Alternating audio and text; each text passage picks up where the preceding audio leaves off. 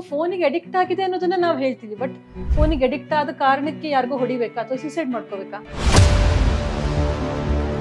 ನಾವೇನು ಅನ್ಕೋತೀವಿ, ಯಾರೋ ಆಫೀಸಿಗೆ ಹೋಗ್ತಿದ್ದಾರೆ, ಅವರಿಗೆ ವರ್ಕ್ ಲೋಡ್ ಇರುತ್ತೆ, ಡೆಡ್ಲೈನ್ಸ್ ಇರುತ್ತೆ, ಆಗ ಸ್ಟ್ರೆಸ್ ಅಂತ. ಬಟ್ ಇಲ್ಲ, ಚಿಕ್ಕ ಮಕ್ಕಳಿಗೂ ಇರುತ್ತೆ ಸ್ಟ್ರೆಸ್. ಇತ್ತೀಚೆಗೆ ಸ್ವಭಾವ ಜಾಸ್ತಿ ಆಗ್ತಾ ಇದೆ. ನಾವು ಪರಸ್ಪರ ಮನುಷ್ಯರ ಜೊತೆ ಓಪನ್ ಅಪ್ ಆಗೋದಿಲ್ಲ, ನಾವು ಸೋಷಿಯಲ್ ಮೀಡಿಯಾದಲ್ಲಿ ಹೇಳ್ಕೊತೀವಿ. ತುಂಬಾ ಜನ ನಾನು ಹೇಳೋದು ಕೇಳಿದ್ದೀನಿ, ಅప్పుడు ನಾನು ಮೆಡಿಟೇಷನ್ ಮಾಡ್ತೀನಿ ಅಂತ, ಬಟ್ ಆಕ್ಚುಲಿ ಅವ್ರು ಏನು ಮಾಡ್ತಿರಲ್ಲ. ಒಂದು 50-60 ಆದ್ಮೇಲೆ ಮಾನಸಿಕ ಸಮಸ್ಯೆಗಳು ಬರುತ್ತೆ, ದೈಹಿಕ ಸಮಸ್ಯೆಗಳು ಬರುತ್ತೆ. ಮೆನ್ಸ್ಟ್ರೋ ಇಶ್ಯೂ ಇರ್ಬೋದು, ಒಂದೊಂದು ತಿಂಗಳದ ಕೆಲವ್ರಿಗೆ ಹೆವಿ ಫ್ಲೋಸ್ ಇರುತ್ತೆ, ಎವ್ರಿ ಡೇ ಫ್ಲೋ ಆಗುತ್ತೆ. ಕೆಲವ್ರಿಗೆ ಕಂಪ್ಲೀಟ್ಲಿ ಮೊದಲೆಲ್ಲ 50+ ಆದ್ರೆ ಸ್ಟಾಪ್ ಆಗುತ್ತೆ ಅಂತ ಹೇಳ್ತಿದ್ವಿ, ಇವಾಗ 35-40. ಹೆಣ್ಮಕ್ಳ ಸಮಸ್ಯೆ ಅನ್ನೋದು most discussed but most ignored ಸಮಸ್ಯೆ. ಬಸ್ಸಲ್ಲಿ ಓಡಾಡ್ತಿರ್ತೀವಿ, ಯಾರೋ ಒಬ್ಬ ಬಂದು ಮುಟ್ಟಿರ್ತಾನೆ, ಹೇಳ್ಕೊಳಕ್ಕಾಗಲ್ಲ, ಅದು ಇಲ್ಲಿ ಉಳ್ಕೊಳತ್ತೆ, ಅದು ಸ್ಟ್ರೆಸ್ ಆಗಿ ಕಾಡುತ್ತೆ. ಅದು 12ನೇ ವರ್ಷದಲ್ಲಿ ಆಗಿರ್ಬೋದು ಅವಳಿಗೆ, ಅದು 40ನೇ ವರ್ಷದ ವಯಸ್ಸಲ್ಲೂ ಕಾಡುತ್ತೆ. ಮಹಿಳೆಯರು ಎಷ್ಟೇ ಸಹಾಯ ಮಾಡಿದ್ರು, ಎಷ್ಟೇ ಮುಂದುವರೆದಿದ್ರು, ಫೈನಲಿ ಪುರುಷರದ್ದು ಪ್ರಧಾನತೆ ಇರ್ಬೋದು, ಒಂದು ಕೈ ಜಾಸ್ತಿ ಇರ್ಬೋದು, ಅವ್ರದ್ದೇ ಇದೆ. ನೀವು ಒಂದು ಕಂಪ್ನಿ ಕೆಲ್ಸಕ್ಕೆ ಹೋದ್ರೂ ಕಂಪ್ನಿ ಸ್ಯಾಟಿಸ್ಫ್ಯಾಕ್ಷನ್ ಇಲ್ಲ, ನೀವು ಓನ್ ಬಿಸ್ನೆಸ್ ಮಾಡಿದ್ರು ಅದು ಕ್ಲಿಕ್ ಆಗ್ತಾ ಇಲ್ಲ. ಆ್ಯಂಡ್ ದೆನ್ ಮನೇಲಿ ಗಲಾಟೆ. ನೀವು ಏನು ಸಮಸ್ಯೆ ತಗೊಳ್ಳಿ, ಅದು ಮೂಲತಃ ಇಲ್ಲೇ ಬಂದು ನಿಲ್ಲುವಂಥ. ನಿಮ್ಮ ಹತ್ರ ಕನ್ಸು ಹಿಂಗೆ ಬಂತು ಹಂಗೆ ಬಂತು ಅಂತ ಪೇಷಂಟ್ಸ್ ಬರೋದಿರ್ಬೋದು. ನನ್ನ ಕನ್ಸಲ್ಲಿ ಕೆಲವ್ರಂತೂ ನಾನು ಈಗ ನಡೀತಿರೋ ಕ್ಷಣನ ನಾನು ಕನ್ಸಲ್ಲಿ ಕಂಡಿದ್ದೆ ಅಂತ ಹೇಳ್ತಾರೆ. ನಿದ್ದೆ one of the major things, ನಮ್ಮ ಆರೋಗ್ಯಕ್ಕೆ ತುಂಬ ಮೇನ್ ಪಿಲ್ಲರ್. ಅವ್ರ ಆರೋಗ್ಯ ಎಷ್ಟು ಹದಗೆಟ್ಟಿರುತ್ತೆ ಅಂದರೆ ಟೀನೇಜಲ್ಲಿ ಗೊತ್ತಾಗಲ್ಲ, ಎಷ್ಟು ಗೊತ್ತಾಗದೆ ನೀವು 30ಗೆ ಬಂದಾಗ, ಅದರ ಇಂಪ್ಯಾಕ್ಟ್ ಗೊತ್ತಾಗೋದು 30ಗೆ ಬಂದಾಗ. ಹೆಲ್ದಿ ಫುಡ್ ಯಾವ್ದು ಹಾಕ್ತಾರೆ ಆ್ಯಕ್ಚುಲಿ? ಯಾವುದನ್ನ ನಿನಗೆ ಜೀರ್ಣ ಮಾಡ್ಕೊಳಕ್ ಆಗತ್ತೋ that is good for you. Hotel ಟೇಬಲ್ಗಳನ್ನ ಆಹಾರ ಸೇವನೆಗಾಗಿ ಬಳಸಿ, ರಾಜಕೀಯ ಹಾಗೂ ಕೌಟುಂಬಿಕ ಸಮಸ್ಯೆಗಳ ಚರ್ಚೆಗಾಗಿ ಬಳಸಬೇಡಿ ಅಂತ ಹೇಳಿ ತುಂಬಾ ಜನ ಅದು ಬೆಳೆಸ್ತಾರೆ ಡಾಕ್ಟರ್. ವಯಸ್ಸಿನಿಂದ ಅಲ್ಲ ದೊಡ್ಡತನ ಬರೋದು, ಯೋಗ್ಯತೆಯಿಂದ ಬರುತ್ತೆ. Be good to others and be good to your self, that's all.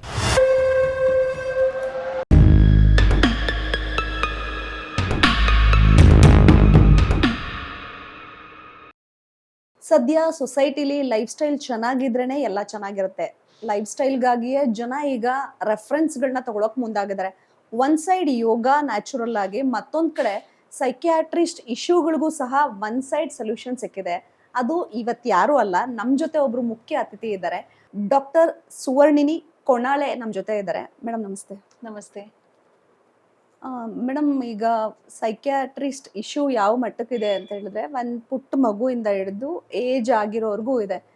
Age wise ನೋಡ್ಕೊಂಡ್ ಬರೋದಾದ್ರೆ ಯಾವ್ಯಾವ ಏಜಲ್ಲಿ ಯಾವ್ಯಾವ ಥರ ಟ್ರೋಮಾ ಇರ್ತದೆ? ಮನುಷ್ಯರಿಗೆ ಎಲ್ಲ ಏಜಲ್ಲೂ ಒಂದಲ್ಲ ಒಂಥರ ಟ್ರಾಮಾ ಇದ್ದೇ ಇದೆ. ಮನುಷ್ಯರಿಗೆ ಏನಾಗುತ್ತೆ ಅಂದರೆ ಚಿಕ್ಕ ವಯಸ್ಸಿನಿಂದ ಶುರುವಾಗಿರುತ್ತೆ. ಅದು ನಮಗೆ ಗೊತ್ತಾಗಿರಲ್ಲ. ಮಗು 2 ವರ್ಷ 1 ವರ್ಷ ಇದ್ದಾಗಿಂದ ಶುರು ಆಗ್ತಿರುತ್ತೆ, ಅದು ಬಿಲ್ಡಪ್ ಆಗ್ತಾ ಹೋಗುತ್ತೆ. ಯಾವುದೂ ಕೂಡ ಸಡನ್ ಆಗಿ ನಿಮಗೆ 60 ವರ್ಷ ಆದಾಗ ಶುರು ಆಗಿರಲ್ಲ, 40 ವರ್ಷ ಆದಾಗ ಶುರು ಆಗಲ್ಲ. ಒಂದೊಂದು ಏಜಲ್ಲಿ ಒಂದೊಂದು ಘಟನೆಗಳು ನಡೆದು, ಈಗ ನಮ್ಮ ಜೀವನವನ್ನೇ ನಾವು ನೋಡಿದ್ರೆ ನಿಮಗೆ ನೆನಪಿರುತ್ತೆ, 4 ವರ್ಷ ಇದ್ದಾಗ ಅಥವಾ 5 ವರ್ಷ ಇದ್ದಾಗ ಏನೋ ಒಂದು ಕೆಟ್ಟ ಘಟನೆ ನಡೆದಿರ್ಬೋದು, ಯಾರೋ ಬೈದಿರ್ಬೋದು, ಸ್ಕೂಲಲ್ಲಿ ಯಾರೋ ಟೀಚರ್ ಬೈದಿರ್ಬೋದು. ಅದೆಲ್ಲ ಬಿಲ್ಡಪ್ ಆಗ್ತಾ ಹೋಗುತ್ತೆ. ಅದು ಒಂದು ಹಂತಕ್ಕೆ ಹೋದಾಗ ಫಿಸಿಕಲ್ ಮ್ಯಾನಿಫೆಸ್ಟೇಷನ್ ಆಗುತ್ತೆ, ಇಮೋಷನಲ್ ಮ್ಯಾನಿಫೆಸ್ಟೇಷನ್ ಆಗಿ ಕೂಡ ಹೊರಗಡೆ ಬರುತ್ತೆ. ಅದು ಯಾವ ಹಂತದಲ್ಲಿ ಯಾರಿಗೆ ಹೇಗೆ ಬರುತ್ತೆ ಅನ್ನೋದು ಹೀಗೆ ಅಂತ ಹೇಳಕ್ಕಾಗಲ್ಲ, ಅದು ಬೇರೆ ಬೇರೆ ಥರ ಬರ್ತಿರುತ್ತೆ. ಚಿಕ್ಕ ಮಕ್ಕಳು ನಾವೀಗ ಸ್ಟ್ರೆಸ್ ಅಂತ ಹೇಳ್ತೀವಿ. ಒಂದು ಕಾಮನ್ ಟರ್ಮ್ ಎಲ್ಲದಕ್ಕೂ ಹೆಚ್ಚು ಯೂಸ್ ಮಾಡೋದು ಅಂದ್ರೆ ನಾವು ಸ್ಟ್ರೆಸ್ಸನ್ನು. ಎಕ್ಸಾಕ್ಟ್ಲಿ. ದುಗುಡ, ದುಃಖ, ಸ್ಟ್ರೆಸ್, ಮಾನಸಿಕ ಒತ್ತಡ, ಅದು ಎಲ್ಲ ಸೇರಿನೇ ಅದರಲ್ಲಿ ಬರುವಂಥದ್ದು. ಇದು ಎಲ್ಲ ವಯಸ್ಸಿನವರಿಗೂ ಬರುತ್ತೆ. ನಾವೇನು ಅನ್ಕೋತೀವಿ, ಯಾರೋ ಆಫೀಸಿಗೆ ಹೋಗ್ತಿದ್ದಾರೆ, ಅವ್ರಿಗೆ ವರ್ಕ್ ಲೋಡ್ ಇರುತ್ತೆ, ಡೆಡ್ಲೈನ್ಸ್ ಇರುತ್ತೆ, ಆಗ ಸ್ಟ್ರೆಸ್ ಅಂತ. ಬಟ್ ಇಲ್ಲ, ಚಿಕ್ಕ ಮಕ್ಕಳಿಗೂ ಇರುತ್ತೆ ಸ್ಟ್ರೆಸ್. ಈಗಿನ ಕಾಲದಲ್ಲಿ ನಾನು ಹೇಳ್ತಿರೋದು ಜಾಸ್ತಿ ಇದೆ, ಎಲ್ಲ ವಯಸ್ಸಿನವರಿಗೂ ಬರುತ್ತೆ. ಇದು ಬಿಟ್ಟರೆ stress is a common thing for all age group. ಅದು ಬಿಟ್ಟರೆ ನೆಕ್ಸ್ಟ್ ಇರೋವಂಥದ್ದು ಏನು ಅಂದರೆ, ಒಂದು ಡಿಪ್ರೆಷನ್ ಇದೆ, ಆಂಗ್ಸೈಟಿ ಇದೆ. ಇದು ಎಲ್ಲ ಏಜ್ ಗ್ರೂಪ್ನಲ್ಲೂ ಬರಬಹುದು, ಯಾವ ಏಜ್ ಗ್ರೂಪಿಗೂ ಬರ್ಬೋದು. ಅದು ಬಿಟ್ಟರೆ ನಿಮಗೆ ಮತ್ತೆ ಬೇರೆ ಸಮಸ್ಯೆಗಳಿದೆ. ಚಿಕ್ಕ ಮಕ್ಕಳಲ್ಲಿ ನಾವು ಹೇಳ್ತೀವಿ, ಈಗ ADHD ಅಂತ ಹೇಳ್ತೀವಿ, ಆಟಿಸಮ್, ಇದಕ್ಕೆಲ್ಲ ಬೇರೆ ಬೇರೆ ಕಾರಣಗಳಿದೆ, ಅದಕ್ಕೆ ಬೇರೆಯೇ ಚಿಕಿತ್ಸೆ ಬೇಕಾಗತ್ತೆ. ಅದಕ್ಕೆ ಈಗ ADHD ಅಂದರೆ ಅದಕ್ಕೆ ಬೇರೆ ಮಕ್ಕಳಿಗೆ ಬೇರೆ ಮೆಡಿಸಿನ್ಸ್ ಕೊಡ್ತಾರೆ ಕೆಲವರು, ಅವರಿಗೆ ಬೇರೆ ರೀತಿಯಾದಂಥ ಒಂದು ಟ್ರೈನಿಂಗ್ ಕೊಡ್ತಾರೆ. ಆಟಿಸಮ್ ಈ ಥರದ್ದಕ್ಕೆಲ್ಲ ಅದು ಬೇರೆನೇ ಇರುತ್ತೆ. ಬಟ್ ನಾವು ಜನರಲ್ ವಿಷಯಗಳು ಲೈಫ್ ಸ್ಟೈಲ್ ಕಾಸಸ್ ಇಂದ ಬರುವಂತದ್ದು ಅಂತಂದ್ರೆ ಸ್ಟ್ರೆಸ್, ಆಂಗ್ಸೈಟಿ, ಡಿಪ್ರೆಷನ್, ಇದು 3. ಇದು ರಿಲೇಶನ್ಶಿಪ್ ಇಂದ ಬರ್ಬೋದು. Any kind of relationship, irrespective, parents ಇಂದ ಬರ್ಬೋದು, ಮಕ್ಕಳಿಂದ ಬರ್ಬೋದು, ಗಂಡ ಹೆಂಡತಿಯಿಂದ ಬರ್ಬೋದು, ಅಥವಾ ಸ್ನೇಹಿತರಿಂದನೂ ಬರ್ಬೋದು, ಆಫೀಸಲ್ಲಿ ಬರ್ಬೋದು, ಹಾಗೆ ಹಲವಾರು ಕಾರಣಗಳಿಂದ ಬರ್ಬೋದು. ಡಾಕ್ಟರ್, ಇದೇ 20-30 ಇಯರ್ಸ್ ಬ್ಯಾಕ್ ಈ ಇಶ್ಯೂಸ್ ಎಲ್ಲ ಇರಲೇ ಇಲ್ಲ. ಅದೊಂದು ಇದೆ ಅಂತಾನೆ ಯಾರಿಗೂ ಗೊತ್ತಿಲ್ಲ. ಜ್ವರ ಗೊತ್ತಿತ್ತು, ಕಾಯಿಲೆಗಳು ಗೊತ್ತಿತ್ತು, ದೊಡ್ಡ ದೊಡ್ಡ ಕಾಯಿಲೆಗೆ ಟ್ರೀಟ್ಮೆಂಟ್ಸ್ ಗೊತ್ತಿತ್ತು. ಈಗ ಈ ರೀತಿಯ ಇಶ್ಯೂಸ್ ಜಾಸ್ತಿನೂ ಆಗ್ತದೆ. ಅದಕ್ಕೆ ಕನ್ಸಲ್ಟೇಷನ್ಸ್ಗಳು ಜಾಸ್ತಿ ಡಿಫ್ರೆಂಟ್. ಕೆಲವರು ಸೋಷಿಯಲ್ ಮೀಡಿಯಾದಲ್ಲಿ ಸಿಗುವಂಥ ಸೊಲ್ಯೂಷನ್ ತಗೋತಾರೆ, ಇನ್ನು ಕೆಲವರು ನಿಮ್ಮಂಥ ಎಕ್ಸ್ಪರ್ಟ್ಸ್ಗಳಿಂದ ತಗೋತಾರೆ. ಯಾಕೆ ಇದು ಬೆಳಕಿಗೆ ಬಂತು? ಇಷ್ಟೊಂದು ಯಾಕೆ ಫೋಕಸ್ಡ್ ಆಯ್ತು ಡಾಕ್ಟರ್? ಮುಂಚೆ ಇರಲಿಲ್ಲ ಅಂತ ಅಲ್ಲ, ಇತ್ತು. ಆದರೆ ಮುಂಚಿನ ನಮ್ಮ ಜೀವನ ಕ್ರಮವೂ ಅದೇ ಥರ ಇತ್ತು. ಅದಕ್ಕೆ ಏನಾಗ್ತಿತ್ತು ಅಂದ್ರೆ, ಈಗ ನಾವು ಜಾಯಿಂಟ್ ಫ್ಯಾಮಿಲಿ ಅಂತ ಹೇಳ್ತೀವಿ. ಜಾಯಿಂಟ್ ಫ್ಯಾಮಿಲಿಯಲ್ಲಿ ಸಮಸ್ಯೆಗಳು ಇತ್ತು, ಇರಲಿಲ್ಲ ಅಂತಲ್ಲ. ಅದೇ ರೀತಿ ಸೊಲ್ಯೂಷನ್ಗಳು ಇತ್ತು. ಈಗ ನಾವು ಒಬ್ಳು ತಾಯಿ ಅಂತ ಅನ್ಕೊಳ್ಳಿ, ತುಂಬಾ ಸ್ಟ್ರೆಸ್ ಯಾರಿಗಾಗತ್ತೆ ಅಂದ್ರೆ, ಒಂದು ವ್ಯಕ್ತಿತ್ವ ಯಾರಿಗೆ ತುಂಬಾ ಸ್ಟ್ರೆಸ್ ಆಗತ್ತೆ ಅಂದ್ರೆ ತಾಯಿಗೆ, ಯೂಶ್ವಲಿ ಮನೆಗಳಲ್ಲಿ. ಯಾಕೆಂದ್ರೆ ಇಡೀ ಮನೆ ನೋಡ್ಕೋಬೇಕು, ಮಕ್ಕಳನ್ನ ನೋಡ್ಕೋಬೇಕು, ತುಂಬಾ ಒತ್ತಡ ಇರುತ್ತೆ, ಚಿಕ್ಕ ಮಕ್ಳಿರುತ್ತೆ. ಹಿಂದಿನ ಕಾಲದಲ್ಲಿ ಏನಾಗೋದು, ಇಡೀ ಕುಟುಂಬ ಇರೋದು ನೋಡ್ಕೊಳಕ್ಕೆ. ಈಗ ಮನಸ್ತಾಪಗಳಿರ್ಲಿ ಏನಿರ್ಲಿ, ಒಬ್ಳು ತಾಯಿ ಅವಳೊಬ್ಳೆ ಎಲ್ಲ ಕೆಲಸ ಮಾಡ್ಬೇಕಾಗಿರ್ಲಿಲ್ಲ. ಆಗ ಅವಳಿಗೆ ಅಷ್ಟು ಒತ್ತಡ ಬೀಳ್ತಾ ಇರ್ಲಿಲ್ಲ. ಈಗ ಹಾಗಿಲ್ಲ. ಈಗ ನಾವು ಒಬ್ಬೊಬ್ಬರೇ ಇರ್ತೀವಿ. 1 ಅಥವಾ 2 ಮಗು ನಂದಿದೆ ಅಂದ್ರೆ ನಾನೇ ಮಗುನ್ ನೋಡ್ಕೋಬೇಕು, ನಾನೇ ಮಗುನ್ ಸ್ಕೂಲಿಗೆ ಕರ್ಕೊಂಡು ಹೋಗ್ಬೇಕು, ನಾನೇ ಅಡಿಗೆ ಮಾಡ್ಬೇಕು, ಆಗ ನಾನೇ ಆಫೀಸಿಗೆ ಹೋಗ್ಬೇಕು. ಎಲ್ಲ ಆಗುವಾಗ ಅದನ್ನ ಆ ಎಲ್ಲವನ್ನ ಸ್ವೀಕರಿಸುವಂತಹ ಒಂದು ಏನ್ ಹೇಳ್ತೀವಿ, ಕೆಪಾಸಿಟಿ ಇರಲ್ಲ ನಮ್ಮ ಮನಸ್ಸಿಗೆ. ಅದು ಒಂದು. ಇನ್ನೊಂದು, ಹಿಂದಿನ ಕಾಲದವರ ಮನಸ್ಸು ಸ್ವಲ್ಪ ಜಾಸ್ತಿ ಗಟ್ಟಿ ಇತ್ತು, ನಮ್ಮದು ವೀಕ್ ಇದೆ. ಅದು ಒಂದು ಕಾರಣ. ರೀಸನ್ ಯಾಕೆ ಅಂದ್ರೆ, ಒಂದು, ಅವರಿಗೆ ಸೋಷಿಯಲ್ ಸಪೋರ್ಟ್ ಜಾಸ್ತಿ ಇತ್ತು. ನಮಗೆ ಕಂಪ್ಯಾರಿಟಿವ್ಲಿ ಸೋಷಿಯಲ್ ಸಪೋರ್ಟ್ ಕಮ್ಮಿ. ಹೌದು, ಕಾಂಪಿಟೇಷನ್ ಜಾಸ್ತಿ. ನಮಗೆ, ನಾವು ಒಂದು ರೇಸಲ್ಲಿ ಬೆಳೆದ್ ಬಿಟ್ಟಿದೀವಿ. ನಮಗೆ ಸ್ಕೂಲಲ್ಲಿ ರ್ಯಾಂಕ್ ಬರಬೇಕು, ಆಜ್ ಕಂಪನಿಯಲ್ಲಿ ಜಾಬ್ ಸಿಗ್ಬೇಕು, ಇನ್ನೇನೋ ಮಾಡ್ಬೇಕು, ಇಂಥ ರೇಸಲ್ಲಿ ಇದ್ಬಿಟ್ಟಿದೀವಿ ನಾವು. ಮತ್ತೆ ನಮಗೆ ಬದುಕೋದನ್ನ ಕಲಿಸಿಲ್ಲ ಈ ಒಂದು ಜನರೇಷನ್ ಏನ್ ಬೆಳೆದಿದೆ. ನಮಗೆ ಹೊರಗಡೆ ಏನೋ ಸಾಧನೆ ಮಾಡಬೇಕು ಅಂತ ಗೊತ್ತು, ನಮ್ಮನ್ನ ನಾವು ಹೇಗೆ ಹ್ಯಾಂಡಲ್ ಮಾಡ್ಕೋಬೇಕು ಅನ್ನೋದು ಗೊತ್ತಿಲ್ಲ ನಮಗೆ. ಎಕ್ಸಾಕ್ಟ್ಲಿ. ನಮ್ಮ ಸ್ಕೂಲಲ್ಲಿ ಅದನ್ನ ಕಲಿಸೋದಿಲ್ಲ. ಸ್ಕೂಲಲ್ಲಿ ಸಬ್ಜೆಕ್ಟ್ಗಳು ಕಲಿಸ್ತಾರೆ, ಯಾವ ಎಕ್ಸಾಮಲ್ಲಿ ಪಾಸ್ ಆಗಬೇಕು, ಹೇಗೆ ಪಾಸ್ ಆಗಬೇಕು ಕಲಿಸ್ತಾರೆ. ಜೀವನದಲ್ಲಿ ಹೇಗೆ ಪಾಸ್ ಆಗಬೇಕು ಅಂತ ಕಲಿಸೋದೇ ಇಲ್ಲ ನಮ್ಗೆ, ಯಾರೂ ಕಲಿಸಲ್ಲ. Even parents don't teach. ನಾನು ಕಳೆದ ಒಂದು 30-40 ವರ್ಷದ ಈಚಿನ ಜನರೇಷನ್ ಹೇಳ್ತಿರೋದು. ಅದಕ್ಕಿಂತ ಹಿಂದೆ ಅದಿತ್ತು. ಸ್ಕೂಲಲ್ಲಿ ಕೆರಿಕ್ಯುಲಮ್ ಆಗಿ ಇಲ್ಲದೆ ಇದ್ರು, ಜೀವನದಲ್ಲಿ ಇತ್ತು, ಸಮಾಜದಲ್ಲಿ ಇತ್ತು. ಮನೇಲಿ ಕಲಿಸೋರು, ನೀನು ಹೀಗಿರ್ಬೇಕು, ಹೀಗಿರ್ಬಾರ್ದು. ಈಗಂತೂ ಹೇಗಾಗಿದೆ ಅಂದ್ರೆ, ಯಾರು ಹೇಳೋ ಹಾಗೆ ಇಲ್ಲ ಮಕ್ಕಳಿಗೆ. ನಾವೀಗ ಏನು ಜೆನ್ಜಿ, ಜೆನ್ ಆಲ್ಫಾ ಅಂತ ಮಾತಾಡ್ತೀವಿ, ಈಗಿನ ಮಕ್ಳಿಗೆ ಯಾರು ಏನು ಹೇಳೋ ಹಾಗೆ ಇಲ್ಲ. They will not accept. ಆಮೇಲೆ ಎಕ್ಸ್ಟ್ರೀಮ್ ಸ್ಟೆಪ್ಗಳು ತಗೋತಾರೆ ಡಾಕ್ಟರ್ ಅವರು, ಬೇರೆ ತರ. ಅದೇ ಅರ್ಧ ಭಯ ಕೊಡುತ್ತೆ ಜನಕ್ಕೆ. ಹೌದು, ನಾವು ನೋಡ್ತೀವಿ SSLC ಫೇಲ್ ಆದ ಅಂತ ಸೂಸೈಡ್ ಮಾಡ್ಕೊಳ್ಳೋದು. ಇತ್ತೀಚೆಗಂತೂ ಅಮ್ಮ ಫೋನ್ ನೋಡಕ್ ಬಿಟ್ಟಿಲ್ಲ ಅಂತ ಸೂಸೈಡ್ ಮಾಡ್ಕೊಳ್ಳೋದು. ಯಾವ್ದೋ ಒಂದು ಕೇಸಲ್ಲಿ ಅಮ್ಮ ಫೋನ್ ನೋಡಕ್ ಬಿಟ್ಟಿಲ್ಲ ಅಂತ ಅಮ್ಮನಿಗೆ ಹೊಡೆದು, ಅಮ್ಮನ್ನ ಕೊಂದು, ಏನೋ ವೈರಲ್ ಆಗಿದೆ, ಅದೊಂದು ಘಟನೆ ಏನೋ ನಡೀತು. ಇದೆಲ್ಲ ಇದು ಹಲವಾರು ಕಾರಣಗಳಿಂದ ನಡೀತಾ ಇರುವಂತದ್ದು. ಮಗು ಫೋನಿಗೆ ಅಡಿಕ್ಟ್ ಆಗಿದೆ ಅನ್ನೋದನ್ನ ನಾವು ಹೇಳ್ತೀವಿ, ಬಟ್ ಫೋನಿಗೆ ಅಡಿಕ್ಟ್ ಆದ ಕಾರಣಕ್ಕೆ ಯಾರಿಗೋ ಹೊಡಿಬೇಕಾ ಅಥವಾ ಸೂಸೈಡ್ ಮಾಡ್ಕೋಬೇಕಾ? ಯಾಕಂದ್ರೆ ನಮಗೆ ಜೀವನ ಬರೀ ಅಷ್ಟಕ್ಕೆ ಸೀಮಿತ ಆಗಿದೆ ಅಂದ್ಕೊಂಡ್ಬಿಟ್ಟಿದೀವಿ ನಾವು. ಫೋನ್ ನೋಡಿದ್ರೆ ಮುಗೀತಷ್ಟೇ ಜೀವನ. ಅದಕ್ಕಿಂತ ಜೀವನ ತುಂಬಾ ವಿಶಾಲವಾಗಿದೆ. SSLC ಫೇಲ್ ಆಗಿದ್ದು ಎಷ್ಟು ಜನ ಇಲ್ಲ ನಮಗ್ ಗೊತ್ತಿರೋರು ಅಲ್ವಾ? ಯಾವುದೋ ಹಂತದಲ್ಲಿ ಫೇಲ್ ಆಗಿರೋರು ಇರ್ಬೋದು, ಅವ್ರು ಏನೇನೋ ಸಾಧನೆ ಮಾಡಿದ್ದಾರೆ, ಇಲ್ಲ ಅಂತ ಅಲ್ಲ. ಆದ್ರೆ ನಮಗೆ ಅದೇ ಮುಖ್ಯ ಅನ್ಕೊಂಡಿರ್ತೀವಿ. ಅದಕ್ಕಿಂತ ಮುಂದೆ ಬದುಕಿದೆ ಅಂತ ಯಾರು ಹೇಳೋರಿಲ್ಲ ನಮಗೆ. ಮುಂಚೆ ಅದು ಇತ್ತು. ಮುಂಚೆ ಕಥೆಗಳು ಹೇಳೋರು. ನಮ್ಮಲ್ಲಿ ಈಗ ನಾವು ಹಿಂದಿನ ಕಾಲದ ನಮ್ಮ ಒಂದು ಸಂಪ್ರದಾಯ ನೋಡಿದ್ರೆ, ಪದ್ಧತಿ, ರೂಢಿ, ಅಜ್ಜಿ ಕತೆ ಹೇಳೋಳು, ಅಜ್ಜ ಕತೆ ಹೇಳೋನು, ಊರಲ್ಲಿ ಯಾರೋ ಒಂದು ಜನ ಕತೆಗಳು ಹೇಳೋರು. ಆ ಕಥೆಗಳು ಯಾವುದು ಅಂದ್ರೆ ಸುಮ್ಮನೆ ರ್ಯಾಂಡಮ್, ನಾವ್ ಈಗ ಬರ್ತಿರೋ ಯೂಟ್ಯೂಬಲ್ಲಿ ಬರೋ ಯಾವುದೋ ರ್ಯಾಂಡಮ್ ಕಥೆ ಅಲ್ಲ, ಜೀವನದ ಕಥೆಗಳು ಹೇಳೋರು. ಹೀಗೊಬ್ರಿದ್ರು, ಅವ್ರ ಜೀವನದಲ್ಲಿ ಇಂಥದ್ದಾಯ್ತು, ಅವ್ರು ಅದನ್ನ ಮೀರಿ ಸಾಧನೆ ಮಾಡಿದ್ರು. ಉದಾಹರಣೆಗೆ ರಾಮಾಯಣ ಮಹಾಭಾರತದ ಕತೆ ಹೇಳಿದ್ರೆ, ಮಹಾಭಾರತದಲ್ಲಿ ಏನಾಯ್ತು, ಪಾಂಡವರಿಗೆ ಕಷ್ಟಗಳ ಮೇಲೆ ಕಷ್ಟಗಳು ಬರ್ತಾ ಹೋಯ್ತು. ಅವ್ರು ಯಾರು ಸೂಸೈಡ್ ಮಾಡ್ಕೊಂಡಿಲ್ಲ. ಎಕ್ಸಾಕ್ಟ್ಲಿ ಮಾಡ್ಕೊಂಡಿಲ್ಲ, ಯುದ್ಧ ಮಾಡಿದ್ರು. ಇದನ್ನೆಲ್ಲ ನಾವು ಹೇಳ್ತಾ ಇದ್ವಿ. ಅದು ನಮ್ಗೇನ್ ಅನ್ಸುತ್ತೆ, ಅದು ಕತೆ ಹೇಳಿದ್ರೆ ಏನ್ ಬರುತ್ತೆ ಅಂತ. ಆ ಕಥೆಗಳು ಸಣ್ಣ ವಯಸ್ಸಿನಿಂದ ಮನಸ್ಸಿನ ಮೇಲೆ ಪರಿಣಾಮ ಬೀರ್ತಾ ಹೋಗುತ್ತೆ, ಆ ವ್ಯಕ್ತಿತ್ವವನ್ನ ಬಿಲ್ಡ್ ಮಾಡುತ್ತೆ. ಅದು ನಾವೀಗ ಮಾಡ್ತಾ ಇಲ್ಲ ಡಾಕ್ಟರ್. ಈಗಿನ ಮಕ್ಕಳಿಗೆ ಅಷ್ಟು ಪೇಷನ್ಸ್ ಇಲ್ಲ. ಬಿಕಾಸ್ ನೀವು ಯಾರೇ ಒಬ್ರು ವಿಜುವಲೈಸೇಷನ್ ಮಾಡಿ ಅದನ್ನ ಕಂಟೆಂಟ್ ಕೊಡ್ತಾ ಇದ್ರು ಸಹ, ಅವ್ರಿಗೆ ಈ ಮೊಬೈಲ್ ಅಲ್ಲೇ ಎಲ್ಲ ಸಿಗುತ್ತೆ, ಎಲ್ಲಾ ವಿಡಿಯೋಸ್ ನಾವ್ ಏನ್ ಎಕ್ಸ್ಪ್ಲೈನ್ ಮಾಡ್ತಿದೀವಿ ಇದಕ್ಕಿಂತ ಅದೇ ಅಟ್ರಾಕ್ಟಿವ್ ಇರುತ್ತೆ. ಮೋರ್ ಓವರ್ ನಿಮ್ಗೆ ಒಂದೇ ಕಥನ ಡಿಫ್ರೆಂಟ್ ಆಗಿ ಹೇಳ್ಬೇಕು ಅಂದಾಗ ಹೇಳ್ತಿರೋರು ತುಂಬಾ ಕ್ರೂಯಲ್ ಆಗು ತೋರಿಸ್ತಾರೆ, ತುಂಬಾ ಡಿಫ್ರೆಂಟ್ ಆಗಿ ತೋರಿಸ್ತಾರೆ. ಸೊ ಇದರಿಂದ ಹೇಗ್ ಮಕ್ಕಳನ್ನ ಹೊರಗಡೆ ಇಟ್ಕೊಳ್ಳೋದು? ಇದು ದೊಡ್ಡ ಸಮಸ್ಯೆ. ಯಾಕಂದ್ರೆ ಗ್ಯಾಜೆಟ್ಸ್ ಎಲ್ಲಾ ಮನೆಗಳಲ್ಲಿ ಇದೆ, ಎಲ್ಲಾ ಮಕ್ಕಳ ಕೈಯಲ್ಲೂ ಇದೆ. ಒಂದು ಫಸ್ಟ್ ಪೇರೆಂಟ್ಸಿಗೆ ಗೊತ್ತಿರಬೇಕು ಯಾವ್ದನ್ನ ತೋರಿಸಬಹುದು, ಯಾವ್ದನ್ನ ತೋರಿಸಬಾರ್ದು ಅಂತ. ನಮ್ಮಲ್ಲಿ ಏನ್ ಸಮಸ್ಯೆ ಅಂದ್ರೆ ಮಕ್ಕಳಿಗೆ ಹೇಗೆ ಗೊತ್ತಾಗತ್ತೆ, ಪೇರೆಂಟ್ಸ್ಗೆ ಗೊತ್ತಿರಲ್ಲ. Exactly doctor. ನಾವೇ ಯಾವುದೋ ರ್ಯಾಂಡಮ್ ವಿಡಿಯೋನ ತಗೊಂಡ್ಬಿಟ್ಟು ಇದನ್ನ ಮಕ್ಳು ನೋಡ್ಬೋದು ಅನ್ಕೊಂಡ್ಬಿಡ್ತೀವಿ. ಆದ್ರೆ ಅದು ಎಷ್ಟು ಡೀಪ್ ಆಗಿ ಮಕ್ಕಳ ಮೇಲೆ ಪರಿಣಾಮ ಬೀರುತ್ತೆ ನಮಗೆ ಗೊತ್ತಿಲ್ಲ. ಈಗ ನಮ್ಮ OTT ಪ್ಲಾಟ್ಫಾರ್ಮ್ಗಳಿದೆ. ಈಗಿನ ನಾವು ಸಿನಿಮಾಗಳು, ಸೀರೀಸ್ ಇದನ್ನೆಲ್ಲ ಅಥವಾ ಯೂಟ್ಯೂಬ್ ಅಲ್ಲಿ ಕಂಟೆಂಟ್ಗಳನ್ನ ನೋಡುವಾಗ ಅಲ್ಲಿ ಯಾವುದೇ ನಿಮಗೆ ಏನ್ ಹೇಳೋದು, ಕ್ರೈಮ್ ಬೇಸ್ಡ್, ಹಾ, ಇಶ್ಯೂ ಬೇಸ್ಡ್, ಆ ಕೇಸ್ ಹೇಗ್ ಭೇದಿಸಿದ್ರು, ಆ ಕೇಸಲ್ಲಿ ಬಂದಿರುವಂತಹ ವ್ಯಕ್ತಿತ್ವಗಳು ಏನೇನ್ ರಿಯಾಲಿಟಿ ಇತ್ತು ಎಲ್ಲ ಇರುತ್ತೆ. ಎಲ್ಲವನ್ನು ಹೇಳ್ತಾರೆ. ಎಲ್ಲಾ ಪದಗಳ ಬಳಕೆಯೂ ಇರುತ್ತೆ. ಎಕ್ಸಾಕ್ಟ್ಲಿ. ವಲ್ಗಾರಿಟಿ ಇರುತ್ತೆ, ಮತ್ತೆ ವಿಜುವಲ್ಸ್ ಅದೇ ತರ ನೀವು ಹೇಳಿದಾಗ ಎಲ್ಲ ಇರುತ್ತೆ. ಅದನ್ನ ನೋಡ್ತಾ ಬೆಳೆದಾಗ ಅದು ಮನಸ್ಸಿನ ಮೇಲೆ ಪರಿಣಾಮ ಬೀರುತ್ತೆ, ಮತ್ತೆ ಅದ್ ಸರಿ ಅಂತ ಅನ್ಸಕ್ ಶುರುವಾಗುತ್ತೆ. ಈವನ್ ತೋರಿಸಿ ಅದ್ ತಪ್ಪು ಅಂತ ಹೇಳಿದ್ರು ಸರಿ ಅನ್ಸುತ್ತೆ ಡಾಕ್ಟರ್? ಸರಿ ಅನ್ಸುತ್ತೆ. ಯಾಕೆಂದ್ರೆ ಬಾಯಲ್ಲಿ ಹೇಳಿರೋದಲ್ಲ, ಮಗು ತನ್ನ ಎಲ್ಲ ಎಕ್ಸ್ಪೀರಿಯನ್ಸ್ ಗಳನ್ನ ನೋಡುತ್ತೆ.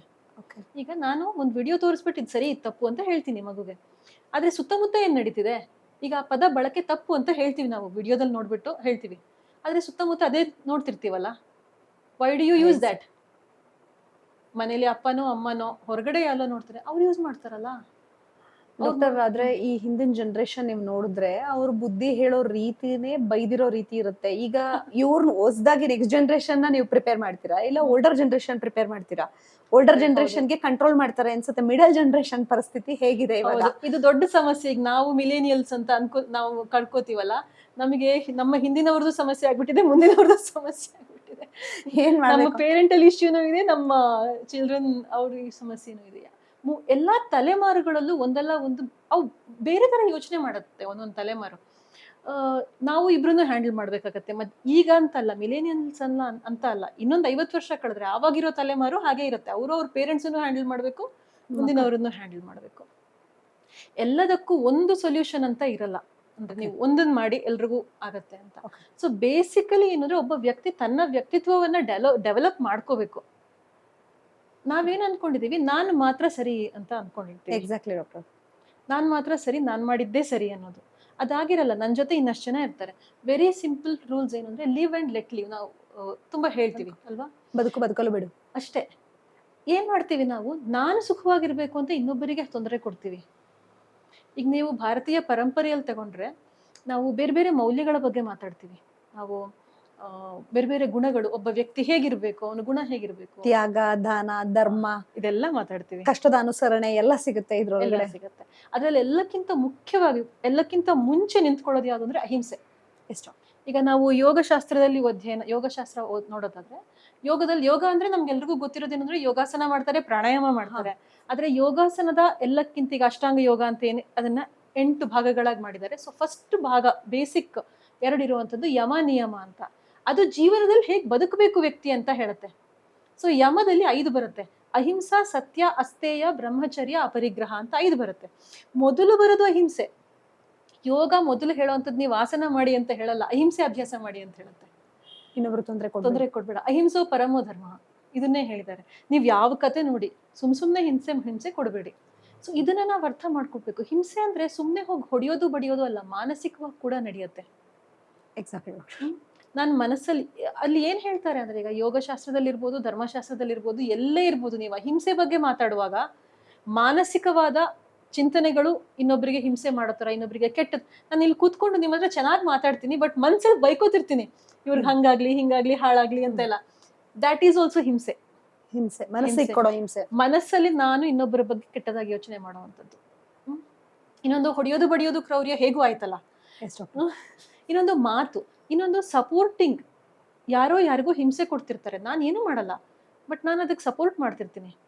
ಡೈರೆಕ್ಟ್ ಆಗಿ ಸಪೋರ್ಟ್ ಮಾಡ್ಬೋದು, ಇಂಡೈರೆಕ್ಟ್ ಆಗಿ ಸಪೋರ್ಟ್ ಮಾಡ್ಬೋದು. ಮೂಕವಾಗಿದ್ದು ನಾನು ಸುಮ್ಮನೆ ಇರೋದು. ನಾವೀಗ ಇನ್ನೊಂದು ಮಾತಿದೆ, ಜಗತ್ತಲ್ಲಿ ಯಾಕೆ ಇಷ್ಟು ಕೆಟ್ಟದಿದೆ ಅಂದ್ರೆ, not because of the violence, because of the silence of the good people ಅಂತ ಒಂದು ಮಾತು ಕೇಳಿರ್ಬೋದು ನೀವು. Exactly doctor. ಭಗವದ್ಗೀತೆಯಲ್ಲೂ ಇದೆ. ಅವತ್ತು ಆ ಘಟನೆ ನಡೀತಾನೆ ಇರಲಿಲ್ಲ, ನೋಡುವಂತ ಎಲ್ಲಾ ಬೃಹಸ್ಪತಿಗಳು ಸುಮ್ನೆ ಕೂತಿದ್ರು ಅಂತ ಹೇಳಿ ಕೃಷ್ಣ ಬೋಧನೆ ಅಲ್ವಾ? ಈಗ ಮಾಡ್ಬೇಕಾದಾಗ ದ್ರೌಪದಿ ವಸ್ತ್ರಾಪಹರಣ ಆಗ್ಬೇಕಾದ್ರೆ ಅಲ್ಲಿ ಇದ್ದವ್ರು ಎಂಥವ್ರು ನಾವು ಯೋಚನೆ ಮಾಡುವಾಗ ಮಹಾಭಾರತದಲ್ಲಿ ಧರ್ಮವನ್ನ ಪಾಲನೆ ಮಾಡುವವರು ವಿದುರ, ದ್ರೋಣ, ಭೀಷ್ಮ, ಈಗ ದುರ್ಯೋಧನ, ಕರ್ಣಾದಿ ಅವರ ಬಿಟ್ಬಿಡಿ, ಅವರು ಕೆಟ್ಟವರು ಅಂತ ಅನ್ಕೊಳ್ಳೋಣ, ಅವರೇ ಮಾಡಿರೋದು ಇಷ್ಟನ್ನು. ಬಟ್ ದ್ರೋಣ, ಭೀಷ್ಮ ಇವರೆಲ್ಲ ಜಗತ್ತಿಗೆ ಪಾಠ ಹೇಳುವಂತವ್ರು, ಅವರ ಜೀವನವೇ ಪಾಠ ಅಂಥದ್ದು.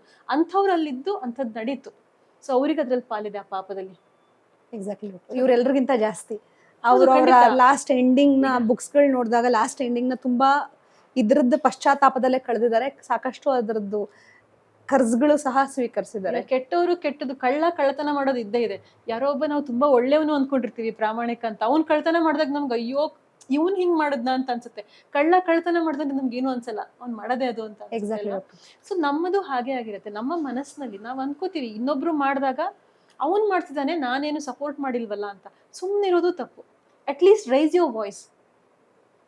ಇದೆಲ್ಲ ನಾವು ಪಾಠ ಜೀವನದಲ್ಲಿ ಕಲಿಸ್ಬೇಕು, ಮಕ್ಕಳಿಗೆ ಕಲಿಸ್ತಾ ಇಲ್ಲ. ಪ್ರಾಕ್ಟಿಕಲಿ ಇಟ್ಸ್ ನಾಟ್ ಪಾಸಿಬಲ್ ಅನ್ಸುತ್ತೆ ಡಾಕ್ಟರ್. ನಿಮ್ಗೆ ಯಾವ್ದೋ ಒಂದು ನಡೀತಿರುತ್ತೆ, ಇದ್ರ ವಿರುದ್ಧ ಮಾತಾಡಿದಾಗ ಮಾತಾಡಿದ ವ್ಯಕ್ತಿ ವಿರೋಧ ಆಗುತ್ತೆ, ಸಮಾಜನೂ ವಿರೋಧ ಆಗುತ್ತೆ, ವ್ಯಕ್ತಿ ಎನರ್ಜಿ ಲಾಸ್ ಆಗುತ್ತೆ. ಇದೆಲ್ಲ ಕೌಂಟ್ ಮಾಡಿ ತುಂಬಾ ಸರಿ ಸೈಲೆಂಟ್ ಆಗಿರ್ಬೇಕಾಗತ್ತೆ. ಅವಾಗ at least you should feel that within, ಅಲ್ವಾ? ನಿಮ್ಗೆ ಹೇಳಕ್ ಆಗಲ್ಲ. ಈಗ ಅಲ್ಲಿ ಯಾರೋ ಇಬ್ರು ಹೊಡೆದಾಡ್ಕೋತಿದ್ದಾರೆ ಅಂದ್ರೆ ನಿಮಗೆ ಏನು ಮಾಡಕ್ ಆಗ್ತಿರ್ಬೋದು. At least if you don't feel that within you, ನಿಮ್ಗೆ ಅನ್ನಿಸ್ಬೇಕು ಅಟ್ ಲೀಸ್ಟ್. ಅದು ಆಗ್ತಾ ಇಲ್ಲ ಅಂತ ಈಗಿನ ಸಮಾಜದಲ್ಲಿ ನಮಗೆ ನೋಡಿದಾಗ ಆ ಒಂದು ಇನ್ನೊಬ್ಬರ ಬಗ್ಗೆ ನಮಗೆ ಕರುಣೆ ಇಲ್ಲ. ನಾವು ಇದು ತುಂಬಾ ನೋಡ್ತೀವಿ. ಯಾರೋ ಬಿದ್ದಿರ್ತಾರೆ, ರಸ್ತೆಯಲ್ಲಿ ಸಾಯ್ತಿರ್ತಾರೆ, ವಿಡಿಯೋ ಮಾಡ್ಕೋತಿರ್ತಾರೆ ಜನ. ಅದಕ್ಕೆ ಕರುಣೆ ಅಂತ ಹೇಳಲ್ಲ. ಅಷ್ಟು ನಮ್ಮ ಸಮಾಜದಲ್ಲಿ ಮಾನಸಿಕ ಸ್ಥಿತಿ ಕೆಟ್ಟು ಹೋಗ್ಬಿಟ್ಟಿದೆ ನಮ್ದು. ಡಾಕ್ಟರ್, ಯಾರು ಸೆಲೆಬ್ರಿಟಿ ಆಗಿದ್ರೆ, ಯಾರು ದೊಡ್ಡ ವ್ಯಕ್ತಿ ಆಗಿದ್ರೆ ಅವ್ರು ಮಾಡಿದ್ದೆಲ್ಲ ಸರಿಯಾಗಿರುತ್ತೆ. ಇತ್ತೀಚೆಗೆ ಅದನ್ನ ಅವ್ರು ಯಾರೋ ಕ್ರುಯಾಲಿಟಿಯಿಂದ ಯಾರಿಗೋ ಏನೋ ಪ್ರಾಬ್ಲಮ್ ಆಗಿ ಅವ್ರು ಇಲ್ಲಿಲ್ಲ, ಭೂಮಿ ಮೇಲೆ ಇಲ್ಲ ಅಂದ್ರೂ ಅವ್ರು ಮಾಡಿರೋದ್ ಕೆಲಸ ಓದೋನ್ ಓದ, ಉಳ್ದವ್ರು ಚೆನ್ನಾಗಿರ್ಲಿ ಅನ್ನೋ ತರ ಇದೆ. ಅದಕ್ಕೂ ಮನಸ್ಥಿತಿನೇ ಕಾರಣ. ಹೌದು. ಏನ್ ಥಿಂಕಿಂಗ್ ಡಾಕ್ಟರ್? ಅಂದ್ರೆ ದೊಡ್ಡ ವ್ಯಕ್ತಿ ಮಾಡಿದ್ರೆ ಸರಿ ಇರುತ್ತೆ ಅಂತಾನೆ ಎಲ್ಲಾನು. ಯಾಕೆ ನಾವು ಒಬ್ಬ ವ್ಯಕ್ತಿಯನ್ನ ದೊಡ್ಡವನು ಅಂತ ಅನ್ಕೋತೀವಿ? ಬಿಕಾಸ್ ಸೆಲೆಬ್ರಿಟಿ ಎಲ್ರು ಜೈ ಅಂತಾರೆ, ಫೈನಾನ್ಷಿಯಲಿ ರಿಚ್ ಇರ್ತಾರೆ. ನಮಗೆ ಯಾರು ದೊಡ್ಡವರು ಯಾರಲ್ಲ ಅನ್ನೋದೇ ಗೊತ್ತಿಲ್ಲ ಈಗ. Exactly doctor. ದೊಡ್ಡವ್ರು ಯಾರಾಗಿರ್ಬೇಕು, ಯಾರು ನಮಗೆ ಮಾರ್ಗದರ್ಶನ ಕೊಡುವಂತವ್ರು ಇರ್ಬೇಕು, ಅವರು ದೊಡ್ಡವರಾಗಿರ್ಬೇಕು. ಬಟ್ ಅದಲ್ಲ. ಈಗ ನಾವು ಹಿಂದೆ ಹೇಳ್ತಿದ್ವಿ, ಸ್ವಾತಂತ್ರ್ಯ ಹೋರಾಟಗಾರರ ಬಗ್ಗೆ ಮಾತಾಡ್ಬೇಕಾದ್ರೆ ಹೇಳ್ತಿದ್ವಿ, ಅವರು ಪಾಪ ಖಾದಿ ಬಟ್ಟೆ ಹಾಕೊಂಡಿರ್ತಿದ್ರು, ಅವರು ಬರಿಗಾಲಲ್ಲಿ ನಡೀತಾ ಇದ್ರು, ಅವರು ಅಂತ ಕಷ್ಟಪಟ್ರು, ಅಂಥವ್ರು ದೊಡ್ಡವರಾಗ್ಬೇಕಿತ್ತಲ್ವಾ? ನಮಗಿಲ್ಲ, ನಮಗೆ ದುಡ್ಡು ಮುಖ್ಯ. ಯಾಕಂದ್ರೆ ಇಡೀ ಜಗತ್ತು ಈಗ ನಮ್ಮಲ್ಲಿ ಭಾರತದಲ್ಲಿ ಅಂತಲ್ಲ, ಇಡೀ ಜಗತ್ತಲ್ಲಿ ಹೇಗಾಗಿದೆ ಅಂದ್ರೆ ದುಡ್ಡೇ ಮುಖ್ಯ ಅಂತ ಆಗ್ಬಿಟ್ಟಿದೆ. ಈಗ ದುಡ್ಡು ಮುಖ್ಯ, ಹೌದು, ದುಡ್ಡೇ ಮುಖ್ಯ ಅಲ್ಲ. ದುಡ್ಡು ಬೇಕು ಜೀವನಕ್ಕೆ, ದುಡ್ಡು ಮುಖ್ಯ, ಅಗತ್ಯ. ಇತ್ತೀಚೆಗೆ ಇವರು ಡಾಕ್ಟರ್ ದೇವಿ ಶೆಟ್ಟಿ ಇದಾರಲ್ಲ, ಅವರು ಒಂದು ಕಡೆಯಲ್ಲಿ ಯಾವುದೋ ಅವ್ರ ಸ್ಪೆಷಲಿಸ್ಟ್, ಹಾರ್ಟ್ ಸ್ಪೆಷಲಿಸ್ಟ್ ಅವರು. ಎಕ್ಸಾಕ್ಟ್ಲಿ. ಅವ್ರದೊಂದು ಮಾತು ಕೇಳ್ತಾ ಇದ್ದೆ ನಾನು, ಯಾವುದೋ ಪಾಡ್ಕಾಸ್ಟ್ ಅಲ್ಲೋ ಇಲ್ಲ, ನೆನಪಿಲ್ಲ. ಅವ್ರು ಹೇಳ್ತಾ ಇದ್ರು, ದುಡ್ಡು ಮುಖ್ಯ ಹೌದು, ಆದ್ರೆ ದುಡ್ಡೇ ಮುಖ್ಯ ಅಲ್ಲ. ಹೇಗೆ ಅಂದ್ರೆ ನಮಗೆ ಬದುಕೋದಕ್ಕೆ ಆಕ್ಸಿಜನ್ ಬೇಕು, ಆದ್ರೆ ಬದುಕಿನ ಉದ್ದೇಶ ಆಕ್ಸಿಜನ್ ಅಲ್ಲ ಅಂತ ಅವ್ರು ಹೇಳಿದ್ರು. ಈಗ ಆಕ್ಸಿಜನ್ ಇಲ್ಲ ಅಂದ್ರೆ ನಾವು ಸಾಯ್ತೀವಿ, ಅದೇ ತರ ದುಡ್ಡಿಲ್ಲ ಅಂದ್ರೆ ಬದುಕಕ್ಕಾಗಲ್ಲ. ಆದ್ರೆ ಆಕ್ಸಿಜನ್ ಜೀವನಕ್ಕೆ ಉದ್ದೇಶ ಅಲ್ಲ, ಬದುಕಿನ ಗುರಿ ಬೇರೆ ಇರುತ್ತೆ, ಏನೋ ಸಾಧನೆ ಮಾಡ್ಬೇಕು ಅಂತಿರುತ್ತೆ. ಅದೇ ರೀತಿ ದುಡ್ಡು ಕೂಡ. ಅದು ನಮಗೆ ಅರ್ಥ ಆಗಿಲ್ಲ. ನಮಗೆ ನಮ್ಮ ಹತ್ರ ದೊಡ್ಡ ಕಾರ್ ಬೇಕು, ದೊಡ್ಡ ಬಂಗ್ಲೆ ಬೇಕು, ಖಂಡಿತ ಆಸೆ ಪಡ್ಬೋದು. ಆದ್ರೆ ಅದೇ ಮುಖ್ಯ ಅಲ್ಲ. ಮನುಷ್ಯನ ವ್ಯಕ್ತಿತ್ವ ಹೇಗಿದೆ ಅನ್ನೋದು ನಮಗ್ ಗೊತ್ತೇ. ಬಟ್ ಆದ್ರೆ ಅಟ್ಮಾಸ್ಫಿಯರ್ ತುಂಬಾ ಇಂಪಾರ್ಟೆಂಟ್ ಆಗುತ್ತಲ್ಲ ಡಾಕ್ಟರ್. ಸುತ್ತಮುತ್ತ ಇರೋ ವ್ಯಕ್ತಿಗಳು ಇರುವವರನ್ನ ಓಲೈಕೆ ಮಾಡಿ ಇಲ್ಲದವರನ್ನ ಕೀಳಾಗಿ ನೋಡುವುದೇ ತಾನೇ. ಹೌದು. ಒಂದು ಮನೆ ಸುತ್ತಮುತ್ತನೇ ಇರಬಹುದು. ಇವಾಗ ನೀವೇ ಹೇಳ್ದಾಗೆ ದೊಡ್ಡ ವ್ಯಕ್ತಿ, ಈಗ ತುಂಬಾ ಜನ ಹೇಳದ್ ಬೇರೆ ಇದೆ, ಅವ್ರ ಪಾಲನೆ ಮಾಡೋದ್ ಬೇರೆ ಇದೆ, ಅವ್ರ ಕನ್ಸಿಡರೇಷನ್, ಅವ್ರ ಲೈಫಲ್ಲಿ ಸ್ವಂತ ಕನ್ಸಿಡರೇಷನ್ ಬೇರೆ ಬೇರೆ ಇದೆ. ಪ್ರಯಾರಿಟಿ ಲಿಸ್ಟ್ ಅಲ್ಲಿ ಅವರು ದೊಡ್ಡ ವ್ಯಕ್ತಿಗಳನ್ನ ಭೇಟಿ ಮಾಡ್ತಾರೆ, ಅವ್ರೇನ್ ನಾರ್ಮಲ್ ವ್ಯಕ್ತಿಗಳನ್ನ ಕನ್ಸಿಡರ್ ಮಾಡಲ್ಲ ಅಂತಿರುತ್ತೆ. ವೇದಿಕೆ ಮೇಲೆ ಹೇಳ್ತಿರೋ ಯಾವ ಮಾತುಗಳು ದೊಡ್ಡ ವ್ಯಕ್ತಿಗಳು ಪಾಲನೆ ಮಾಡ್ತಿಲ್ಲ. ಸೊ ಹಾಗಾಗಿ ಓಲ್ಡ್ ಜನರೇಷನ್ ಹಿಂಗಾಗಿದೆ ಡಾಕ್ಟರ್. ದೊಡ್ಡ ವ್ಯಕ್ತಿಗಳು ಮಾತ್ರ ಅಲ್ಲ, ಮನೆಯಲ್ಲೂ ಈಗ ಮಕ್ಕಳಿಗೆ ಯಾರು ಆದರ್ಶ? ಮಕ್ಕಳಿಗೆ ಯಾರೋ ಪೊಲಿಟಿಷಿಯನ್, ಯಾರೋ ಸೆಲೆಬ್ರಿಟಿ ಆದರ್ಶ ಆಗಿರೋಲ್ಲ. ನಾನು ಹೇಳ್ತಿರೋದು ಪುಟ್ಟ ಮಕ್ಕಳಿಗೆ. ಟೀನೇಜಿಗೆ ಬಂದ್ಮೇಲೆ ಅವ್ರಿಗೂ ಹೊರ ಜಗತ್ ಗೊತ್ತಾಗುತ್ತೆ. ಪುಟ್ಟ ಮಕ್ಕಳಿಗೆ, ಈಗ 2 ವರ್ಷ 3 ವರ್ಷದ ಮಗುಗೆ ಆದರ್ಶ ಯಾರಾಗ್ಬೇಕು? ಅಪ್ಪ ಅಮ್ಮ, ಅಜ್ಜ ಅಜ್ಜಿ ಆಗ್ಬೇಕು, ಟೀಚರು ಆಗ್ಬೇಕು. ಬಟ್ ನಾವು ಕೂಡ ಆ ಹಂತದಲ್ಲಿಲ್ಲ. ನಾನೇನ್ ಮಾಡ್ತೀನಿ, ನಾವೇನ್ ಮಾಡ್ತೀವಿ, ಯಾರೋ ವಿವೇಕಾನಂದನ ತೋರಿಸ್ತೀವಿ, ಇನ್ಯಾರನ್ನ ತೋರಿಸ್ತೀವಿ ಮಕ್ಕಳಿಗೆ, ಅವ್ರ ಕತೆ ಹೇಳ್ತೀವಿ. ಅವ್ರನ್ನ ರಿಲೇಟ್ ಮಾಡ್ಕೊಳಕ್ ಆಗಲ್ಲ ಮಕ್ಕಳಿಗೆ. ಯಾರೋ ವಿವೇಕಾನಂದ್ರು 200 ವರ್ಷ ಹಿಂದೆ ಬದುಕಿದ್ರು, 100 ವರ್ಷ ಹಿಂದೆ ಬದುಕಿದ್ರು, ರಿಲೇಟ್ ಮಾಡ್ಕೊಳಕ್ ಆಗಲ್ಲ. ನನ್ನ ಮುಂದೆ ಏನ್ ನಡೀತಾ ಇದೆ ಅದಿಲ್ಲ. ನಾನು ಸರಿ ಇಲ್ಲದೆ ನನ್ನ ಮಗ ಸರಿಯಾಗ್ಬೇಕು ಅಂತ ನಾನು ಬಾಯಲ್ಲಿ ಹೇಳಿದ್ರೆ ನಡೆಯಲ್ಲ. ನಾನು ಏನ್ ಮಾಡ್ತೀನಿ ಅದೇ ಮಾಡ್ತಾನೆ. ಓಕೆ. ಅಲ್ವಾ? ಇದು ನಾವು ಬದಲಾಗದೆ ನಮ್ಮ ಮಕ್ಳನ್ನ ಬದಲು ಮಾಡಕ್ ಸಾಧ್ಯ ಇಲ್ಲ. ಅಟ್ಲೀಸ್ಟ್ ನಮಗೆ ಅನ್ನಿಸ್ಬೇಕದು. ಹಾಗಾದ್ರೆ ಡಾಕ್ಟರ್, ಈ ಹಿಂದೆ ಸುಧಾಮೂರ್ತಿ ಮೇಡಮ್ ಹೇಳ್ದಾಗೆ ನಾವು ಓದ್ತಿದ್ರೆ ಮಕ್ಳು ಓದ್ತಾರೆ, ನಾವು ಟಿವಿ ಖಂಡಿತ. ನೋಡಿದ್ರೆ ಅವ್ರು ನೋಡ್ತಾರೆ, ಅವ್ರು ನಾವು ನೋಡ್ತಾರೆ. ಒಳ್ಳೇದ್ ಮಾತಾಡಿದ್ರೆ ಮಾತಾಡ್ತಾರೆ, ಹೌದು. ನಾವು ಬಿಸ್ನೆಸ್ ಪಾಯಿಂಟ್ ಆಫ್ ವ್ಯೂ ಅಲ್ಲಿ ಯೋಚನೆ ಮಾಡಿದ್ರೆ ಅವ್ರು ಹೌದು. ಮಾಡ್ತಾರೆ, ನಾವು ಧ್ಯಾನ ಮಾಡಿದ್ರೆ ಮಾಡ್ತಾರೆ. ಕೆಲವೊಂದ್ಸಲಿ ಸಮಾಜದಲ್ಲಿ ಈ ತರ ಒಂದ್ ಹೇರ್ಸ್ ಬರ್ತಾರೆ, ಒಂದು ಆ, ತಲೆಮಾರಿನವರು ಈ ತರ ನಡ್ಕೊಂಡ್ರೆ ಇನ್ನೊಂದ್ ತಲೆಮಾರಿನಲ್ಲೂ ಮಿಸ್ಟೇಕ್ ಆಗುತ್ತಲ್ಲ ಡಾಕ್ಟರ್? ಆಗತ್ತೆ, ಮಿಸ್ಟೇಕ್ಗಳಾಗ್ಬೋದು. ನಾವೆಲ್ಲರೂ ಮನುಷ್ಯರು, ನಾವ್ ಯಾರೂ ದೇವ್ರಲ್ಲ. ಎಲ್ಲರೂ ಒಂದಲ್ಲ ಒಂದು ಮಿಸ್ಟೇಕ್ ಮಾಡ್ತಾನೆ ಇರ್ತಾರೆ, ಇಲ್ಲ ಅಂತ ಖಂಡಿತ ಇಲ್ಲ. ಆಗಾಗ ಈ ಏನ್ ಹೇಳುದು, ಅದನ್ನ ನೋಡ್ಕೊಂಡು ತಿದ್ಕೊಂಡು ಹೋಗುವಂಥದ್ದೇ ಕೆಲಸ ಆಗ್ಬೇಕು. ಪ್ರತಿ ಹಂತದಲ್ಲಿ ತಿದ್ದುವಿಕೆ ನಡಿಲೇಬೇಕು. ಈಗ ಮಕ್ಕಳು 1ನೇ ಕ್ಲಾಸು 2ನೇ ಕ್ಲಾಸು 3ನೇ ಕ್ಲಾಸ್ ಎಕ್ಸಾಮ್ ಬರಿತಾ ಹೋಗ್ತಾರಲ್ಲ. ಈಗ ನಾವು 1ನೇ ಕ್ಲಾಸ್ ಎಕ್ಸಾಮ್ ಬರಿತಾ ಹೋದಾಗ 1ರಲ್ಲಿ ಪಾಸ್ ಆಯ್ತು ಅಂತ 2ನೇ ಕ್ಲಾಸಲ್ಲಿ ಓದಬಾರ್ದು ಅಂತ ಹೇಳಲ್ವಲ್ಲ. ಅದನ್ನ ಅಲ್ಲಿ ಏನ್ ಬೇಕೋ ಅದನ್ನ ಕಲಿಬೇಕು. ಹಂಗಂತ ಮುಂಚಿಂದ ಮರೀಲೂಬಾರ್ದು. ಎಷ್ಟು ಪರ್ಸೆಂಟೇಜ್ ಬರ್ತಾರೆ ಡಾಕ್ಟರ್ ಈ ಮಕ್ಕಳ ಸಮಸ್ಯೆ? 1ನೇ ತರಗತಿಯಿಂದ 10ನೇ ತರಗತಿವರೆಗೂ ಎಷ್ಟು ಪರ್ಸೆಂಟೇಜ್ ಈ ತರ ಕನ್ಸಲ್ಟ್ ಗೋತ್ರ ಬರ್ತಾರ ಡಾಕ್ಟರ್? ಪರ್ಸೆಂಟೇಜ್ ಅಂದ್ರೆ ಯೂಶ್ವಲಿ ಮಾನಸಿಕ ಸ್ಟ್ರೆಸ್ಸಿಗೆ ಅಂತಂದ್ರೆ ಒಂದು 10% ಇರ್ಬೋದು, ನಾಟ್ ಮೋರ್ ದೆನ್ ದಟ್. ಮುಂದಿನ ದಿನಗಳಲ್ಲಿ ಜಾಸ್ತಿ ಆಗ್ಬೋದಾ ಡಾಕ್ಟರ್? ಆಗುವ ಸಾಧ್ಯತೆ ಇದೆ. ಇನ್ನೊಂದು ಕನ್ಸರ್ನ್ ಏನಿದೆ ಅಂದ್ರೆ, ಮಕ್ಕಳಿಗೆ ಈ ತರ ಆದಾಗ ಪೇರೆಂಟ್ಸು ಕನ್ಸಲ್ಟೆಂಟ್ಸ್ನ ಅಥವಾ ಎಕ್ಸ್ಪರ್ಟ್ಸ್ನ ಅಪ್ರೋಚ್ ಮಾಡೋದಿಲ್ಲ. ನಮ್ಮಲ್ಲೊಂದು ಭಯ ಇದೆ, ಏನೋ ಹುಚ್ಚರು ಅನ್ಕೊಂಡ್ಬಿಡ್ತಾರೆ, ನನ್ನ ಮಗನಿಗೆ ಡಿಪ್ರೆಷನ್ ಇದೆ. Depression is very normal. ಜ್ವರ ಹೇಗ್ ಬರುತ್ತೋ ಹಾಗೆ ಆಂಗ್ಸೈಟಿನೂ ಅದೇ ತರ. ಇಟ್ಸ್ ವೆರಿ, ಏನ್ ಹೇಳೋದು, ದೊಡ್ಡ ರೋಗ ಏನೂ ಅಲ್ಲ ಅದು. ಅದನ್ನ ಚಿಕಿತ್ಸೆ ಕೊಟ್ಟು ಸರಿ ಮಾಡ್ಬೋದು, ಕೌನ್ಸಿಲಿಂಗ್ ಮಾಡಿ ಸರಿ ಮಾಡ್ಬೋದು. ಡಾಕ್ಟರ್, ನೆಕ್ಸ್ಟ್ ಜನರೇಷನ್ ನಾವು ಮತ್ತೆ ಸ್ಟೆಪ್ ಇನ್ ಆಗ್ಲೇಬೇಕು. ಒಂದು ಲಾಂಗ್ ಇವತ್ತಿನ ಜವಾಬ್ದಾರಿ ನಡೆಸ್ತಿರೋರು, ಆರ್ಥಿಕವಾಗಿ ಮುನ್ನಡೆಸ್ತಿರೋರು 25 ಇಂದ 45 ವರ್ಗೂ ಯೋಚನೆ ಮಾಡಿದ್ರೆ ಡಾಕ್ಟರ್, ಇದ್ರಲ್ಲಿ ತುಂಬಾ ವಿಚಾರ ಇದೆ. ಇದ್ರಲ್ಲಿ ಲವ್ ಬರುತ್ತೆ, ಮ್ಯಾರೇಜ್ ಇಶ್ಯೂಸ್ ಇದೆ, ಇದ್ರಲ್ಲಿ ಹೆಣ್ಮಕ್ಳಾದ್ರೆ ಹೆಣ್ಮಕ್ಳದ್ ಬೇರೆ ಬೇರೆ ಇಶ್ಯೂ ಇದೆ, ಮಂತ್ಲೀಸ್ ಇಶ್ಯೂ ಇದೆ, ಮತ್ತೆ ಎಕ್ಸ್ಟ್ರಾ ಮ್ಯಾರಿಟಲ್ ಅಫೇರ್ಸ್ ಬಗ್ಗೆ ಪ್ರಾಬ್ಲಮ್ಸ್ ಇದೆ. ಯಾವ್ಯಾವ ಫೀಲ್ಡ್ಗಳಲ್ಲಿ ಎಕ್ಸಾಕ್ಟ್ಲಿ? ಮೊದಲೆಲ್ಲ ಹೇಳ್ತಿದ್ರು IT ಫೀಲ್ಡ್ ಅಲ್ಲೇ ಒಂದ್ ಪ್ರಾಬ್ಲಮ್ ಇದೆ, ಇವಾಗ IT ಫೀಲ್ಡ್ ಆಲ್ಮೋಸ್ಟ್ ಅವರೇ ಎಲ್ಲರೂ ಲೇ ಆಫ್ ಆಗ್ತಿದ್ದಾರೆ, ಅಲ್ಲಿ ಅವ್ರದೇ ಇಶ್ಯೂ ಇದೆ. ಸದ್ಯದ್ದು ಏನ್ ಕಾಣಿಸ್ತಿದೆ ಡಾಕ್ಟರ್ ಎಕ್ಸಾಕ್ಟ್ಲಿ ಈ ಏಜ್ ಅಲ್ಲಿ? ಎಲ್ಲಾ ಕ್ಷೇತ್ರದಲ್ಲೂ ಸಮಸ್ಯೆ ಕಾಣಿಸ್ತಾ ಇದೆ. ಎಲ್ಲ ಎಲ್ಲಾ ಕ್ಷೇತ್ರದಲ್ಲೂ ಸಮಸ್ಯೆ ಇದೆ. ಯಾಕೆಂದ್ರೆ ಬೇಸಿಕಲಿ ಸಮಸ್ಯೆ ಮಾಡ್ತಿರೋದು ಮನುಷ್ಯ. ಅದಕ್ಕೆ ಎಲ್ಲ ಕಡೆಲೂ ಮನುಷ್ಯ ಇದ್ದಾನೆ. ಈಗ ಆಫೀಸಲ್ಲಿ ಹೋದಾಗ ಬಾಸ್ ಸಮಸ್ಯೆ ಬರುತ್ತೆ, ಅಥವಾ ಎಂಪ್ಲಾಯಿ ಸಮಸ್ಯೆ ಇರ್ಬೋದು, ಟೀಮ್ ಸಮಸ್ಯೆ ಇರ್ಬೋದು. ಮನೇಲಿ ಬಂದಾಗ ಗಂಡ ಹೆಂಡತಿ ಸಮಸ್ಯೆ ಇರ್ಬೋದು, ಹೊರಗಡೆ ಸ್ನೇಹಿತರು ಜೊತೆಗೇನೋ ಸಮಸ್ಯೆ ಇರ್ಬೋದು, ಆರ್ಥಿಕ ಸಮಸ್ಯೆ ಇರ್ಬೋದು. ಯಾಕೆ ಬರ್ತಿದೆ ಅಂದ್ರೆ ಮನುಷ್ಯರ ಕಾರಣದಿಂದನೇ ಬರ್ತಾ ಇರುವಂಥದ್ದು ಇದೆಲ್ಲ. ಕೆಲವು ಇಲ್ಲಿ ಏನಾಗುತ್ತೆ, ಸಮಸ್ಯೆಗಳು ಮನುಷ್ಯರ ಕಾರಣದಿಂದನೇ ಬರುತ್ತೆ, ನಮಗೆ ಗೊತ್ತಿದೆ. ಆದ್ರೆ ಕೆಲವು ನಮ್ಮ ಕಂಟ್ರೋಲ್ ಇದೆ, ಕೆಲವು ನಮ್ಮ ಕಂಟ್ರೋಲ್ ಇಲ್ಲ.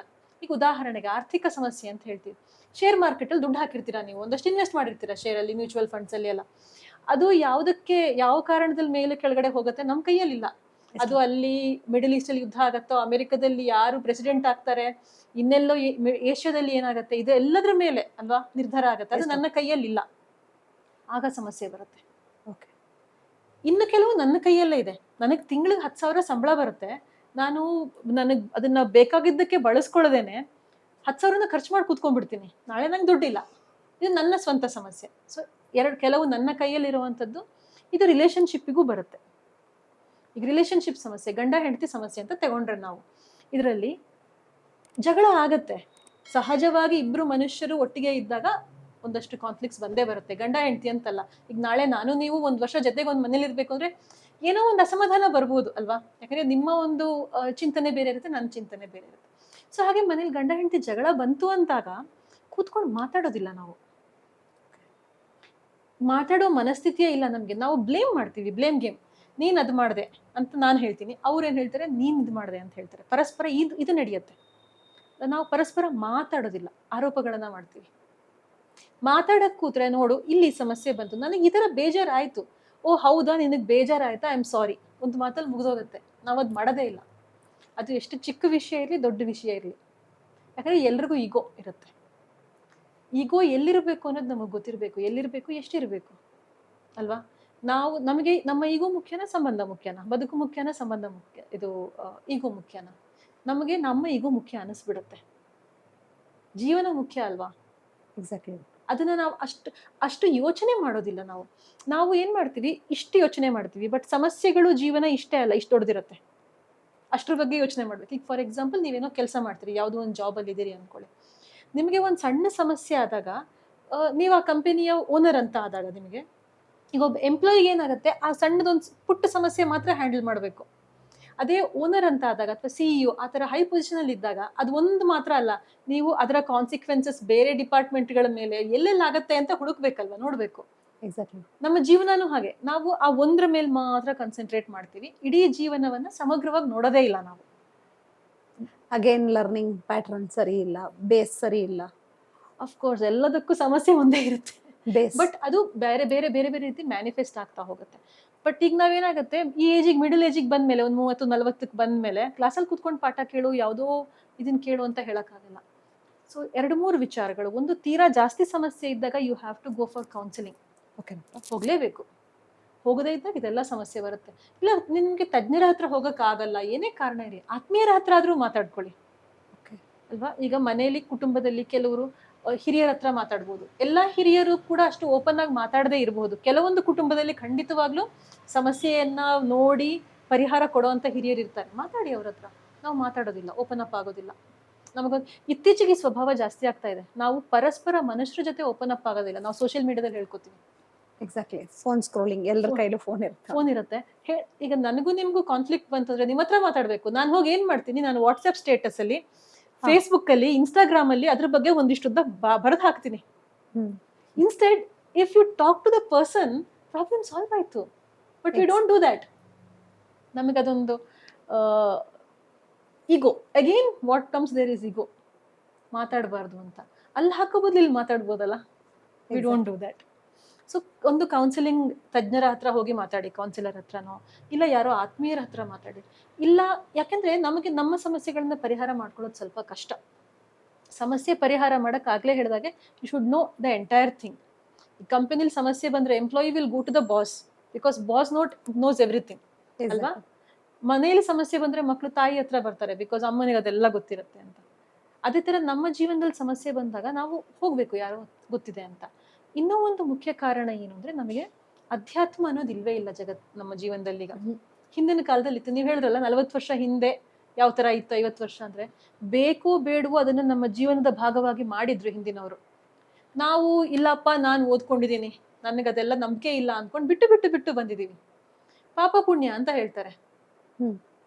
ಪಾಪ ಪುಣ್ಯ ಪ್ರಜ್ಞೆ ಇದ್ರೆ ಯಾರಿಗೋ ಹೊಡಿಬೇಕು, ಸುಮ್ನೆ ಕೊಲ್ಲಬೇಕು ಅಂತ ಅನ್ಸೋದಿಲ್ಲ ನನಗೆ. ಕರ್ಮ ರಿಟರ್ನ್ಸ್ ಆಗುತ್ತೆ, ಭಯ ಅಲ್ವಾ. ಒಂದು ಕತೆ ಇದೆ, ನನಗೆ ಯಾವ್ದೋ ಮಾಡಿದಾಗ ತಪ್ಪು ಅಂತ ಅನಿಸಿದ್ರೆ ನಾನು ಮಾಡೋದಿಲ್ಲ. ತಪ್ಪು ಅಂತ ಯಾವಾಗ ಅನ್ಸೋದಿಲ್ವೋ ಆಗ ನಾನು ಅದನ್ನ ಮಾಡ್ತಾ ಮಾಡ್ತಾ ಮಾಡ್ತಾ ಹೋಗ್ತೀನಿ. ಒಂದ್ ಸಣ್ಣ ಕತೆ ಇದೆ, ಹೇಳಿ ಡಾಕ್ಟರ್. ಒಬ್ಬ ರಾಜ ಇರ್ತಾನೆ. ರಾಜನ ಆಸ್ಥಾನದಲ್ಲಿ ಬೇರೆ ಬೇರೆ ವಿದ್ವಾಂಸರು ಎಲ್ಲ ಇರೋ ಹಾಗೆ ಒಬ್ಬರು ಜ್ಯೋತಿಷಿ ಇರ್ತಾರೆ.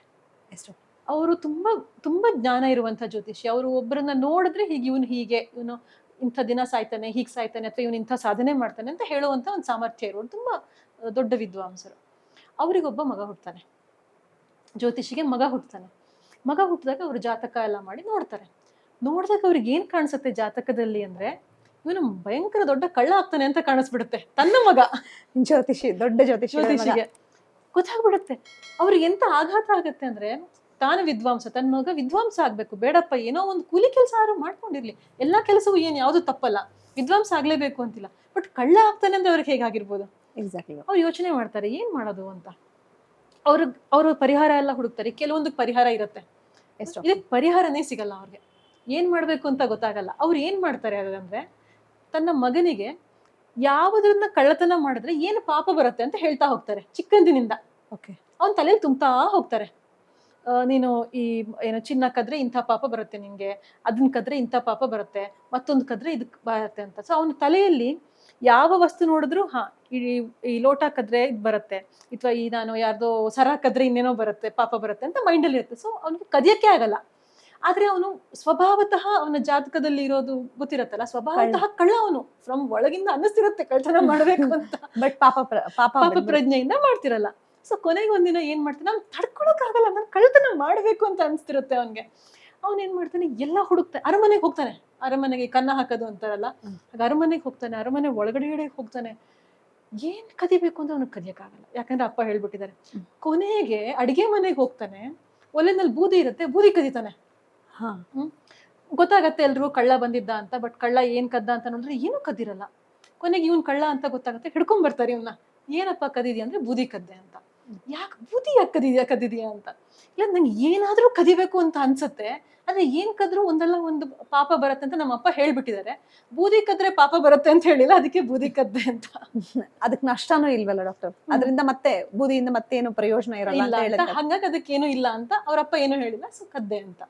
ಅಂದ್ರೆ ನಮಗೆ ಅದನ್ನು ಕಲಿಸ್ತಾ ಇದ್ರು ಮುಂಚೆ. ಈಗ ಇದು ಒಂದು ಕಾಲ್ಪನಿಕ ಕಥೆ, ಆದ್ರೆ ನಮ್ಮ ಜೀವನದಲ್ಲಿ ಇದಿರ್ತಿತ್ತು ಮುಂಚೆ. ನೀವು ಒಂದು ಪ್ರಿವೆನ್ಷನ್ಸ್ ಅಜ್ಜ ಅಜ್ಜಿಗಳ ಕಾಲ, ಅಯ್ಯೋ ಅದು ಪಾಪ ಕಣೆ ಹೇಳೋರು ಅವರು, ಆತರ ಮಾಡ್ಬೋದು, ಅಯ್ಯೋ ಪಾಪ ಸುತ್ಕೊಳತ್ತೆ ಅಲ್ವಾ ಹೇಳೋದು ಕೇಳ್ಕೊಂಡಿದ್ವಿ.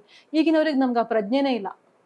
ಏನ್ ಮಾಡಿದ್ರು ನಡೆಯುತ್ತೆ. ಏನ್ ಮಾಡಿದ್ರು ನಡೆಯುತ್ತೆ, ನಾನು ಏನ್ ಮಾಡಿದ್ರು ಅದನ್ನ ಏನು ನನ್ಗೇನು ಕಾನ್ಸಿಕ್ವೆನ್ಸಸ್ ಇಲ್ಲದೆ ಹೋಗ್ತೀನಿ ಅಂತ. ನೋಡಿದ್ರೆ ನಡೆಯುತ್ತೆ, ಮೋಸ ಮಾಡಿದ್ರೆ ನಡೆಯುತ್ತೆ. ಅದು ಹೆಣ್ಣಾಗ್ಲಿ ಗಂಡಾಗ್ಲಿ ಮೋಸ ಮಾಡಬಹುದು. ಕಡೆಗೆ ಈ ಹಂತದಲ್ಲಿ ಕೊಲೆ ಮಾಡಿದ್ರು ನಡೆಯುತ್ತೆ. ಬಿಕಾಸ್ ದುಡ್ಡಿದ್ರೆ ಬೇಲ್ ಮಾಡ್ಕೊಂಡು, ಇಲ್ಲ ಅಂದ್ರೆ ಅದನ್ನ ಕೇಸಿಂದ ಈಚೆ ಕಡೆ ಬರ್ಬೋದು. ಸಾವಿರಾರು ಕೋಟಿ ಸಾರ್ವಜನಿಕರಿಗೆ ಮೋಸ ಮಾಡಿದ್ರು ಮುಂದೊಂದಿನ ದೊಡ್ಡ ಸ್ಥಾನ ರಾಜ್ಯ ಮಟ್ಟದಲ್ಲೇ ಸಿಗ್ಬೋದು. ಸಣ್ಣ ತಪ್ಪಿರ್ಬೋದು, ದೊಡ್ಡ ತಪ್ಪಿರ್ಬೋದು, ಕಾನ್ಸಿಕ್ವೆನ್ಸಸ್ ನ ಭಯ ಇಲ್ಲ ನಮ್ಗೆ. ಸೊ ತಪ್ಪು ಮಾಡಬಾರ್ದು ಅಂದ್ರೆ ಎರಡಿರ್ಬೇಕು. ಒಂದು ಕಾನ್ಸಿಕ್ವೆನ್ಸಸ್ ನ ಭಯ ಇರ್ಬೇಕು. ಈ ಕಥೆಯಲ್ಲಿ ಹೇಳ್ದಾಗೆ ಕಾನ್ಸಿಕ್ವೆನ್ಸಸ್ ನ ಭಯ ಇಲ್ಲ ನಮ್ಗೆ, ಏನಾಗತ್ತೆ ನೆಕ್ಸ್ಟ್, ಇದರ ಪರಿಣಾಮ ಏನಾಗತ್ತೆ ಅಂತ. ಅಟ್ಲೀಸ್ಟ್ ಕಾನ್ಸಿಕ್ವೆನ್ಸ್ ನ ಭಯ ಇರಬೇಕು. ಆ ಭಯ ಯಾಕಿಲ್ಲ ಅಂತಂದ್ರೆ ಕಾನ್ಸಿಕ್ವೆನ್ಸಸ್ ಗಳು ಆಗೋದೇ ಇಲ್ಲ, ನಮ್ ಕಣ್ಣಿಗೆ ಕಾಣೋದೇ ಇಲ್ಲ. ಎಕ್ಸಾಕ್ಟ್ಲಿ. ನಾವ್ ಎಷ್ಟೋ ಹೇಳ್ತೀವಿ ನೋಡಿ, ಪಾಪ ಅವ್ನು ಒಳ್ಳೆಯವನು, ಅವನಿಗೆ ಅನ್ಯಾಯ ಆಯ್ತು, ಇವನೊಬ್ಬ ಏನೇನೋ ಅನ್ಯಾಯ ಮಾಡ್ದ, ಆದ್ರೆ ಇವನ್ಗೆ ಏನು ಆಗ್ತಾ ಇಲ್ಲ ಅಂತ. ಯಾಕಂದ್ರೆ ನಮ್ಮ ಕಣ್ಣಿಗೆ ಕಾನ್ಸಿಕ್ವೆನ್ಸಸ್ ಕಾಣ್ತಾ ಇಲ್ಲ, ಎಕ್ಸಾಕ್ಟ್ಲಿ. ಇವ್ರಿಗೆ ಶಿಕ್ಷೆ ಆಗಿಲ್ಲ. ನಾವು ನನಗೆ ತುಂಬಾ ಬೇಜಾರಾಗೋದು ಘಟನೆಗಳು ಯಾವ್ದಂದ್ರೆ ಹೆಣ್ಮಕ್ಳ ಮೇಲೆ ನಡೆಯುವಂತ ದೌರ್ಜನ್ಯಗಳು ಏನ್ ನಡೆಯುತ್ತೆ. ಒಂದು ಸಿನಿಮಾ ನೋಡ್ತಾ ಇದ್ದೆ ನಾನು, ಅಸ್ಸಿ ಅಂತ ಸಿನಿಮಾ. ಅಸ್ಸಿ ಅಂತ ಹಿಂದಿಯಲ್ಲಿ ಒಂದು ಸಿನಿಮಾ, ಅಸ್ಸಿ ಅಂದ್ರೆ 80 ಅಂತ. ಪ್ರತಿ ನಮ್ಮ ದೇಶದಲ್ಲಿ ರೆಕಾರ್ಡ್ ಆಗುವಂಥದ್ದು ಕೇಸಸ್ನ ಸಂಖ್ಯೆ 80 ಒಂದು ದಿನದಲ್ಲಿ. ಹೆಣ್ಣು ಮಕ್ಕಳ ಮೇಲೆ ನಡೆಯುವ ದೌರ್ಜನ್ಯ. ಆ ಹೆಣ್ಣು ಮಗು 6 ತಿಂಗಳದು ಇರಬಹುದು, 60-70 ವರ್ಷನವರು ಇರ್ಬೋದು. ಅಂದ್ರೆ ಅಷ್ಟು ಕೇಸಸ್ ಆಗತ್ತೆ. ರಿಪೋರ್ಟ್ ಆಗೋದು ಅಂದ್ರೆ ಅದು ರಿಪೋರ್ಟ್ ಆದ ಕೇಸಸ್. ರಿಪೋರ್ಟ್ ಆಗೋದು ಬರೀ ಎಷ್ಟು 1-2% ಏನೋ ರಿಪೋರ್ಟ್ ಆಗುತ್ತೆ. 100ರಲ್ಲಿ 1 ಅಥವಾ 2 ಕೇಸು ರಿಪೋರ್ಟ್ ಆಗುತ್ತೆ. ಅದು ಕೂಡ ದಿನಕ್ಕೆ 80 ಆಗಿರುತ್ತೆ. ಅಂದ್ರೆ ರಿಪೋರ್ಟ್ ಆಗದೆ ಇರೋ ಕೇಸಸ್ ಎಷ್ಟಿರ್ಬೋದು. ಇದನ್ನೆಲ್ಲ ನೋಡಿದಾಗ ಯಾಕಿದ್ ನಡೀತಿದೆ ಅಂದ್ರೆ ಕಾನ್ಸಿಕ್ವೆನ್ಸಸ್ ನ ಭಯ ಇಲ್ಲ ಅವರಿಗೆ. ಅವ್ರು ಆರಾಮಾಗಿ ರಾಜಾರೋಷವಾಗಿ ತಿರ್ಗಾಡ್ತಾರೆ ಆ ತರ ತಪ್ಪುಗಳನ್ನ ಮಾಡಿದವರು. ತುಂಬಾ ನೋವಾಗುತ್ತೆ. ನೀವು ಯೋಚನೆ ಮಾಡಿ, 2 ವರ್ಷದ ಮಗು ಅಲ್ವಾ, ಅಂತ ಮಗುಗೆ ಹೊಡಿಯೋಕೆ ನಮ್ಗೆ ಅಯ್ಯೋ ಅನ್ಸ್ಬಿಡತ್ತೆ. ಅಂತದ್ರಲ್ಲಿ ಆ ಮಕ್ಕಳು ಅಂತಲ್ಲ, ಎನಿಬಡಿ, ಈವನ್ 18 ವರ್ಷ 20 ವರ್ಷ 50 ವರ್ಷವೇ ಇರ್ಲಿ, ಆ ಹಿಂಸೆ ಮಾಡ್ತಾರಲ್ಲ ಅವ್ರಿಗೆ ಅದರ ಶಿಕ್ಷೆ ಇರಲ್ಲ. ತುಂಬಾ ಚೆನ್ನಾಗಿ ಸಾಕಿರ್ತಾರೆ. ಇವ್ರ ಮನೆಯವರಲ್ಲ, ತೊಂದರೆ ಆಗಲ್ಲ, ಅದಕ್ಕೆ ಬೇರೆಯವ್ರ ಮನೆಯವರು, ಕೆಲವು ಕಡೆ ಅವ್ರ ಮನೆಯವರೇ ತೊಂದರೆನೂ ಕೊಟ್ಟಿರ್ತಾರೆ. ಅದು ಇದೆ, ತುಂಬಾ ನಡೆಯುತ್ತೆ. ಮನೆಯಲ್ಲೇ ನಡೆಯುವಂತ ದೌರ್ಜನ್ಯಗಳು ಇರುತ್ತೆ, ಹಲವಾರು ತರದ ದೌರ್ಜನ್ಯಗಳು ನಡೆಯುತ್ತೆ. ಒಟ್ಟು ಬೇಸಿಕಲಿ ಮನುಷ್ಯ ಇನ್ನೊಬ್ಬನಿಗೆ ಹಿಂಸೆ ಮಾಡೋದಿದೆಯಲ್ಲ, ಅದನ್ನ ತನ್ನ ಹಕ್ಕು ಅಂತ ಅನ್ಕೊಂಡ್ಬಿಟ್ಟಿದ್ದಾನೆ. ಅದಕ್ಕೆ ಏನ್ ಹೇಳ್ತೀವಿ, ನಮ್ಮಲ್ಲಿ ಒಂದು ಪದ ಬಳಕೆ ಇದೆ, ಸಹಾನುಭೂತಿ ಅಂತ. ನಾವು ಸಾಮಾನ್ಯವಾಗಿ ಬಳಕೆಯಲ್ಲಿ ಇರತ್ತೆ ನಮ್ಗೆ. ಅದರ ಮೂಲ ಅರ್ಥ ಏನು ಅಂತಂದ್ರೆ ಸಹ ಅನುಭೂತಿ. ಸಹ ಅಂದ್ರೆ ಇನ್ನೊಬ್ರಿಗೆ ಏನ್ ಅನ್ಸುತ್ತೆ ಅದ್ ನನಗೆ ಅನ್ನಿಸ್ಬೇಕು. ಈಗ ನಿಮಗೆ ನಾನು ಹೊಡೆದ್ರೆ ನೋವಾಗತ್ತೆ ಅಂದ್ರೆ ನನಗೂ ನೋವಾಗತ್ತೆ ಅನ್ನೋ ಕಲ್ಪನೆ ನನಗಿರ್ಬೇಕು. ನಾನ್ ನಿಮಗ್ ಹೊಡೆದಾಗ ನಿಮಗ್ ನೋವಾಗೋದು ನನಗೂ ಫೀಲ್ ಆಗ್ಬೇಕು, ಅವಾಗ ನಾನ್ ನಿಮಗ್ ಹೊಡಿಯಲ್ಲ. ಬಟ್ ನಮ್ಗೆ ಅದು ಆಗ್ತಾ ಇಲ್ಲ, ಅಷ್ಟು ಡಿಸೆನ್ಸಿಟೈಸ್ ಆಗೋಗಿದೀವಿ ನಾವು. ಏನ್ ಮಾಡಿದ್ರೆ ಇದೆಲ್ಲ ಕ್ಲಿಯರ್ ಆಗ್ಬೋದು ಡಾಕ್ಟರ್? ಮೆಡಿಕಲ್ ಟರ್ಮ್ಸ್ ಅಲ್ಲಿ ನೋಡಿದ್ರೆ ನಿಮ್ಮ ಹತ್ರ ಅಂತೂ ಈ ತರ ಕೇಸ್ಗಳು ತುಂಬಾ ಬಂದಿರುತ್ತೆ. ಮನೆಯಲ್ಲಿ ಒಬ್ರಿಗೊಬ್ರು ನೀವೇ ಹೇಳ್ದಾಗೆ ಸಾರಿ ಹೇಳ್ದಿರೋ ಜನ ನೋಡಿರ್ತೀರಿ. ಮತ್ತೆ ದೌರ್ಜನ್ಯ ಆಗಿರೋರು ಹೇಳಕ್ ಆಗದೆ ನಿಮ್ಮ ಹತ್ರ ಬಂದು ಹೇಳ್ಕೊಂಡಿರೋರು ನೋಡಿರ್ತೀರಿ. ಮತ್ತೆ ನೀವೇ ಹೇಳ್ದಾಗೆ ಇವ್ರು ಕೆಟ್ಟವರು, ಬಟ್ ಇವ್ರಿಗೇನು ಆಗೇ ಇಲ್ಲ, ಇವ್ರು ಚೆನ್ನಾಗಿದ್ದಾರೆ, ಅದಕ್ಕೋಸ್ಕರ ನಂಗೆ ಇರಿಟೇಷನ್ ಆಗ್ತದೆ ಅಂತ ಹೇಳೋರು ತುಂಬಾ ಜನ ಇರ್ತಾರೆ. ಅದು ಆ ತರದಕ್ಕೆಲ್ಲ ಏನ್ ಪ್ರಿವೆನ್ಷನ್? ಪ್ರಿವೆನ್ಷನ್ ಅದೇ ಬೇರೆ ಬೇರೆ ಲೆವೆಲ್ ಅಲ್ಲಿ ನಡಿಬೇಕು. ಒಂದು ನಮ್ಮ ಇಂಡಿವಿಜುವಲ್ ಲೆವೆಲ್ ಅಲ್ಲಿ, ಇನ್ನೊಂದು ಪಾಲಿಸಿ ಮೇಕಿಂಗ್ ಲೆವೆಲ್ ಅಲ್ಲೂ ನಡಿಬೇಕು. ಅದ್ ನಮ್ ಕೈಯಲ್ಲಿ ಇಲ್ಲ, but at least we can talk about it, ಹೇಳ್ಬೋದು. ಪಾಲಿಸಿ ಮೇಕಿಂಗ್ ಮಾಡ್ತಾರಲ್ಲಿ ಸರ್ಕಾರಗಳು, ಇತರ ಸಂಸ್ಥೆಗಳು ಎಲ್ಲ ಒಂದು ನಿಯಮಗಳನ್ನ ರೂಪಿಸುತ್ತಲ್ಲ, ಶಿಕ್ಷೆ ಆಗ್ಬೇಕು ತಪ್ಪು ಮಾಡಿದವರಿಗೆ. ಆಗಿಲ್ಲ ಅಂದ್ರೆ ಇದೆಲ್ಲ ಆಗತ್ತೆ. ಸೊ ಅದು ನಮ್ಮ ಕೈಯಲ್ಲಿಲ್ಲ, ಬಟ್ ಅಟ್ ಲೀಸ್ಟ್ ನಾವು ಹೇಳ್ಬೋದು ಮಾಡಿ ಅಂತ. ಇನ್ನು ನಮ್ಮ ಕೈಯಲ್ಲಿ ಇರುವಂತದ್ದು ಏನು ಅಂತಂದ್ರೆ, ಒಂದು 2 ರೀತಿ ಇದೆ. ಒಂದು ಸಮಸ್ಯೆ ಬಂದ ಮೇಲೆ ಏನ್ ಮಾಡ್ಬೇಕು, ಇನ್ನೊಂದು ಸಮಸ್ಯೆ ಬರೋ ಮುಂಚೆ ಏನ್ ಮಾಡ್ಬೇಕು ಅಂತ. ಅಗೇನ್ ಇದು ಯಾವ್ಯಾವ ಲೆವೆಲ್ ಅಲ್ಲಿ ಅಂತ. ಆಸ್ ಪೇರೆಂಟ್ಸ್ ನಾವು ತಪ್ಪು ಮಾಡಿದಾಗ ಮಕ್ಕಳ ಮೇಲೂ ಪರಿಣಾಮ ಬೀರುತ್ತೆ, ಹಾಗಾಗಿ ಅದನ್ನು ಯೋಚನೆ ಮಾಡ್ಬೇಕು ನಾವು. ಸೊ ಒಂದು ಸಮಸ್ಯೆನ ಪ್ರಿವೆಂಟ್ ಮಾಡೋದು ಹೇಗೆ ಅಂತ. ಪ್ರಿವೆಂಟ್ ಮಾಡೋದಕ್ಕೆ ಒಂದು ನಮಗೆ ಸಮಾಧಾನದಲ್ಲಿ ಯೋಚನೆ ಮಾಡೋದನ್ನ, ಸ್ವಭಾವವನ್ನ ಡೆವಲಪ್ ಮಾಡ್ಕೋಬೇಕು ನಾವು. ನಾವೇನ್ ಹೇಳ್ತೀವಿ, ಹೋಗಿ ಮೆಡಿಟೇಷನ್ ಮಾಡು ಅಂತೀವಿ. ಮೆಡಿಟೇಷನ್ ಮಾಡು ಅಂದ್ರೆ ಏನ್ ಮಾಡ್ಬೇಕು? Nobody knows what is meditation. Exactly doctor. Meditation ಅಂದ್ರೆ ಏನು? ಕಣ್ ಮುಚ್ಚಿ ಯಾರನ್ನ ನೆನ್ಸ್ಕೋಬೇಕು ಡಾಕ್ಟರ್? ಅಲ್ವಾ? ನಾನು ಈ ಯಾರಿಗೂ ಗೊತ್ತಿಲ್ಲ ಕಲ್ಪನೆಯಲ್ಲಿ ಏನೇನೋ ಬರುತ್ತೆ ಡಾಕ್ಟರ್. ಇವಾಗ ನಿಮ್ಗೆ ನಾನೇನೋ ಅರ್ಧ ಕೆಲಸ ಬಾಕಿ ಉಳ್ಕೊಂಡ್ರೋ ಟೈಮ್ ನೆನಪಾಗುತ್ತೆ, ನಾನೆಲ್ಲೋ ದುಡ್ಡು ಪೇ ಮಾಡ್ಬೇಕಾಗಿರೋದು ನಂಗೆ ನೆನಪಿರುತ್ತೆ, ಇನ್ನೇನೋ ಓದ್ಬೇಕಾಗಿರೋದು, ಇನ್ನು ತಿನ್ಬೇಕಾಗಿರೋದು ನೆನಪಾಗುತ್ತೆ ಊಟ ಮಾಡದೇ ಇದ್ದಾಗ. What is meditation doctor?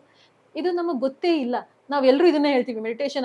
ತುಂಬಾ ಜನ ಹೇಳೋದ್ ಕೇಳಿದೀನಿ, ಡಾಕ್ಟರ್ ನಾನು ಮೆಡಿಟೇಷನ್ ಮಾಡ್ತೀನಿ ಅಂತ. ಬಟ್ ಆಕ್ಚುಲಿ ಅವ್ರು ಏನು ಮಾಡ್ತಿರಲ್ಲ. ಮೆಡಿಟೇಷನ್ ಅಂದ್ರೆ ಈಗ ನಾವು ಧ್ಯಾನ ಅಂತ ಹೇಳ್ತೀವಿ. ಧ್ಯಾನ ಮತ್ತೆ ಮೆಡಿಟೇಷನ್ ಎಕ್ಸಾಕ್ಟ್ಲಿ ರಿಲೇಟ್ ಒಂದೇ ಅಂತ ಹೇಳಕ್ ಆಗಲ್ಲ. ಧ್ಯಾನದ ಸಾಧನೆಯೇ ಬೇರೆ ತರ ಇರುತ್ತೆ. ಬಟ್ ಅದರ ಆರಂಭಿಕ ಹಂತ ಮೆಡಿಟೇಷನ್ ಅಂತ ಹೇಳ್ಬೋದು. 2-3 ಥರದಲ್ಲಿ ಮಾಡ್ಬೋದು ನಾವು. ಯಾಕಂದ್ರೆ ನಮ್ಮ ಮನಸ್ಸಿನ ಸಾಮರ್ಥ್ಯ ಬೇರೆ ಬೇರೆ ತರ ಇರೋದ್ರಿಂದ ತುಂಬಾ ಸರಳವಾಗಿ ಏನು ಅಂದ್ರೆ, ಸುಮ್ಮನೆ ಕೂತ್ಕೋಬೇಕು ಒಂದು ಕಾಮ್ ಇರುವಂತ ಪ್ಲೇಸ್ ಅಲ್ಲಿ. ನಾವೀಗ ರಸ್ತೆಯಲ್ಲಿ ಕೂತ್ಕೊಂಡ್ರಂತೂ ಆಗಲ್ಲ, ಸದ್ದು ಗದ್ದಲ ಇರುತ್ತೆ. ಕೆಲವರು ಮನೆಯಲ್ಲೂ ಹಾಗೆ ಇರುತ್ತೆ, ಏನೂ ಮಾಡಕ್ಕಾಗಲ್ಲ. ಶಾಂತವಾದ ಪರಿಸ್ಥಿತಿ, ಒಂದು ಸಂದರ್ಭ ಅಂದ್ರೆ ವಾತಾವರಣದಲ್ಲಿ ಕೂತ್ಕೊಳ್ಳೋದು, ಕಣ್ಣು ಮುಚ್ಚಿರ್ಬೇಕು. ಯಾಕಂದ್ರೆ ನಮ್ಮ ಕಣ್ಣು ನೋಡ್ತಾ ಇರತ್ತಲ್ಲ, ನೋಡಿದ ತಕ್ಷಣ ಮನಸ್ಸಲ್ಲೆಲ್ಲ ಹೋಗುತ್ತೆ. ಸೊ ಕಣ್ಣು ಮುಚ್ಚಿರ್ಬೇಕು. ಕಣ್ಣು ಮುಚ್ಕೊಂಡು 2-3 ಥರದಲ್ಲಿ ಮಾಡ್ಬೋದು. ಒಂದು, ಯಾವುದೋ ಒಂದು ದೇವರ ಧ್ಯಾನ ಮಾಡ್ಬೋದು. ಓಕೆ. ನಿಮ್ಮ ಇಷ್ಟ ದೇವತೆ ಯಾರು ಇರ್ಬೋದು. ನಾನು ರಾಮನ್ ನೆನೆಸ್ಕೋತೀನಿ, ಕೃಷ್ಣನ್ ನೆನೆಸ್ಕೋತೀನಿ, ಶಿವನ್ ನೆನೆಸ್ಕೋತೀನಿ. ಜಪ ಮಂತ್ರಗಳಿರತ್ತಲ್ಲ, ಅದು ಜಪ ನಾಮ ಜಪ ಅಂತ ಹೇಳ್ತೀವಲ್ಲ, ಅದನ್ನ ಮಾಡ್ಕೋಬಹುದು ಏನ್ ಬೇಕಾದ್ರೂ.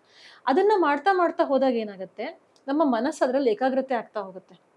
ಮನಸ್ಸಲ್ಲಿ ಸಮಸ್ಯೆಗಳು ಯಾವಾಗ ಬರೋದು ಅಂದ್ರೆ, ಈ ಸಮುದ್ರದಲ್ಲಿ ಅಲೆ ಬರುತ್ತಲ್ಲ, ಆ ತರ ಮನಸ್ಸಿನಲ್ಲಿ ಅಲೆಗಳು ಬರ್ತಾ ಇರುತ್ತೆ ಕಂಟಿನ್ಯೂಸ್. ಅದು ಆ ಅಲೆಗಳು ಇದ್ರೇನೆ ಮನಸ್ಸಿಗೆ ಅಸ್ತಿತ್ವ.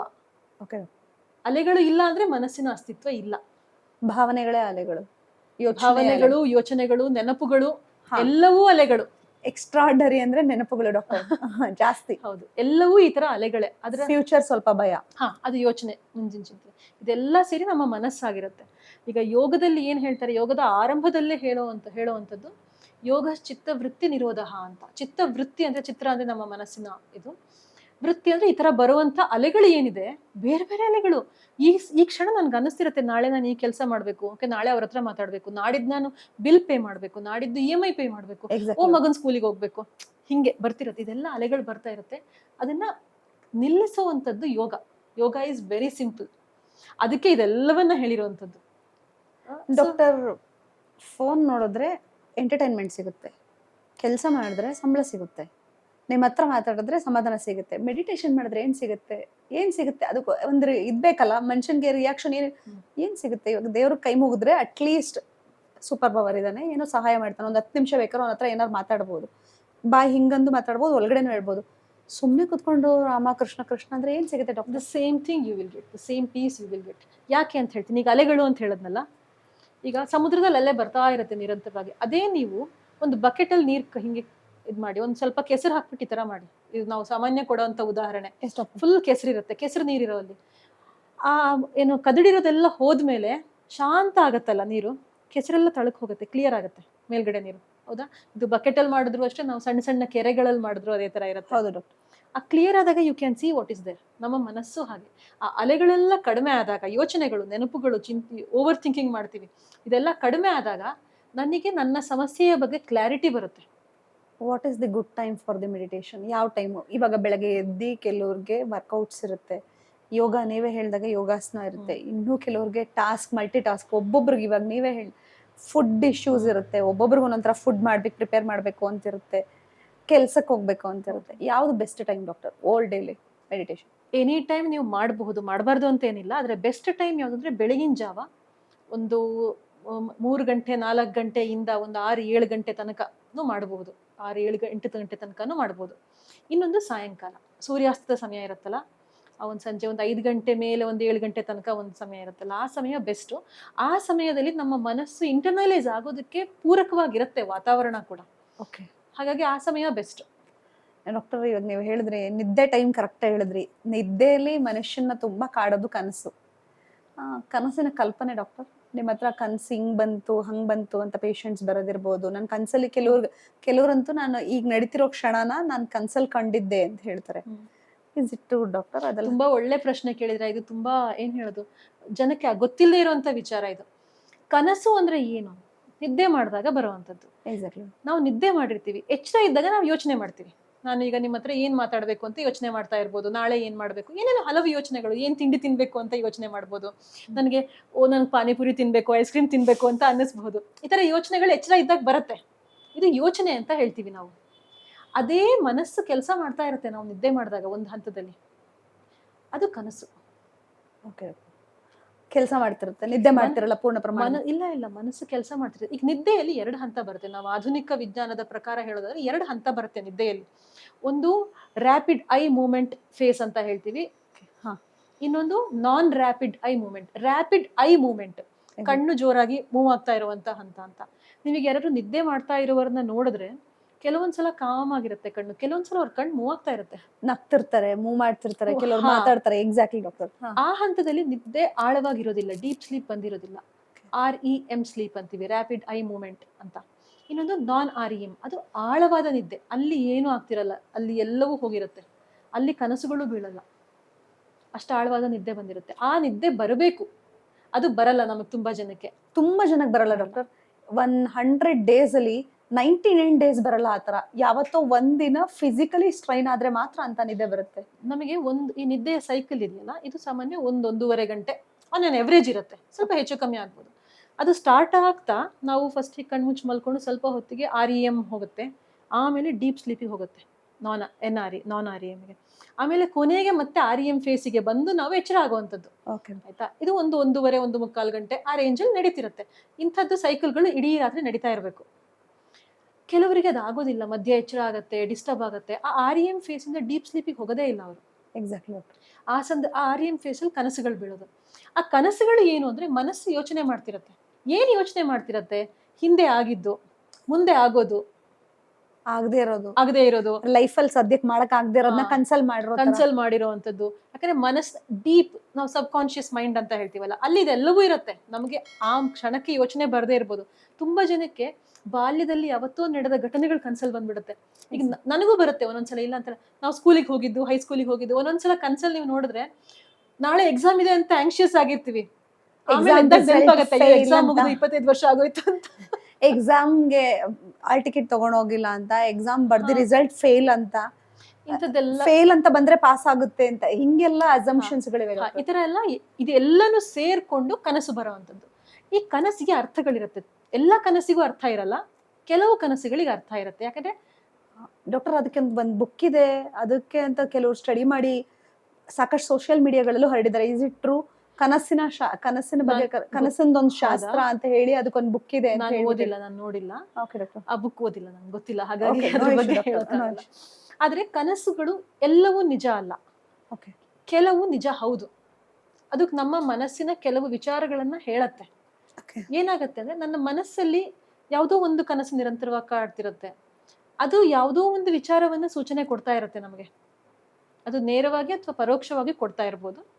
ಯಾಕಂದ್ರೆ ಅದು ನಮ್ಮ ಹಳೆ ನೆನಪುಗಳಿರ್ಬೋದು, ನಮ್ಮ ಡೀಪ್ ವಿದಿನ್ ಇರುವಂತಹ ಚಿಂತೆ ಇರ್ಬೋದು, ಭಯ ಇರ್ಬೋದು, ಅದನ್ನ ಆ ಕನಸಿನಲ್ಲಿ ನೋಡಿರ್ತೀವಿ ನಾವು. ತುಂಬಾ ಸಿನಿಮಾದಲ್ಲಿ ನೋಡ್ತೀವಿ ನೋಡಿ. ಸಿನಿಮಾದಲ್ಲಿ ಅವನಿಗೆ ಯಾರೋ ಒಬ್ಬನಿಗೆ ಕನಸು ಬಂದು ಎಚ್ಚರ ಆಗ್ಬಿಡುತ್ತೆ, ನಿರಂತರ ಅದೇ ಕನಸು ಕಾಡ್ತಾ ಇರುತ್ತೆ ಅಂತ ಎಲ್ಲ. ಅದೇ ತರ ಆಗುವಂಥದ್ದು. ಅಂತವ್ರಿಗೆ ಕನ್ಸಲ್ಟೇಷನ್ ಅಗತ್ಯ ಇದೆ ಡಾಕ್ಟರ್? ನಿದ್ದೆ ಪ್ರಾಬ್ಲಮ್ ಇರೋರಿಗೆ ಎಷ್ಟು ಪ್ರಮಾಣದಲ್ಲಿದೆ? ಅವ್ರಿಗೆ 100% ಅಗತ್ಯ ಇದೆ. ಏನ್ ಪ್ರಾಬ್ಲಮ್ ಆಗುತ್ತೆ ಡಾಕ್ಟರ್ ಅವ್ರು ತೋರಿಸಿಲ್ಲ ಅಂದ್ರೆ? ಈಗ ಕೆಲವೊಂದ್ಸಲ ತುಂಬಾ ದೊಡ್ಡ ಸಮಸ್ಯೆ ಅವ್ರಿಗೆ ಇಲ್ಲ ಅಂದ್ರೆ, ಸ್ವಲ್ಪ ದಿನ ನಿದ್ದೆ ಚೆನ್ನಾಗಾದಾಗ, ಆ ವಿಷಯಗಳು ಘಟನೆಗಳು ಮರ್ತು ಹೋದಾಗ ಸರಿ ಆಗ್ಬೋದು. ಆದ್ರೆ ಅದು ಆಗಲ್ಲ ತುಂಬಾ ಸಲ. ನಿದ್ದೆ ಸರಿ ಆಗದೆ ನಿದ್ದೆ ಈಗ ನಮ್ಮ ಆರೋಗ್ಯಕ್ಕೆ ತುಂಬಾ ಮುಖ್ಯ ಯಾವುದು ಅಂದ್ರೆ ಆಧಾರ ಸ್ತಂಭಗಳಿದೆ. ಒಂದು ಆಹಾರ, ಒಂದು ನಿದ್ದೆ, ಇನ್ನೊಂದು ನಮ್ಮ ಮನಸ್ಸಿನ ಚಿಂತನೆ, ಇದೆಲ್ಲವೂ ಬರುತ್ತೆ. ನಿದ್ದೆ one of the major things, ನಮ್ಮ ಆರೋಗ್ಯಕ್ಕೆ ತುಂಬಾ ಮೇನ್ ಪಿಲ್ಲರ್. ಹೇಗೆ ಒಂದು ಬಿಲ್ಡಿಂಗ್ ನಿಲ್ಬೇಕಾದ್ರೆ ನಾವು ಪಿಲ್ಲರ್ಗಳು, ಕಂಬಗಳು ಹಾಕ್ತಿವೋ, ನಿದ್ದೆ ಈಸ್ ಮೇನ್. ನಿದ್ದೆ ಇಲ್ಲ ಅಂದ್ರೆ ನೀವು ಎಷ್ಟು ಚೆನ್ನಾಗಿರೋ ಆಹಾರ ತಗೊಳ್ಳಿ, ಜೀವನ ಮುಗೀತು, ಸಾಧ್ಯವೇ ಇಲ್ಲ. ಅದನ್ನ ರಿಪೇರಿ ಮಾಡಕ್ಕೆ ಸಾಧ್ಯ ಇಲ್ಲ. ನನ್ನ ಹತ್ರ ಪೇಷಂಟ್ಸಿಗೆ ಬಂದು ಕೆಲವರು, ಉದಾಹರಣೆಗೆ ಹೇಳ್ತೀನಿ, ಬಂದು ಡಾಕ್ಟರ್ ನನಗೆ ಇಂತಿಂಥ ಸಮಸ್ಯೆ ಇದೆ ಅಂತ ಹೇಳ್ತಾರೆ.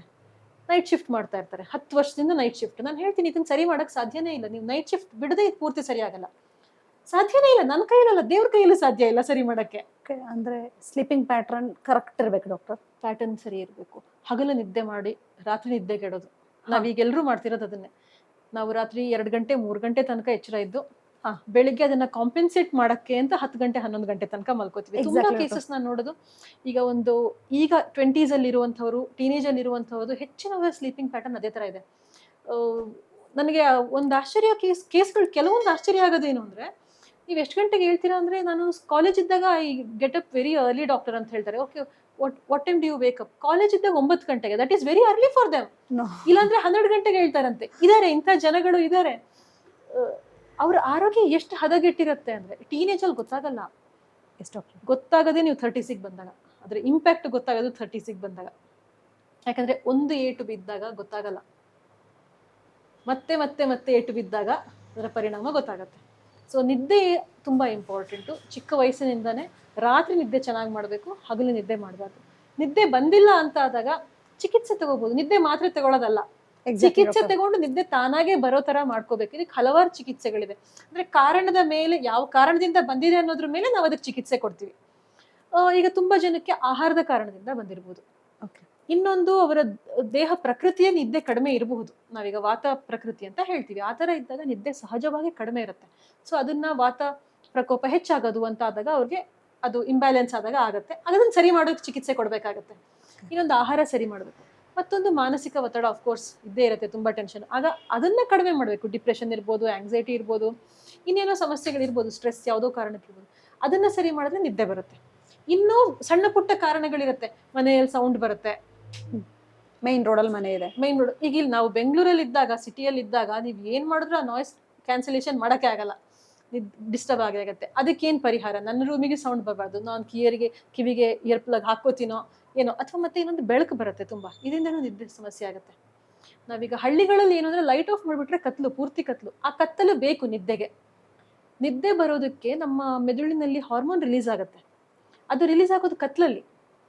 ಪೂರಕ ವಾತಾವರಣ ಇಂಪಾರ್ಟೆಂಟ್. ಪೂರಕ ವಾತಾವರಣ ಅಷ್ಟೇ ಇಂಪಾರ್ಟೆಂಟ್. ಸೊ ಕತ್ತಲು ಆಗಿಲ್ಲ ಅಂದ್ರೆ ನಿದ್ದೆಯ ಹಾರ್ಮೋನ್ ರಿಲೀಸ್ ಆಗಲ್ಲ, ಮೆಲಟೋನಿನ್. ಅದು ರಿಲೀಸ್ ಆಗೋದು ಕತ್ಲಿದ್ದಾಗ. ಕತ್ಲಿದೆ ಅಂತ ಹೇಗೆ ಗೊತ್ತಾಗುತ್ತೆ? ನಮ್ಮ ಕಣ್ಣಿನ ಮೂಲಕ ಬೆಳಕು ಒಳಗೆ ಹೋದಾಗ ಅದು ಅಲ್ಲಿ ರಿಸೀವ್ ಮಾಡ್ಕೊಂಡು ಆ ಸೆನ್ಸನ್ನ, ಬೆಳಕಿದೆ ಅಂತ, ಕತ್ಲಿದೆ ಅಂದ್ಕೊಂಡು ಅದು ಹಾರ್ಮೋನ್ ರಿಲೀಸ್ ಮಾಡುತ್ತೆ. ನಾವು ಫೋನ್ ಸ್ಕ್ರೋಲ್ ಮಾಡ್ತೀವಿ ರಾತ್ರಿ ಮಲ್ಗೋ ಮುಂಚೆ, ಅದು ಬ್ರೈಟ್ ಇರುತ್ತೆ. ಅದನ್ನ ನೋಡ್ತಾ ಇದ್ದಾಗ ನನ್ನ ಕಣ್ಣಿಗೆ ಅದು ಸೂರ್ಯನಿಂದ ಬಂತ, ಲೈಟಿಂದ ಬಂತ, ಫೋನಿಂದ ಬಂತ ಸಂಬಂಧ ಇಲ್ಲ. ಲೈಟ್ ಬರ್ತಿದೆ, ಬೆಳಕಿದೆ, ಸೊ ರಾತ್ರಿ ಆಗಿಲ್ಲ. ಸೊ ನಿದ್ದೆ ಮಾಡೋ ಹಾರ್ಮೋನ್ಸ್ ಅಷ್ಟು ಸರಿಯಾಗಿ ಸೆಕ್ರೆಟ್ ಆಗೋದಿಲ್ಲ, ನಿದ್ದೆ ಬರೋದಿಲ್ಲ. ಆಮೇಲಿನ ರೇಸ್ ಇಂದ ಕಣ್ಣಿಗೆ ಆಗೋ ಹಾರ್ಮೋನ್ಗಳು ಹೇಗೋ ಬೇರೆನೇ ಇದೆ, ಬಟ್ ನಿದ್ದೆಗೆ ಸಂಬಂಧಪಟ್ಟ ಹಾಗೆ. ಸೊ ಬೆಳಕು ಇರಬಾರ್ದು, ರಾತ್ರಿ ನಿದ್ದೆ ಮಾಡಬೇಕು. ಅದು ಹಾಗಾಗಿ ರಾತ್ರಿ ಕತ್ಲು ಮಾಡ್ಕೊಂಡು ನಿದ್ದೆ ಮಾಡಬೇಕು. ಇನ್ನೊಂದು ಬೇರೆ ಬೇರೆ ನಾವು ಹಾಕುವಂತ ಬಟ್ಟೆ ಇರ್ಬೋದು, ಅದರಿಂದ ನಿದ್ದೆ ಡಿಸ್ಟರ್ಬೆನ್ಸ್ ಆಗುತ್ತೆ ಕೆಲವರಿಗೆ. ಟೈಟ್ ಬಟ್ಟೆ ಹಾಕೊಂಡು ಮಲಗುವಂತ. ಇನ್ನೊಂದು ವಾತಾವರಣ, ಚಳಿ ಇರ್ಬೋದು, ಸೆಖೆ ಇರ್ಬೋದು, ಇಂಥ ಹಲವಾರು ಸಣ್ಣ ಪುಟ್ಟ ಇದನ್ನೆಲ್ಲ ಫಿಕ್ಸ್ ಮಾಡ್ಕೋತಾ ಹೋಗ್ಬೇಕಾಗತ್ತೆ. ಎಲ್ಲಿ ಅಂತ ನಾವೀಗ ಪೇಷಂಟ್ ಹತ್ರ ಮಾತಾಡಿದಾಗ ನಿದ್ದೆ ಬರ್ತಾ ಇಲ್ಲ, ಇದನ್ನೆಲ್ಲ ಕೇಳ್ತೀನಿ ನಾನು ಸಾಮಾನ್ಯ. ಎಲ್ಲ ಅವ್ರ ಸ್ಟ್ರೆಸ್ ಯಾವ ಲೆವೆಲ್ ಇದೆ, ಅಥವಾ ಮನೆಯಲ್ಲಿ ಪಕ್ಕದಲ್ಲಿ ಮಲಗಿರೋರು ಗೊರಕೆ ಹೊಡೆದ್ರು ನಮಗೆ ನಿದ್ದೆ ಬರಲ್ಲ. ಇದನ್ನೆಲ್ಲ ಹೇಗೋ ಸರಿ ಮಾಡ್ಕೋಬೇಕಾಗತ್ತೆ ನಾವು. ಅದು ಆ ವ್ಯಕ್ತಿಯ ಮೇಲೆ ಡಿಪೆಂಡ್ ಆಗುತ್ತೆ, ಆ ಮನೆಯ ಪರಿಸ್ಥಿತಿಯ ಮೇಲೆ ಏನ್ ಸೊಲ್ಯೂಷನ್ ಕೊಡ್ಬೋದು ಅಂತ. ಎಲ್ರಿಗೂ ಒಂದೇ ಸೊಲ್ಯೂಷನ್ ಅಂತ ಹೇಳಕ್ಕಾಗಲ್ಲ. Exactly doctor. ವ್ಯಕ್ತಿ ಇಂಪಾರ್ಟೆಂಟ್ ಆದ್ರೆ ಗೊರಕೆನ್ ತಡ್ಕೋಬೇಕಾಗುತ್ತೆ, ಅದು ಅಡ್ಜಸ್ಟ್ ಆಗ್ಬೇಕಾಗುತ್ತೆ. ಹೌದು. ಮತ್ತೆ ಈಗ ಜೀರ್ಣಕ್ರಿಯೆ ಸರಿಯಾಗಿಲ್ಲ ಅಂದ್ರೆ ನಿದ್ದೆ ಬರಲ್ಲ. ಡೈಜೆಷನ್ ಸರಿ ಇಲ್ಲ ಅಂದ್ರೆ ಅಸಿಡಿಟಿ ಆಗ್ತಿರತ್ತೆ, ಜೀರ್ಣ ಸರಿ ಆಗ್ತಿಲ್ಲ, ಕಾನ್ಸ್ಟಿಪೇಷನ್ ಇದೆ, ಹೊಟ್ಟೆ ಒಳಗಡೆ ಅದು ಹಾಗೆ ಉಳ್ಕೊಂಡಿದೆ, ವೇಸ್ಟ್ ದಿನ ಹೊರಗಡೆ ಹೋಗ್ಬೇಕು, ಅದು ಹೊರಗಡೆ ಹೋಗಿಲ್ಲ ಅಂದ್ರೆ ನಿದ್ದೆ ಸಮಸ್ಯೆ ಆಗುತ್ತೆ. ಸೊ ಅಂದ್ರೆ ಇಂಥ ಹಲವಾರು ಸಮಸ್ಯೆಗಳು, ಅಂದ್ರೆ ಕಾರಣಗಳಿದೆ ನಿದ್ದೆ ಹಾಳಾಗೋದಕ್ಕೆ. ಸೊ ಕಾರಣವನ್ನ ಹುಡುಕಿ ನಾವು ಅದಕ್ಕೆ ಪರಿಹಾರ ಕೊಡ್ಬೇಕಾಗುತ್ತೆ. ಡಾಕ್ಟರ್, ಒಂದ್ ದೊಡ್ಡ ಇಶ್ಯೂ ಅಂತ ಹೇಳಿದ್ರೆ ಮಹಿಳೆಯರು. ಮಹಿಳೆ ಸಮಾಜದ ಬುನಾದಿ, ಆದಿಶಕ್ತಿ. ದೇವರಾದ್ರೂ ಸರಿನೇ, ಮನೆ ಆದ್ರೂ ಸರಿನೇ, ಮಹಿಳೆ ತುಂಬಾ ಆದ್ಯತೆ ಇದೆ. ಮಹಿಳೆಯ ಸಮಸ್ಯೆಗಳು ತುಂಬಾ ದೊಡ್ಡದಿದೆ ಡಾಕ್ಟರ್. ಒಂದು ವೆಯ್ಟ್ ಲಾಸ್ ವಿಚಾರ, ಇಲ್ಲ ವೆಯ್ಟ್ ಗೇನ್ ವಿಚಾರ, ಇಲ್ಲ ಅಂತ ಹೇಳಿದ್ರೆ ಮೆನ್ಸ್ಟ್ರೋ ಇಶ್ಯೂ ಇರ್ಬೋದು. ಒಂದೊಂದು ತಿಂಗಳದ ಕೆಲವ್ರಿಗೆ ಹೆವಿ ಫ್ಲೋಸ್ ಇರುತ್ತೆ, ಎವ್ರಿ ಡೇ ಫ್ಲೋ ಆಗುತ್ತೆ. ಕೆಲವ್ರಿಗೆ ಕಂಪ್ಲೀಟ್ಲಿ ಮೊದಲೆಲ್ಲ 50+ ಆದ್ರೆ ಸ್ಟಾಪ್ ಆಗುತ್ತೆ ಅಂತ ಹೇಳ್ತಿದ್ವಿ, ಇವಾಗ 35-40. ನಟಿ ರಮ್ಯಾ ಅವರು ಇತ್ತೀಚೆಗೆ ಇದ್ರ ಬಗ್ಗೆ ಓಪನ್ ಅಪ್ ಆಗಿ ಅವ್ರು ಕನ್ವೆ ಮಾಡಿದ್ರು. ತುಂಬಾ ಕಡೆ ತೋರಿಸಿದಾಗ ಇದು ಕಾಮನ್ ಅಂತ ಹೇಳಿದ್ರು. ಅಂಡ್ ದೆನ್ ನನ್ನ ರೆಕಗ್ನೈಸ್ ಮಾಡಕ್ಕೆ ನಂಗೆ ಓವರ್ ದಿ ಪೀರಿಯಡ್ ತಗೊಂತು, ಇಯರ್ಸ್ ತಗೊಂಡ್ವಿ ಅಂತ ಹೇಳಿ. ನಿಮ್ಮ ಹತ್ರ ಯಾವ ತರ ಬರ್ತಾರೆ ಡಾಕ್ಟರ್? ಆಮೇಲೆ ಮುಖ್ಯವಾಗಿ ಇದಕ್ಕೆ ಸೊಲ್ಯೂಷನ್ ಹೇಳಿ ಡಾಕ್ಟರ್. ಜನ ಕಾಯ್ತಿರದೆ, ಅವ್ರ ಪ್ರಾಬ್ಲಮ್ಸ್ ಅಂತೂ ಒಬ್ಬೊಬ್ರಿಗೂ ಒಂದೊಂದು ಇಶ್ಯೂ ಇದೆ, ಸೊಲ್ಯೂಷನ್ ಏನ್ ಡಾಕ್ಟರ್? ಹೆಣ್ಮಕ್ಳ ಸಮಸ್ಯೆ ಅನ್ನೋದು most discussed but most ignored ಸಮಸ್ಯೆ ಓಕೆ. ಎಲ್ಲವೂ. ನಾನು ಇದನ್ನ ಆಗಾಗ ಹೇಳ್ತಿರ್ತೀನಿ, ನಾವು ಹೈಯೆಸ್ಟ್ ಡಿಸ್ಕಸ್ ಮಾಡ್ತೀವಿ ಹೆಣ್ಮಕ್ಳ ಸಮಸ್ಯೆ ಅಂತ, ಬಟ್ ಮೋಸ್ಟ್ ಇಗ್ನೋರ್ಡ್ ನಮ್ಮ ಸಮಾಜದಲ್ಲಿ. ಪಾಲಿಸೀಸ್ ಬರುತ್ತೆ, ಬಟ್ ಅದು ಎಲ್ಲಿಗೆ ಹೇಗೆ ತಲುಪಬೇಕೋ ತಲುಪಲ್ಲ, ಯಾವ ರೀತಿಯಲ್ಲಿ ತಲುಪಬೇಕೋ ತಲುಪಲ್ಲ. ಯಾಕೆ ಅಂತ ಅಂದ್ರೆ, ನೀವು ಆಗ್ಲೇ ಹೇಳಿದ್ರಿ, ಮಹಿಳೆಯರು ಅಂದ್ರೆ ಸಮಾಜದ ಬುನಾದಿ ಅಂತ. ಯಾಕಂದ್ರೆ ಈಗ ಸಮಾಜ ಅಂತ ನಾವು ತಗೊಂಡಾಗ ಗಂಡಸರು ಇರ್ತಾರೆ, ಹೆಂಗಸರು ಇರ್ತಾರೆ ಈಕ್ವಲ್ ಆಗಿ ಅಂತ. ಅಂದ್ರೆ ಇಬ್ರು ಬ್ಯಾಲೆನ್ಸ್ ಅಲ್ಲಿ ಇರಬೇಕು, ಅಂದ್ರೆ ಅದು ಸಮತೋಲನದಲ್ಲಿ ನಡೀತಾ ಇರಬೇಕು. ಬಟ್ ಅದು ಆಗ್ತಾ ಇಲ್ಲ. ಹಲವಾರು ಕಾರಣಗಳು, ಮತ್ತೆ ಹೇಳಕ್ ಹೋದ್ರೆ ಇನ್ನು 100 ಕಾರಣಗಳು ಬರುತ್ತೆ, ಬೇರೆ ಬೇರೆ ಕಾರಣಗಳು ಬರುತ್ತೆ. ಅದೇ ಒಂದು ಎಪಿಸೋಡ್ ಆಗಷ್ಟಿರುತ್ತೆ. ಸೊ ಯಾವುದೇ ಕಾರಣ ಏನಿರಲಿ, ಮಹಿಳೆಯರ ಸಮಸ್ಯೆಗಳು ಬಂದಾಗ ನಾವು ಅದನ್ನ ಇಗ್ನೋರ್ ಜಾಸ್ತಿ ಮಾಡ್ತಾ ಇದೀವಿ. ಇಬ್ರು ಮಾಡ್ತಾ ಇದ್ದಾರೆ ಇಗ್ನೋರು. ಒಂದು ಅವ್ರ ಜೊತೆಗಿರೋರು ಇಗ್ನೋರ್ ಮಾಡ್ತಿದ್ದಾರೆ, ಮಹಿಳೆಯರು ಸ್ವತಃ ಇಗ್ನೋರ್ ಮಾಡ್ತಿದ್ದಾರೆ. ಓಕೆ. ಎರಡೂ ನಡೀತಾ ಇದೆ. ಈಗ ಒಂದು ಸಣ್ಣ ಕಾಮನ್ ಕುಟುಂಬ ಅಂತ ತಗೊಳ್ಳೋಣ ನಾವು. ಒಂದು ಮನೆ, ಅಪ್ಪ ಅಮ್ಮ ಮಕ್ಕಳು ಅಜ್ಜ ಅಜ್ಜಿ ಇಷ್ಟು ಜನ, 5-6 ಜನ ಇದ್ದಾರೆ ಅಂತಂದ್ರೆ, ಸಾಮಾನ್ಯವಾಗಿ ಅಮ್ಮ, ಯಾಕಂದ್ರೆ ಅಜ್ಜಿಗೆ ವಯಸ್ಸಾಗಿರುತ್ತೆ, ಎಲ್ಲ ಕೆಲಸಗಳು ಮಾಡ್ತಿರಲ್ಲ. ಸಾಮಾನ್ಯವಾಗಿ ಒಂದು ಕುಟುಂಬದಲ್ಲಿ ತುಂಬಾ ಹೆಚ್ಚಿನ ಮನೆಗಳಲ್ಲಿ ಅಜ್ಜಿ ಅಥವಾ ತಾಯಿ ಮನೆ ಒಳಗಿನ ಕೆಲಸಗಳು ನೋಡ್ತಿರ್ತಾರೆ ಹೆಚ್ಚು. ಈಗೀಗ ಸ್ವಲ್ಪ ಬದಲಾಗ್ತಾ ಇದೆ, ತುಂಬಾ ಏನ್ ಬದಲಾಗ್ತಾ ಇಲ್ಲ, ಸ್ವಲ್ಪ ಬದಲಾವಣೆ ಇದೆ. ಅಪ್ಪ ಬಂದು ಅಡಿಗೆ ಮಾಡೋದು ಇಂಥದ್ದು ಈಗೀಗ ಸ್ವಲ್ಪ, ಅಪ್ಪ ಮಕ್ಕಳು ಡಯಪರ್ ಚೇಂಜ್ ಮಾಡೋದು ಈಗ ನಡೀತಿದೆ. 0.1% ಡಾಕ್ಟರ್. ತುಂಬಾ ಕಡಿಮೆ. ಅದನ್ನ ನಾವು ಹೇಳ್ತೀವಲ್ಲ, ಎಕ್ಸೆಪ್ಷನ್ಸ್ ಆರ್ ನಾಟ್ ಎಕ್ಸಾಂಪಲ್ಸ್. ಅದನ್ನ ಎಕ್ಸಾಂಪಲ್ಸ್ ಅಂತ ತಗೊಳ್ಳೋ ಹಂತಕ್ಕೆ ಇನ್ನೂ ಬಂದಿಲ್ಲ ಅದು. ಎಕ್ಸಾಕ್ಟ್ಲಿ. ತಾಯಿ ಇಷ್ಟು ಕೆಲಸ ಮಾಡ್ತಿದ್ದಾಗ ಏನಾಗುತ್ತೆ, ಅವಳು ಜವಾಬ್ದಾರಿಗಳಿರುತ್ತೆ, ಅಷ್ಟು ಜವಾಬ್ದಾರಿ. ಈಗ ಬೆಳಿಗ್ಗೆ 8 ಗಂಟೆಗೆ ಮಗುನ ಸ್ಕೂಲ್ ಬಸ್ ಹತ್ತಿಸ್ಬೇಕು, ಅಷ್ಟರಲ್ಲಿ ಅಡಿಗೆ ತಿಂಡಿ ಬಾಕ್ಸು ಎಲ್ಲ ರೆಡಿ ಆಗ್ಬೇಕು. ಗಂಡ ಆಫೀಸಿಗೆ ಹೋಗ್ತಿದ್ರೆ ಗಂಡನಿಗೆ ಅಡಿಗೆ ಆಗ್ಬೇಕು, ತಾನು ಆಫೀಸಿಗೆ ಹೋಗಿದ್ರೆ ತನಗೂ ರೆಡಿ ಮಾಡ್ಕೋಬೇಕು, ತಾನು ಸ್ನಾನ ಆಗಿ ರೆಡಿ ಮಾಡಿ ಹೋಗ್ಬೇಕು. ಇಷ್ಟು ಕೆಲಸಗಳು 8 ಗಂಟೆಗೆ ಆಗ್ಬೇಕು ಅಂದ್ರೆ ಅವಳು 4 ಗಂಟೆಗೆ ಎದ್ದಿರ್ಬೇಕು. Exactly doctor. ಇದಿಷ್ಟು ಕೆಲಸ ಮಾಡ್ಬೇಕು. ಅದ್ರ ಜೊತೆಗೆ ಯೋಚನೆ ಮಾಡಿ, ಅವಳಿಗೆ ಅವತ್ತು ಪೀರಿಯಡ್ಸ್ ಆಗಿದೆ ಅಂತ ಅನ್ಕೊಳ್ಳಿ. ಆ ಸ್ಥಿತಿಯಲ್ಲಿ ಹೇಗೆ ಮಾಡ್ತಿರ್ಬೋದು ಅವಳು? ಅವಳಿಗೆ ರೆಸ್ಟ್ ಬೇಕು, ನೋವಾಗ್ತಿದೆ, ಸೊಂಟ ನೋವು, ಪೀರಿಯಡ್ಸ್ ಅಂತಲ್ಲ, ಜ್ವರನೇ ಇದೆ ಅಂದ್ಕೊಳ್ಳಿ ನೀವು. ಜ್ವರ ಬಂದಾಗ ಅನಿವಾರ್ಯವಾಗಿ ಮಾಡ್ಬೇಕಾಗತ್ತೆ ಅದೆಲ್ಲ. ಜ್ವರ ಬಂದಾಗ ರೆಸ್ಟ್ ಮಾಡದೆ ಮಾಡಿದಾಗ ಅದು ಇಂಪ್ಯಾಕ್ಟ್ ಆಗ್ತಾ ಹೋಗುತ್ತೆ. 4 ಗಂಟೆಗೆ ಹೇಳ್ತಾಳೆ, ರಾತ್ರಿ ಮಲ್ಗೋದು ಎಷ್ಟು ಗಂಟೆಗೆ? 12. ಪ್ರಿಪರೇಷನ್. ಹಿಂದಿನ ದಿವಸ ಅಡಿಗೆ ಮಾಡಿ, ಊಟ ಮಾಡಿ, ಪಾತ್ರೆ ತೊಳೆದು, ನಾಳೆ ದಿವ್ಸಕ್ಕೆ ಪ್ರಿಪೇರ್ ಮಾಡಿ, ಮಕ್ಳಿಗೆ ಹೋಮ್ವರ್ಕ್ ಮಾಡಿಸಿ, ಇದಿಷ್ಟು ಮಾಡಿ ಮಲಗಬೇಕು. ಆಫೀಸ್ಗೆ ಪ್ರಿಪರೇಷನ್, ತನ್ನ ಆಫೀಸಿಂದ ಇದ್ರೆ ಅದೊಂದು ಇರುತ್ತೆ, ನಾಳೆ ನಂಗೆ ಪ್ರೆಸೆಂಟೇಷನ್ ಇದೆ, ನಾಳೆ ಯಾವುದೋ ಡೆಡ್ ಲೈನ್ ಇದೆ, ಅದನ್ನು ಎಲ್ಲ ಯೋಚನೆ ಮಾಡಬೇಕು. ಕೆಲಸ ಇಲ್ಲಿ ಮಾಡಿದ್ರು ಇಲ್ಲೂ ಮಾಡ್ತಿರ್ತಾಳೆ ಅವಳು ಒಂದೊಂದ್ಸಲ. ಎಕ್ಸಾಕ್ಟ್ಲಿ. ಸೊ ಮಲ್ಗದ್ ಲೇಟ್ ಆಗುತ್ತೆ, ಬೆಳಿಗ್ಗೆ ಹೇಳೋದು ಬೇಗ ಹೇಳ್ಬೇಕು, ನಿದ್ದೆ ಕಡಿಮೆ ಆಯ್ತು. ಇನ್ನೊಂದು ಆ ಒಂದು ಸ್ಟ್ರೆಸ್ ಇದೆಯಲ್ಲ, ಕಾನ್ಸ್ಟೆಂಟ್ ಸ್ಟ್ರೆಸ್ ಇರುತ್ತೆ, ಯಾವಾಗಲೂ ಸ್ಟ್ರೆಸ್ ಅನ್ನೋದು 2 ಥರದಲ್ಲಿದೆ. ಒಂದು ಯು ಸ್ಟ್ರೆಸ್ ಅಂತ ಕರಿತೀವಿ, ಇನ್ನೊಂದು ಡಿಸ್ಟ್ರೆಸ್ ಅಂತ ನಾವು ಕರಿತೀವಿ. ಅದನ್ನ ಒಂದು ಬೇಕು ನಮ್ಗೆ ಆ ಸ್ಟ್ರೆಸ್. ನನಗೆ ನೆಕ್ಸ್ಟ್ ವೀಕ್ ನನಗೆ 10ನೇ ತಾರೀಕಿಗೆ ಪರೀಕ್ಷೆ ಇದೆ, ಒಂದು ಎಕ್ಸಾಮ್ ಇದೆ ಅಂತ ನನಗೆ ಇವತ್ತು 5ನೇ ತಾರೀಕಿಗೆ ಆ ಒಂದು ಭಯ ಇದ್ರೆ, ಆ ಸ್ಟ್ರೆಸ್ ಇದ್ರೆ ನಾನು ಓದ್ತೀನಿ. ಸ್ಟ್ರೆಸ್ ಇಲ್ಲ ಅಂದ್ರೆ ನಾನು ಓದಲ್ಲ ಅಲ್ವಾ? ಬೇಕು, ಪ್ರೆಷರ್ ಬೇಕು ನನಗೆ. ಆದ್ರೆ ಅದು ಆ ಒಂದು ಹಂತಕ್ಕೆ ಮಾತ್ರ ಇರ್ಬೇಕಾ? ಒಂದು ಏನು 10ನೇ ತಾರೀಕು ಪರೀಕ್ಷೆ ಮುಗಿಯೋ ತನಕ ಮಾತ್ರ ಇರಬೇಕು. ಅದೇ ಪ್ರೆಷರ್ ಇಡೀ ವರ್ಷ ಇದ್ಬಿಟ್ರೆ that causes problem. Exactly. Pain ಶುರು ಆಗುತ್ತೆ, ಹೆಡೇಕ್ ಶುರು ಆಗುತ್ತೆ, ಹೆಡ್ಡೇಕು. ಅದ್ರ ಸ್ಟ್ರೆಸ್ಸಿನ ಸಮಸ್ಯೆಗಳು ಮಹಿಳೆಯರ ಮೇಲೆ ಯಾವ್ದೆಲ್ಲ, ಇದೊಂದೇ ಅಲ್ಲ, ಇನ್ನೂ ರಿಲೇಶನ್ಶಿಪ್ ಇಶ್ಯೂ ಇರ್ಬೋದು, ಮನೆಯಲ್ಲಿ ಗೊಂದಲಗಳಿರ್ಬಹುದು, ಆಫೀಸ್ ಸಮಸ್ಯೆಗಳಿರ್ಬೋದು, ಅಥವಾ ಅವಳಿಗೆ ಮಾನಸಿಕವಾಗಿ ಬೇರೇನೋ ಅವಳ ಬಾಲ್ಯದಿಂದ ಬಂದಂಥ ಟ್ರಾಮಾಸ್ ಇರ್ಬೋದು. ಹೆಣ್ಮಕ್ಳಿಗೆ ತುಂಬಾ ಇಂಥ ಟ್ರಾಮಾಸ್ ಇರುತ್ತೆ. ಯಾಕಂದ್ರೆ ಅದೇ ಪಾಯಿಂಟಿಗೆ ಬರ್ತೀನಿ, ಹೆಣ್ಣು ಮಕ್ಕಳ ಮೇಲೆ ದೌರ್ಜನ್ಯ ನಡೆಯುವಂಥದ್ದು ನಾವು ಹೊರಗಡೆ ಹೇಳ್ಕೊಳ್ಳೋದೀಗ. ಪ್ರತಿಯೊಂದು ಹೆಣ್ಣು ಮಗಳು ಒಂದಲ್ಲ ಒಂದು ಹಂತದಲ್ಲಿ ಯಾವುದೋ ಒಂದು ಸಣ್ಣ ಪುಟ್ಟ ದೌರ್ಜನ್ಯ, it could be a touch, ಅನುಭವಿಸಿರ್ತಾಳೆ. ಯಾರು ಮನೆಯಲ್ಲೂ ಹೇಳ್ಕೊಳಕ್ ಆಗಿರಲ್ಲ, ಬಸ್ಸಲ್ಲಿ ಓಡಾಡ್ತಿರ್ತೀವಿ, ಯಾರೋ ಒಬ್ಬ ಬಂದು ಮುಟ್ಟಿರ್ತಾನೆ, ಹೇಳ್ಕೊಳಕ್ಕಾಗಲ್ಲ, ಅದು ಇಲ್ಲಿ ಉಳ್ಕೊಳತ್ತೆ, ಅದು ಸ್ಟ್ರೆಸ್ ಆಗಿ ಕಾಡುತ್ತೆ. ಅದು 12ನೇ ವರ್ಷದಲ್ಲಿ ಆಗಿರ್ಬೋದು ಅವಳಿಗೆ, ಅದು 40ನೇ ವಯಸ್ಸಲ್ಲೂ ಕಾಡುತ್ತೆ. ಸೊ ಆ ಸ್ಟ್ರೆಸ್ ಇರುತ್ತೆ ಅವರಿಗೆ. ಇಂಥ ಹಲವಾರು ಸ್ಟ್ರೆಸ್ಗಳು ಸೇರಿ ಅದು ಕಾನ್ಸ್ಟೆಂಟ್ ಆಗಿ ಸ್ಟ್ರೆಸ್ ಇದ್ದಾಗ ಏನಾಗುತ್ತೆ, ಮನಸ್ಸಲ್ಲಿ ಅದನ್ನ ಹ್ಯಾಂಡಲ್ ಮಾಡೋಕ್ಕಾಗೋದಿಲ್ಲ. ಇದೆಲ್ಲವನ್ನು ಹ್ಯಾಂಡಲ್ ಮಾಡೋಕ್ಕಾಗದೆ ಅದು ಬೇರೆ ಬೇರೆ ರೀತಿಯಲ್ಲಿ ಹೊರಗಡೆ ಕಾಣಿಸ್ಕೊಳತ್ತೆ, ದೈಹಿಕ ರೋಗವಾಗಿ, ಮಾನಸಿಕ ರೋಗವಾಗಿ. ಆಕೆಗೆ ಆಂಗ್ಸೈಟಿ ಬರ್ಬೋದು, ಆಕೆಗೆ ಡಿಪ್ರೆಷನ್ ಬರ್ಬೋದು, ಆಕೆಗೆ ಇನ್ಯಾವುದೋ ಮಾನಸಿಕ ರೋಗಗಳು ಬರ್ಬೋದು. ಇನ್ನು ದೈಹಿಕವಾಗಿ ತಗೊಂಡ್ರೆ ಆಕೆಯ ಮೆನ್ಸ್ಟ್ರುವಲ್ ಸೈಕಲ್ ಏನಿದೆ, ಪೀರಿಯಡ್ಸು, ಅದರಲ್ಲಿ ಸಿಕ್ಕಾಪಟ್ಟೆ ವೇರಿಯೇಷನ್ ಬರುತ್ತೆ. ಈಗ ನಾವು ತುಂಬಾ ಸಮಸ್ಯೆಗಳು ಅದನ್ನೇ ನೋಡ್ತಿರೋದು. ಇರ್ರೆಗ್ಯುಲರ್ ಆಗ್ಬೋದು, ಈಗ 28 ದಿನಕ್ಕೆ ಆಗ್ಬೇಕು, ಅದು 1-2 ದಿನ ಹೆಚ್ಚು ಕಮ್ಮಿ, ಓಕೆ. 30, 40, 50 ದಿನಕ್ಕಾಗಲ್ಲ, 3 ತಿಂಗಳಿಗೆ ಒಂದ್ಸಲ ಆಗುತ್ತೆ ಕೆಲವರಿಗೆ. ಕೆಲವ್ರಿಗೆ ಗೊತ್ತೇ ಇಲ್ಲ ಯಾವಾಗ ಆಗತ್ತೆ ಅಂತ. ಇವತ್ತಾದ್ರೆ ಇನ್ನು 3 ತಿಂಗಳು ಬಿಟ್ಟಾಗ್ಬೋದು, 6 ತಿಂಗಳು ಬಿಟ್ಟಾಗ್ಬೋದು. ಇರ್ರೆಗ್ಯುಲಾರಿಟಿ ಇದೆ. ಮತ್ತೊಂದು ಒಂದು ಸ್ವಲ್ಪ ದಿನದಲ್ಲೇ ಆಗ್ಬೋದು. ಇನ್ನೊಂದು ಹೆವಿ ಫ್ಲೋ ಆಗುತ್ತೆ. ಎಷ್ಟು ಹೆವಿ ಅಂದ್ರೆ, ಕೆಲವು ಹೆಣ್ಮಕ್ಳು ಹೇಳ್ತಾರೆ, ತಿಂಗಳುಗಟ್ಲೆ ಆಗ್ತಾನೆ ಇರುತ್ತೆ ಫ್ಲೋ. ಯೋಚನೆ ಮಾಡಿ, ಬಾಡಿಯಿಂದ ಅಷ್ಟು ಬ್ಲಡ್ ದಿನ ಹೋಗ್ತಾ ಇದ್ರು ತಿಂಗಳುಗಟ್ಟಲೆ ಹೇಗಿರ್ಬೋದು. ಒಂದು ಪೀರಿಯಡ್ಸ್ ನಾವು ಒಂದು 3 ರಿಂದ 5 ದಿನ ಅಂತ ತಗೊಂಡ್ರೆ 80 to 100 ml ಬ್ಲಡ್ ಹೋಗ್ಬೋದು ಅಷ್ಟೇ. ನಮ್ಮ ದೇಹದಲ್ಲಿ 5 ಲೀಟರ್ನಷ್ಟು ಬ್ಲಡ್ ಇರ್ಬೋದು, ಹೆಚ್ಚು ಕಮ್ಮಿ 4 ರಿಂದ 5 ಲೀಟರ್ ಬ್ಲಡ್ ಇರ್ಬೋದು. ಅದ್ರಲ್ಲಿ ಒಂದು 100 ml ಹೋದ್ರೆ ರೀಜನರೇಟ್ ಆಗುತ್ತೆ. ಕಂಟಿನ್ಯೂಸ್ಲಿ ತಿಂಗಳುಗಟ್ಟಲೆ ಹೋದ್ರೆ ಎಷ್ಟು ಹೋಗಿರ್ಬೋದಲ್ವಾ. ಆವಾಗ ದೇಹದಲ್ಲಿ ರಕ್ತ ಬೇಕು, ನಮಗೆ ದೇಹಕ್ಕೆ ನ್ಯೂಟ್ರಿಷನ್ ಸಪ್ಲೈ ಮಾಡಕ್ ಬೇಕು, ಆಕ್ಸಿಜನ್ ಸಪ್ಲೈ ಮಾಡಕ್ ಬೇಕು. ಸೊ ಅದೆಲ್ಲ ಸಮಸ್ಯೆ ಆಗ್ತಾ ಹೋಗುತ್ತೆ. ಉಸಿರಾಟ ಸಮಸ್ಯೆ ಆಗ್ಬೋದು, ಅಯರ್ನ್ ಡಿಫಿಷಿಯನ್ಸಿ ಬರ್ಬೋದು. ಬಾಡಿ ಹೀಲ್ ಆಗ್ಬೇಕಾದ್ರೆ ರಕ್ತ ಬೇಕು. ಸ್ಕಿನ್ ಇಶ್ಯೂಸ್ ಬರ್ಬೋದು, ಅದೆಲ್ಲ they are very superficial symptoms ಅಲ್ವಾ. ಈಗ ನಮ್ಗೆ ಅದು ಕಾಣಿಸುತ್ತೆ, ಅದಕ್ಕೆ ನಮಗದು ಸಮಸ್ಯೆ ಅಂತ ಅನ್ಸುತ್ತೆ. ಡೀಪ್ ವಿದಿನ್ ಇನ್ನೂ ಏನೇನೋ ನಡೀತಿರುತ್ತೆ. ಬೋನ್ ಸಮಸ್ಯೆ ಆಗ್ಬೋದು, ಟಿಶ್ಯೂ ಸಮಸ್ಯೆ ಆಗ್ಬೋದು ಅಲ್ವಾ. If she is pregnancy plan ಮಾಡ್ತಾ ಇದ್ರೆ ಪ್ರೆಗ್ನೆನ್ಸಿ ಆಗದೆ ಇರ್ಬೋದು, ಪ್ರೆಗ್ನೆನ್ಸಿ ಆದ್ರೂ ಅಬೋರ್ಷನ್ಸ್ ಆಗ್ಬೋದು. ಇಂಥದ್ದೆಲ್ಲ ಸಮಸ್ಯೆಗಳನ್ನು ಕಾಡ್ತಾ ಇರುತ್ತೆ.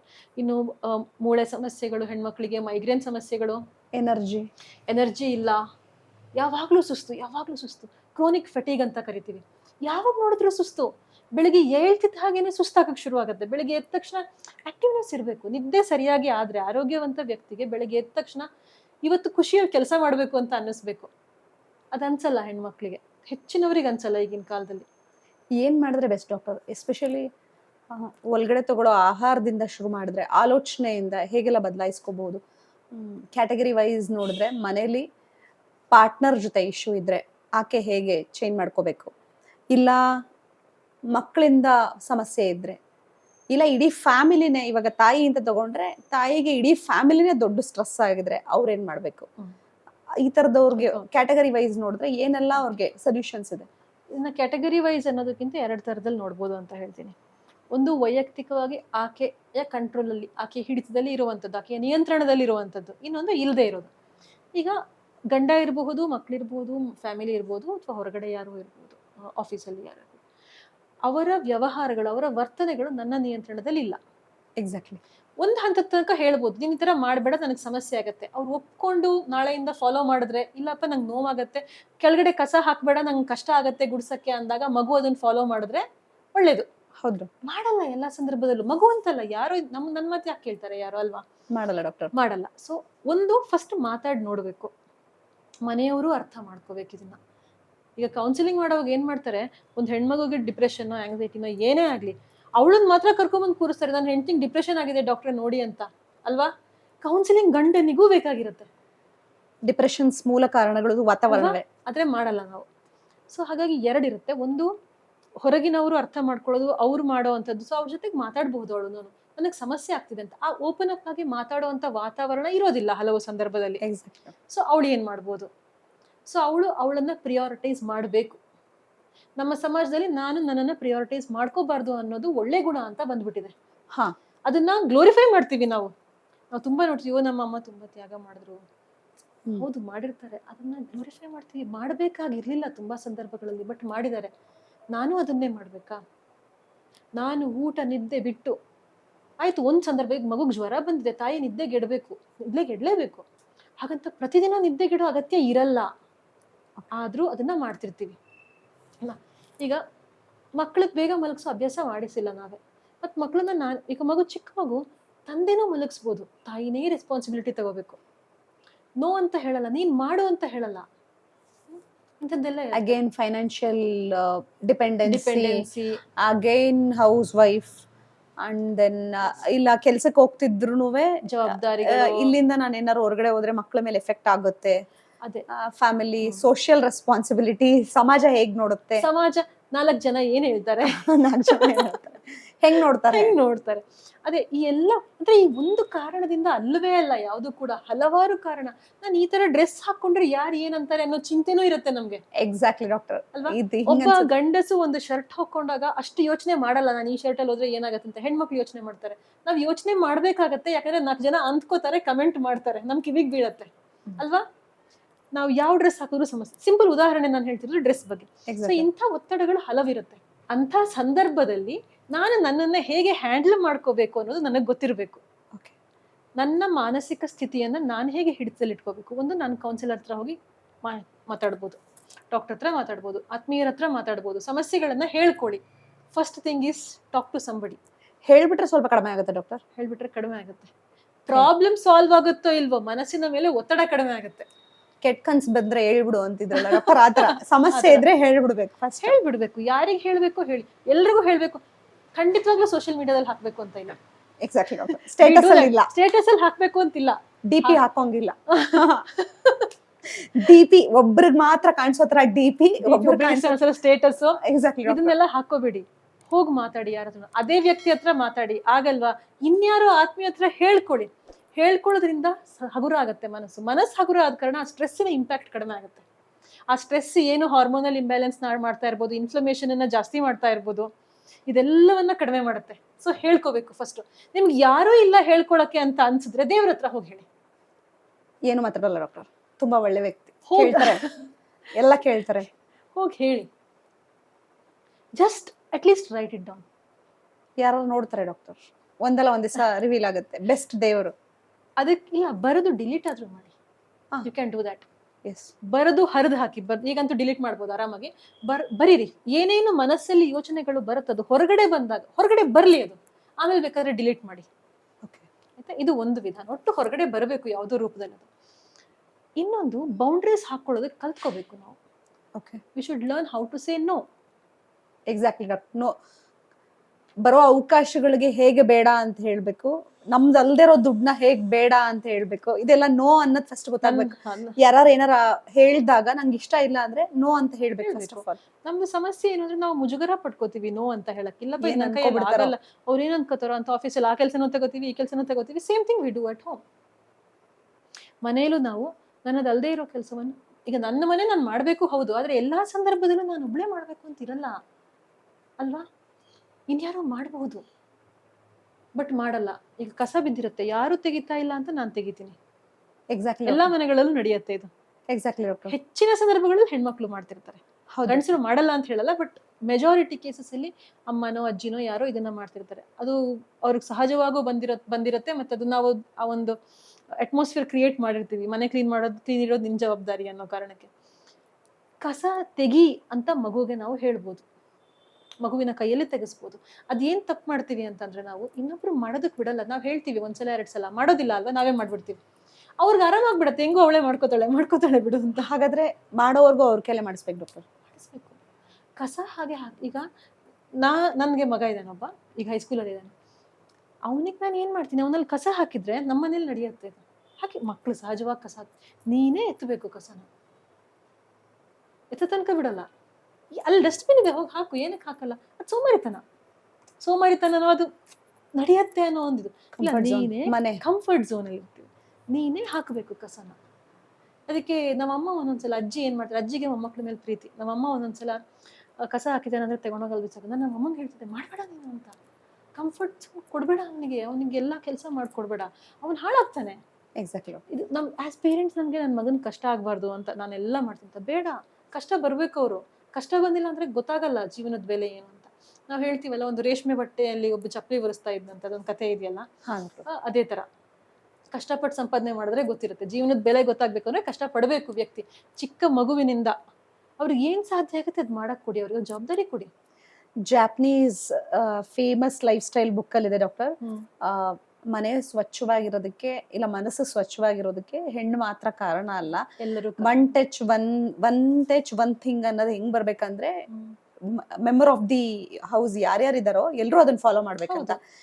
ಇಲ್ಲಿ ಈ ಫೋನ್ ಇಲ್ಲೇ ಇರ್ಬೇಕಂತ ಅನ್ನೋದನ್ನ ತಾಯಿ ಮಾತ್ರ ತಗೊಂಬಂದ್ ಎಲ್ಲಾ ಕಡೆ ಇಟ್ಟಾಗಿಡಕ್ ಆಗಲ್ಲ, ಅದ್ ರೂಲ್ಸ್ ಆಗ್ಬೇಕು ಅಂತ ಹೇಳಿ. ಬಟ್ ಇಂಡಿಯಾದಲ್ಲಿ ಅದ್ ಕಷ್ಟ ಡಾಕ್ಟರ್. ಅಮ್ಮ ಇರೋದು ಎಲ್ಲ ಎತ್ತಿಡೋಕ್ಕೋಸ್ಕರ. ಈಗ ನಾನು ಒಂದು ಪುಸ್ತಕ ತೆಗಿತೀನಿ, ಅಲ್ಲಿಂದ ನಾನು ವಾಪಸ್ ಅಲ್ಲೇ ಇಡ್ತೀನಿ. ಇನ್ಯಾರೋ ತೆಗಿತಾರೆ, ಇಲ್ಲಿ ಇಟ್ಬಿಟ್ಟು ಹೋಗ್ತಾರೆ. ಎಕ್ಸಾಕ್ಟ್ಲಿ ಡಾಕ್ಟರ್ ಅಲ್ವಾ. ನಾನು ಈಗ ಅಮ್ಮ ಕಸ ಗುಡಿಸ್ತಾಳೆ, ಸರಿ ಗುಡಿಸಿಟ್ಟಿರ್ತಾಳೆ. ಉಳಿದವ್ರು ಕಸ ಹಾಕ್ಬೇಕು, ಅಲ್ಲಿ ಯಾಕೆ ಹಾಕ್ಬೇಕು? ಡಸ್ಟ್ಬಿನ್ಗೆ ಹಾಕ್ಬೋದಲ್ಲ, ಮರುದಿವಸ ಇನ್ನೊಬ್ರು ಯಾರೋ ಗುಡಿಸ್ಬೋದಲ್ಲ, ಅಥವಾ ಬೇರೆ ಕೆಲಸನಾರು ಶೇರ್ ಮಾಡ್ಕೋಬಹುದು. But that is not happening. So ಅವಳು ನನ್ನದಲ್ಲದನ್ನ ಮಾಡೋದನ್ನ ನಿಲ್ಲಿಸ್ಬೇಕು. ಅನಿವಾರ್ಯ ಇದ್ರೆ ಮಾಡ್ಬೇಕು, ಇಲ್ಲ ಅಂತಲ್ಲ. ಬಟ್ ಅನಗತ್ಯವಾಗಿ ಎಲ್ಲ ನಾನೇ ಮಾಡ್ಬೇಕು. ಸುಬ್ಬಮ್ಮನ ಕೋಳಿ ಕೂಗದೆ ಇದ್ರೆ ಜಗತ್ತಿಗೆ ಬೆಳಗಾಗಲ್ಲ ಅಂತಾರಲ್ಲ, ಹಾಗೆ ನಾವೆಲ್ಲ ಸುಬ್ಬಮ್ಮನ ತರಾನೇ ಯೋಚನೆ ಮಾಡ್ತೀವಿ, ಸುಬ್ಬಮ್ಮನ ಕೋಳಿ ತರಾನೇ ಯೋಚನೆ ಮಾಡ್ತೀವಿ. ನಾನಿಲ್ದೆ ನಡೆಯಲ್ಲ, ಇಲ್ಲ ನಡೆಯುತ್ತೆ. ಬಟ್ ಮಹಿಳೆಯರಲ್ಲೂ ತುಂಬಾ ಮಿಸ್ಟೇಕ್ ಇದೆ ಅಲ್ವಾ ಡಾಕ್ಟರ್? ಅವ್ರಿಗೆ ನಾನು ಇದನ್ನೆಲ್ಲ ಮಾಡಿ ಮೇಲ್ಗೆ ಸಪೋರ್ಟ್ ಮಾಡಿದ್ರೆ ಅವನು ಒಳಗಡೆ ಫೈನಾನ್ಷಿಯಲ್ ಎಲ್ಲ ತಗೊಂಡ್ಬರ್ತಾನೆ, ಅದಕ್ಕೋಸ್ಕರ ನಾನು ಇದನ್ನೆಲ್ಲ ಮಾಡ್ಬಿಡ್ಬೇಕು ಅನ್ನೋದು ಅವ್ರದ್ದು ಅದ್ ಒಂಥರ ಮಿಸ್ಟೇಕ್ ಅಲ್ವಾ? ಅದು ಒಂದು ಇದೆ. ಯಾಕಂದ್ರೆ ಒಂದು ಮನೆ ಕೆಲಸ ಇಬ್ರು ಮನೇಲಿ ಇರೋದ್ರಿಂದ ಇಬ್ರು ಮಾಡ್ಬೇಕು. ಯಾವ ಸಮಯ ಸಂದರ್ಭ ನೋಡ್ಕೊಂಡು, ಈಗ ಎಲ್ಲಾ ಸಲನೂ ಎಲ್ರಿಗೂ ಮಾಡಕ್ಕಾಗಲ್ಲ. ಯಾರಿಗ್ ಮನೆಯಲ್ಲಿ ಇರ್ತಾರೆ ಅವ್ರಿಗೆ ಸ್ವಲ್ಪ ಜಾಸ್ತಿ ಕೆಲಸಗಳಿರುತ್ತೆ, ಅದಕ್ಕೇನು ಮಾಡಕ್ಕಾಗಲ್ಲ. ಇಲ್ಲ ನಾನು ಮಾಡಲ್ಲ ಅಂತ ಹೇಳಕ್ಕಾಗಲ್ಲ. ಈಗ ಬೆಳಗ್ಗೆ ನನ್ನ ಗಂಡ ಹೆಂಡತಿ ಇರ್ರೆಸ್ಪೆಕ್ಟಿವ್ ಆಫ್ ದ ಜೆಂಡರ್ ಹೊರಗಡೆ ಕೆಲಸ ಮಾಡಿ ಬಂದಾಗ ನಿಮ್ಗೆ ಸುಸ್ತಾಗಿರುತ್ತೆ, ಕೆಲಸ ಮಾಡಕ್ಕಾಗಲ್ಲ. ಯಾರು ಮನೇಲಿ ಫ್ರೀ ಇರ್ತಾರೆ ಅವ್ರು ಮಾಡ್ಬೋದು ಅದನ್ನ, ಅಲ್ವಾ? ಎಕ್ಸಾಕ್ಟ್ಲಿ. ಅದು ಒಂದು. ಇನ್ನೊಂದು, ನಮಗೆ ಎಲ್ಲವೂ ನಾನೇ ಮಾಡ್ಬೇಕು ಅನ್ನೋದೊಂದು ಭ್ರಮೆ ಇರುತ್ತೆ. ಇನ್ನೊಂದು ಏನಂದ್ರೆ ನಾನ್ ಮಾಡಿದ್ರೆ ಸರಿಯಾಗತ್ತೆ ಅನ್ನೋದೊಂದಿರುತ್ತೆ. ಎಕ್ಸಾಕ್ಟ್ಲಿ. ಈಗ ಅತ್ತೆ ಸೊಸೆ ಜಗಳ ಬರೋದು ತುಂಬಾ ಸಂದರ್ಭಗಳಲ್ಲಿ ಯಾವಾಗ ಅಂದ್ರೆ, ಅತ್ತೆ 20-30 ವರ್ಷದಿಂದ ಆ ಮನೆ ನಡೆಸ್ಕೊಂಡ್ ಬಂದಿರ್ತಾಳೆ. ಅತ್ತೆದು ಒಂದು ಯೋಚನೆ ಇರುತ್ತೆ, ನನ್ನ ಅಡಿಗೆ ಮನೆ ಹೀಗಿರ್ಬೇಕು, ನನ್ನ ಮನೆ ಹೀಗಿರ್ಬೇಕು, ಈ ಪಲ್ಯಕ್ಕೆ ಇದೇ ತರನೇ ಏನೋ ಒಂದು ಹಾಕ್ಬೇಕು, ಈ ತರಕಾರಿ ಹೀಗೆ ಹೆಚ್ಚಬೇಕು, ಅವ್ರವ್ರದೊಂದು ಇರುತ್ತೆ. ನಮ್ಗೆಲ್ರಿಗೂ ಇರುತ್ತೆ, ಅಲ್ವಾ? ಸೊಸೆ ಬರ್ತಾಳೆ, ಅವಳು ಬೇರೆ ವಾತಾವರಣದಲ್ಲಿ ಬೆಳೆದು ಬಂದವಳು. ಅವಳಿಗೆ ಅನ್ಸುತ್ತೆ ನನ್ನ ಅಡಿಗೆ ಮನೇಲಿ ಇಲ್ಲಿ ಹಿಂಗಿದ್ರೆ ಚೆನ್ನಾಗಿರುತ್ತೆ ಅಂತ. ಎಕ್ಸಾಕ್ಟ್ಲಿ. ಕಾನ್ಫ್ಲಿಕ್ಟ್ಗಳು ಶುರು ಆಗುತ್ತೆ. ನನಗೆ ಅದನ್ನೆಲ್ಲ ಸ್ವಲ್ಪ ಕಡಿಮೆ ಮಾಡ್ಕೋಬೇಕು, ಹೀಗೆ ಇರ್ಬೇಕು ಅಂತ ಇಲ್ಲ. ಹೆಂಗ್ ಡೈವರ್ಷನ್ ಚೇಂಜ್ ಮಾಡ್ಕೋಬೇಕು ಡಾಕ್ಟರ್ ಇವರೆಲ್ಲ? ಇವಾಗ ಅತ್ತೆ ಸೊಸೆದೆ ತಗೊಂಡ್ರೆ ನೀವು ಅವ್ರ ಥಿಂಕಿಂಗ್ ನ ಹೇಗ್ ಚೇಂಜ್ ಮಾಡ್ಕೋಬೇಕು? ಟಿವಿ ನೋಡಿದ್ರೆ ಬೇಡ ನೋಡ್ಬಿಡಿ, ಸೀರಿಯಲ್ಸ್ ನೋಡಿದ್ರೆ ನೀವು ಮತ್ತೆ ಗಲಾಟೆ ಮಾಡ್ತೀವಿ ಅಂತ ಹೇಳಿ ಸೋಷಿಯಲ್ ಮೀಡಿಯಾ ಹೇಳುತ್ತೆ. Then how? ಈ ಹಿಂದೆ ಆದ್ರೂ ಸ್ವಲ್ಪ ಬುಕ್ ಎಲ್ಲ ಓದೋರು ಈಗ 1% ಇದ್ರೆ ಏನ್ ಮಾಡಿದ್ರೆ ಬೆಸ್ಟ್?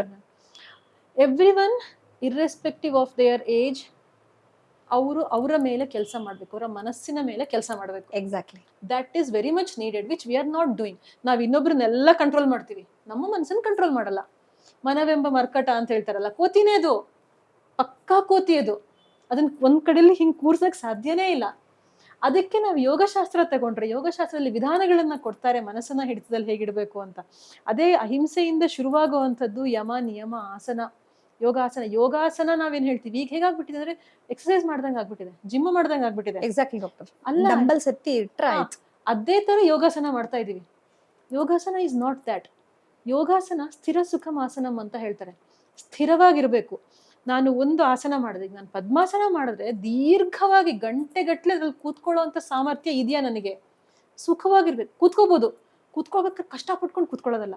ನಾನು 3 ತಾಸು ಪದ್ಮಾಸನದಲ್ಲಿ ಕೂತ್ಕೋತೀನಿ, ಒಂದು ಚೂರು ಕೂಡ ಕಷ್ಟ ಅನಿಸ್ಬಾರ್ದು ದೇಹಕ್ಕೆ ಮನಸ್ಸಿಗೆ. ಆ ತರ ಕೂತ್ಕೋತೀನ, ಅದು ಆಸನ. ಸ್ಥಿರ ಸುಖಮಾಸನಂ ಅಂತಾನೆ ಇದೆ, ಪತಂಜಲಿ ಯೋಗ ಸೂತ್ರದಲ್ಲಿ ಬರ್ದಿರೋದೇ ಅದೇ ತರ. ನಾವ್ ಆ ತರ ಆಸನ ಮಾಡ್ತಾ ಇಲ್ಲ. ನಾವು ನನ್ಗೆ ಎಷ್ಟು ಫ್ಲೆಕ್ಸಿಬಿಲಿಟಿ ಇದೆ ಅನ್ನೋದ್ರಲ್ಲಿ ಆಸನದ ಮಾಡೋ ಕೆಪಾಸಿಟಿನ ಅಳಿತಾ ಇದೀವಿ.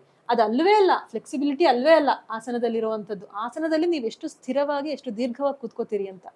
ಹಾಗೆ ಕೂತ್ಕೊಂಡ್ರೆ ದೇಹ ನಿಶ್ಚಲ ಆಗತ್ತೆ. ದೇಹ ನಿಶ್ಚಲ ಆದಾಗ ಉಸಿರು ಹಿಡಿತಕ್ಕೆ ಬರುತ್ತೆ. ಯಾಕಂದ್ರೆ ಆಸನ ಆದ್ಮೇಲೆ ಪ್ರಾಣಾಯಾಮದ ಹಂತವನ್ನ ಹೇಳುವಂಥದ್ದು. ಪ್ರಾಣಾಯಾಮ ಉಸಿರಿನ ನಿಯಂತ್ರಣ. ಸೊ ಫಸ್ಟ್ ದೇಹ ನಿಯಂತ್ರಣಕ್ಕೆ ಬರಬೇಕು. ನೀವು ಈಗ ಕೂತ್ಕೊಳ್ಳಿ, 5 ನಿಮಿಷ ಹೀಗೆ ಕೂತ್ಕೊಳ್ಳಿ. ನಮಗೆ ಕೈಯಲ್ಲಿ ಆಡಿಸ್ಬೇಕು, ಕಾಲು ಆಡಿಸ್ಬೇಕು, ಹಿಂಗ್ ನೋಡ್ಬೇಕು, ಹಿಂಗ್ ಕೆರ್ಕೋಬೇಕು, ಜಿಮ್ ಇಟ್ಕೊಂತು ಏನೋ ಮಾಡ್ಬೇಕು ಅನ್ಸುತ್ತೆ, ಅದು ಅನ್ನಿಸ್ಬಾರ್ದು.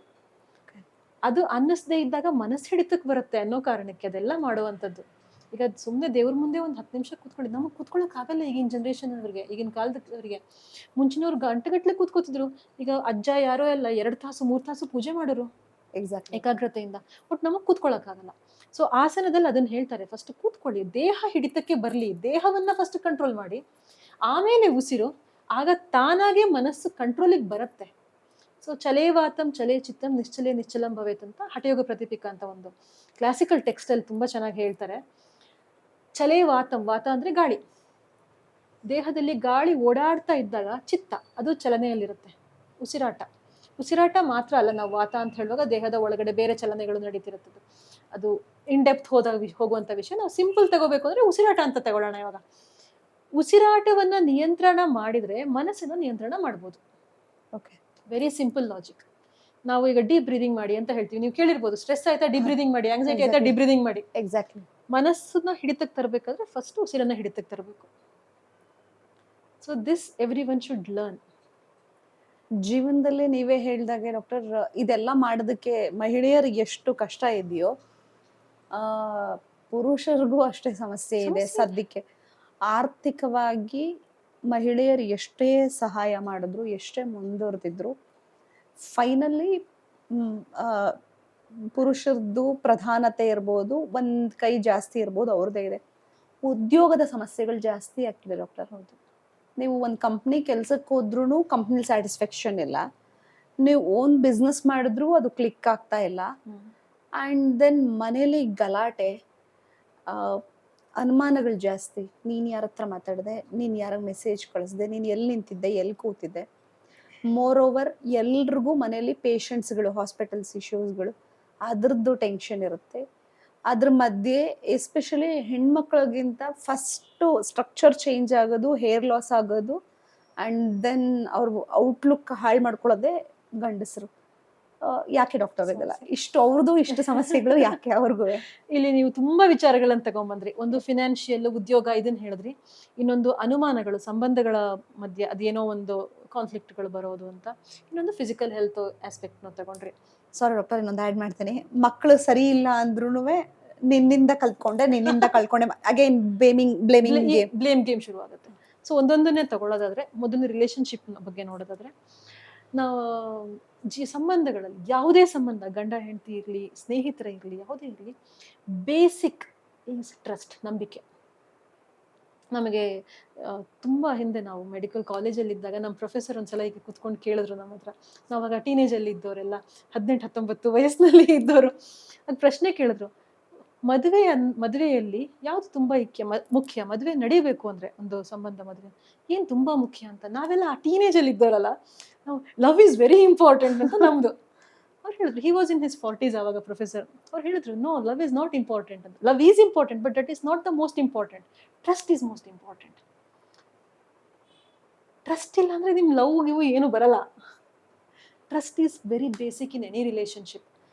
ಈವನ್ ಪೇರೆಂಟ್ಸ್ ಆ್ಯಂಡ್ ಮಕ್ಕಳ ಮಧ್ಯೆನೂ ದಟ್ ಈಸ್ ಇಂಪಾರ್ಟೆಂಟ್. ನಮ್ಮ ಮಕ್ಕಳನ್ನ ನಾವು ನಂಬಲ್ಲ. ತುಂಬ ಫ್ಯಾಮಿಲೀಸಲ್ಲಿ ಸಮಸ್ಯೆ ಬರೋದೇ ಅಲ್ಲಿ. ಎಕ್ಸಾಕ್ಟ್ಲಿ. ಚಿಕ್ಕವರಿದ್ದಾಗ ನಾವು ಮಕ್ಕಳನ್ನ ನಂಬಲ್ಲ. ಆಮೇಲೆ ಅವ್ನು ಟೀನೇಜಿಗೆ ಬಂದಾಗ, ಮಗಳು ಅಥವಾ ಮಗ ದೊಡ್ಡವರಾದಾಗ ಅವ್ನು ನನ್ನಿಂದ ಎಲ್ಲ ಮುಚ್ಚಿಡ್ತಾನೆ ಅಂತ ಹೇಳ್ತೀವಿ. ಚಿಕ್ಕವರಿದ್ದಾಗ ನೀವು ಆ ನಂಬಿಕೆ ತೋರಿಸೇ ಇಲ್ಲ ಮಗುಗೆ.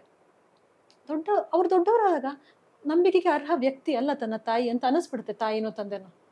ಮತ್ತು ನಂಬಿಕೆ ಈಸ್ ವೆರಿ ಇಂಪಾರ್ಟೆಂಟ್. ಸೊ ಈಗ ಗಂಡ ಹೆಂಡತಿ ಸಮಸ್ಯೆ ಬಂದಾಗಲೂ ಅದೇ ಬರುತ್ತೆ. ನಂಬಿಕೆ ಬೇಕು ನಮಗೆ. ನಂಬಿಕೆ ಇಲ್ಲದೇ ಇದ್ರೆ ನಿಮ್ಮ ಜೀವನ ಹಾಳಾಗುತ್ತೆ. ಇದು ನಮ್ಮ ಸಂಬಂಧಗಳ ಮೇಲೆ ಇರಲಿ, ದೇವ್ರ ಮೇಲೆ ಇರಲಿ, ನಿಮ್ಮ ಮೇಲೆ ನಿಮಗೆ ಇರುವ ನಂಬಿಕೆ ಆದ್ರೂ ಮುಖ್ಯನೇ. ಸೊ ನಂಬಿಕೆ is the very basic thing in life.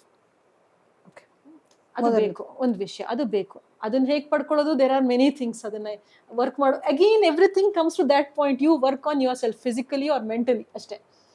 ಧ್ಯಾನ, ಫುಡ್, ಎಲ್ಲ ಅಲ್ಲಿಗೆ ಬಂದಿಲ್ಲತ್ತೆ. Ultimately you work on your mind, you work on your life style, your food, work on your sleep pattern. ನೀವು ಏನು ಸಮಸ್ಯೆ ತಗೊಳ್ಳಿ, ಅದು ಮೂಲತಃ ಇಲ್ಲೇ ಬಂದು ನಿಲ್ಲುವಂಥದ್ದು. ಸೊ ಒಂದು ಅದು ನಂಬಿಕೆ ಬೇಕು ಸಂಬಂಧಗಳಲ್ಲಿ ಅನ್ನೋದು. ಇನ್ನೊಂದು ಉದ್ಯೋಗದ ಸಮಸ್ಯೆ, ಆರ್ಥಿಕ ಸಮಸ್ಯೆಗಳು ಅಂತ 2-3 ಥರದಲ್ಲಿ ನಡೆಯುತ್ತೆ ಇದು. ಒಂದು ಒತ್ತಡಗಳು ಬರುತ್ತೆ ತುಂಬ, ನನಗೆ ಕೆಲಸ ಸಿಕ್ಕಿದೆ ಅಥವಾ ಸಿಕ್ಕಿಲ್ಲ ಅನ್ನೋದು. ಅಲ್ಲಿ 2-3 ಥರದಲ್ಲಿ ಯೋಚನೆ ಮಾಡ್ಬೋದು. ಅಂದರೆ 2-3 ಥರದ ಸಮಸ್ಯೆಗಳಿರುತ್ತೆ. ಒಂದು, ನನ್ನ ಸಾಮರ್ಥ್ಯ ಏನು, ಎಕ್ಸಾಕ್ಟ್ಲಿ ನನ್ನ ಸಾಮರ್ಥ್ಯ ಏನು ಅನ್ನೋದು ನನಗೆ ಗೊತ್ತಿರಬೇಕು. ಒಂದು, ನನ್ನ ಸಾಮರ್ಥ್ಯವನ್ನ ಮೀರಿದ ಕೆಲಸಕ್ಕೆ ಜಾಯ್ನ್ ಆಗಿರ್ತೀನಿ ನಾನು, ಅಲ್ಲಿ ಮಾಡೋಕ್ಕಾಗ್ತಾ ಇರಲ್ಲ, ಆಯ್ತಾ? ಅವಾಗ ಏನಾಗುತ್ತೆ, ನಂಗೆ ಸಮಸ್ಯೆ ಆಗುತ್ತೆ. ಅವಾಗ ನಾನು ಸ್ಕಿಲ್ಸನ್ನ ಕಲ್ತ್ಕೋಬೇಕಾಗತ್ತೆ, ನಾನು ಕಲ್ತ್ಕೊಳ್ಳೋಕೆ ರೆಡಿ ಇರಲ್ಲ, ಆಗ ಸಮಸ್ಯೆ ಬರ್ಬೋದು. ಇನ್ನೊಂದು, ನನಗೆ ತುಂಬ ಸಾಮರ್ಥ್ಯ ಇದೆ, ನಾನು ಮಾಡ್ತಾ ಇರೋ ಕೆಲಸದಲ್ಲಿ ಆ ಸಾಮರ್ಥ್ಯಕ್ಕೆ ಸ್ಕೋಪೇ ಇಲ್ಲ, ಅದು ಸ್ಟ್ರೆಸ್ ಆಗುತ್ತೆ. ಹಾಗಂತ ನಾನು ಎಲ್ರಿಗೂ ಎಲ್ಲ ಸಂದರ್ಭದಲ್ಲೂ ತನಗೆ ಸೂಟ್ ಆದ ಕೆಲಸವೇ ಸಿಗಬೇಕು ಅಂತ ನಾವು ಹೇಳಕ್ ಸಾಧ್ಯನೂ ಇಲ್ಲ ಈಗಿನ ಕಾಲದಲ್ಲಿ. ಇಲ್ಲ ಡಾಕ್ಟರ್, ಅನಿವಾರ್ಯತೆ ಇರುತ್ತೆ, ಸಿಕ್ಕಿದ ಕೆಲಸ ಮಾಡಬೇಕು. ಅಂಥ ಸಂದರ್ಭದಲ್ಲಿ ಒಂದು, ನನಗಿನ್ ಸಾಮರ್ಥ್ಯ ಮೀರಿದ ಕೆಲಸ ಸಿಕ್ಕಿದ್ರೆ ಕಲಿಯೋದಕ್ಕೆ ರೆಡಿ ಇರಬೇಕು. ನನ್ನ ಸಾಮರ್ಥ್ಯಕ್ಕಿಂತ ಕಡಿಮೆದಿದ್ರು ಖುಷಿಯಿಂದ ಮಾಡ್ಬೇಕು ಅದನ್ನ. ಇನ್ನೊಂದು ಕಡೆಯಲ್ಲಿ ಇನ್ನೊಂದೇನೋ ಬಿಲ್ಡ್ ಮಾಡ್ತಾ ಇರಬೇಕು ನಾನು ಕ್ರಿಯೇಟಿವ್ ಆಗಿ. ಆ ಸಂದರ್ಭದಲ್ಲಿ ಟೆನ್ಷನ್ ಮಾಡ್ಕೊಂಡ್ರೆ ಯೂಸ್ ಇಲ್ಲ. ಇನ್ನೊಂದು ಕೆಲಸ ಸಿಗತ್ತಾ, ಉದ್ಯೋಗ ಸಿಗತ್ತಾ, ನಾನೇ ಸ್ವಂತ ಮಾಡ್ಬೋದಾ, ಇದೆಲ್ಲ ಯೋಚನೆ ಮಾಡ್ತಾ ಇರಬೇಕು. ಮತ್ತು ಇನ್ನೊಂದು, ಸ್ಟಾರ್ಟಪ್ಗಳ ಬಗ್ಗೆ. ಇದು ಉದ್ಯೋಗ ಮಾಡೋದಕ್ಕಾಯ್ತು. ಇನ್ನು ಸ್ಟಾರ್ಟಪ್ಗಳು, ಸ್ವಂತ ಮಾಡ್ತೀನಿ ಅಂತಂದಾಗ, ಈಗ ಅವ್ನು ಮಾಡಿದಾನೆ ನಾನು ಮಾಡ್ತೀನಿ ಅಂತ ಹೊರಟ್ಬಿಡ್ತೀವಿ. ನನಗೆ ಆ ಸಾಮರ್ಥ್ಯ ಇದೆಯಾ? ಯಾಕಂದರೆ ಒಂದು ಸ್ವಂತ ಸ್ಟಾರ್ಟಪ್ ಮಾಡಬೇಕು ಅಂದರೆ ಆರ್ಥಿಕ ಸಹಾಯ ಬೇಕಾಗ್ಬೋದು, ಪ್ಲ್ಯಾನಿಂಗ್ ಬೇಕು, ತುಂಬ ಪ್ಲ್ಯಾನಿಂಗ್ ಬೇಕು. ನಾನೊಂದು ಕಂಪನಿಯಲ್ಲಿ ಕೆಲಸ ಮಾಡ್ತೀನಿ ಅಂದರೆ ನನಗೇನು ಕಷ್ಟ ಇಲ್ಲ. ಈಗ ನಾನೇ ಉದಾಹರಣೆಗೆ, ನಾನು ಒಬ್ಬ ವೈದ್ಯರಿಗೆ ಒಂದು ಆಸ್ಪತ್ರೆಯಲ್ಲಿ ಕೆಲಸ ಮಾಡ್ತೀನಿ ಅಂದರೆ ನೋ ಇಶ್ಯೂಸ್. No issues. ಬೆಳಗ್ಗೆ ಹೋಗ್ತೀನಿ, ಬರ್ತೀನಿ, ತಿಂಗಳ ಕೊನೆಗೆ ಸಂಬಳ ಬರುತ್ತೆ, ದುಡ್ಡು ಬರುತ್ತೆ, ಪೇಷಂಟ್ಸ್ ಬರುತ್ತೆ, ನೋಡುತ್ತೆ. ನನಗೆ ಅಪಾಯಿಂಟ್ಮೆಂಟ್ ಬುಕ್ ಮಾಡಬೇಕು ಅಂತ ಇಲ್ಲ, ನನಗೆ ಯಾವುದೇ ಚಿಂತೆ ಇರಲ್ಲ. ಸಿಸ್ಟಮ್ ಬಿಲ್ಡ್ ಮಾಡಬೇಕು ಅಂತ ಏನೂ ಇಲ್ಲ, ಎಂಪ್ಲಾಯೀಸ್ ಸ್ಯಾಲರಿ ಕೊಡಬೇಕು ಅಂತಿಲ್ಲ. ನನ್ನದೇ ಒಂದು ಸ್ವಂತ ನಾನು ಮಾಡ್ತೀನಿ ಅಂತ ಅಂದ್ಕೊಂಡ್ರೆ ಉದ್ಯೋಗ, ನಾನು ಅದೆಲ್ಲ ಯೋಚನೆ ಮಾಡಬೇಕು. ಸೊ ಅಲ್ಲಿ ಒಂದು ಲೀಡರ್ಶಿಪ್ ಕ್ವಾಲಿಟಿ ಬೇಕಾಗತ್ತೆ, ಹ್ಯಾಂಡಲ್ ಮಾಡುವಂಥ ಸಾಮರ್ಥ್ಯ ಬೇಕಾಗತ್ತೆ, ಮನಸ್ಸಿಗೆ ಸಮಚಿತ್ತ ಬೇಕಾಗತ್ತೆ. ಎಲ್ಲಕ್ಕಿಂತ ಮುಖ್ಯವಾಗಿ ಒಂದು ಸಣ್ಣದೇನೋ ಹೋಯ್ತು ಅಂತ ಆಯ್ತು, ತಪ್ಪಾಯ್ತು ಅಂದ ತಕ್ಷಣ ಫುಲ್ ಟೆನ್ಷನ್ ಮಾಡ್ಕೊಂಡು ಕೂತ್ಬಿಟ್ರೆ ಮುಂದಿನ ಕೆಲಸ ನಡೆಯೋದಿಲ್ಲ.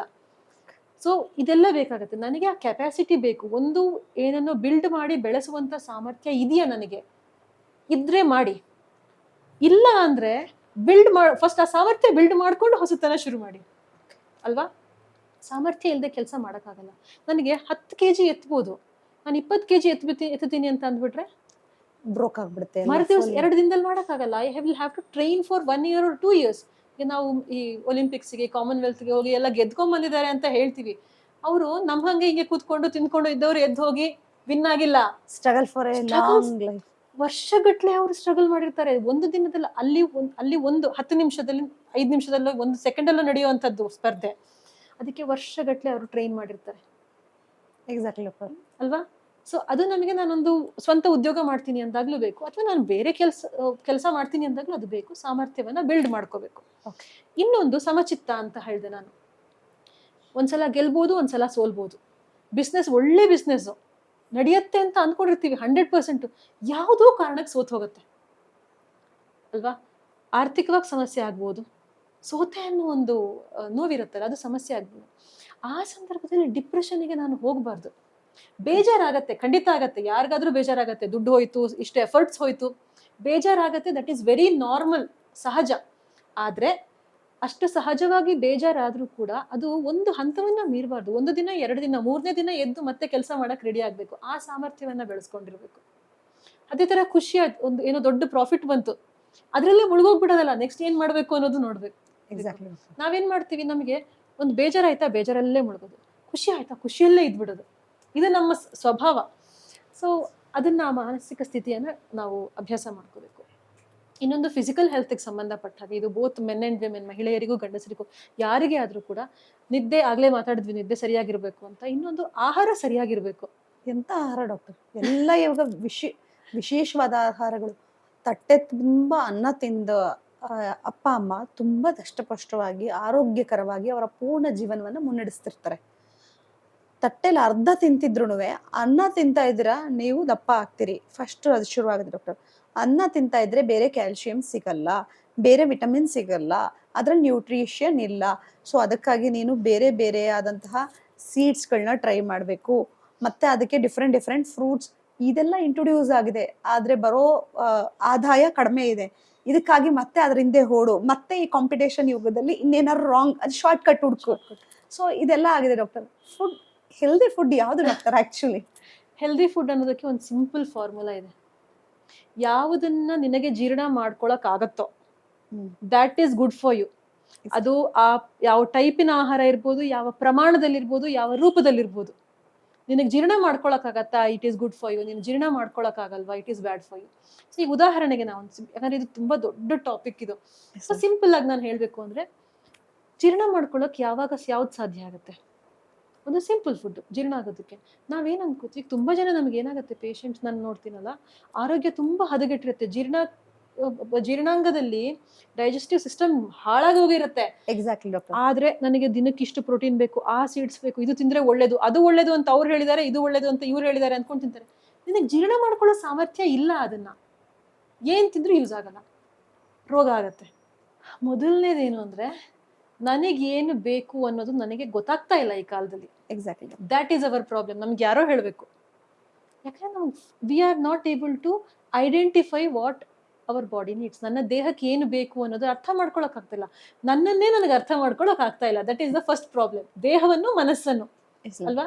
ನನ್ನ ದೇಹಕ್ಕೆ ಸಿಂಪಲ್, ನನಗೆ ಹಸಿವಾಗ್ತಾ ಇದೆ ಅಂತ ನನ್ನ ದೇಹ ಹೇಳಿದಾಗ ನಾನು ಊಟ ಕೊಡ್ಬೇಕು. ನಾವು ಇಡೀ ದಿನ ತಿಂತಾ ಇರ್ತೀವಿ. ಹೌದು ಡಾಕ್ಟರ್. ನಮಗೆ ಬೋರ್ ಆದಾಗೆಲ್ಲ ತಿನ್ನೋದು. ಬೋರ್ ಆಯ್ತು ತಿನ್ನು, ಖುಷಿ ಆಯ್ತು ತಿನ್ನು, ಬೇಜಾರಾಯ್ತು ತಿನ್ನು. This is our policy these days ಅಲ್ವಾ.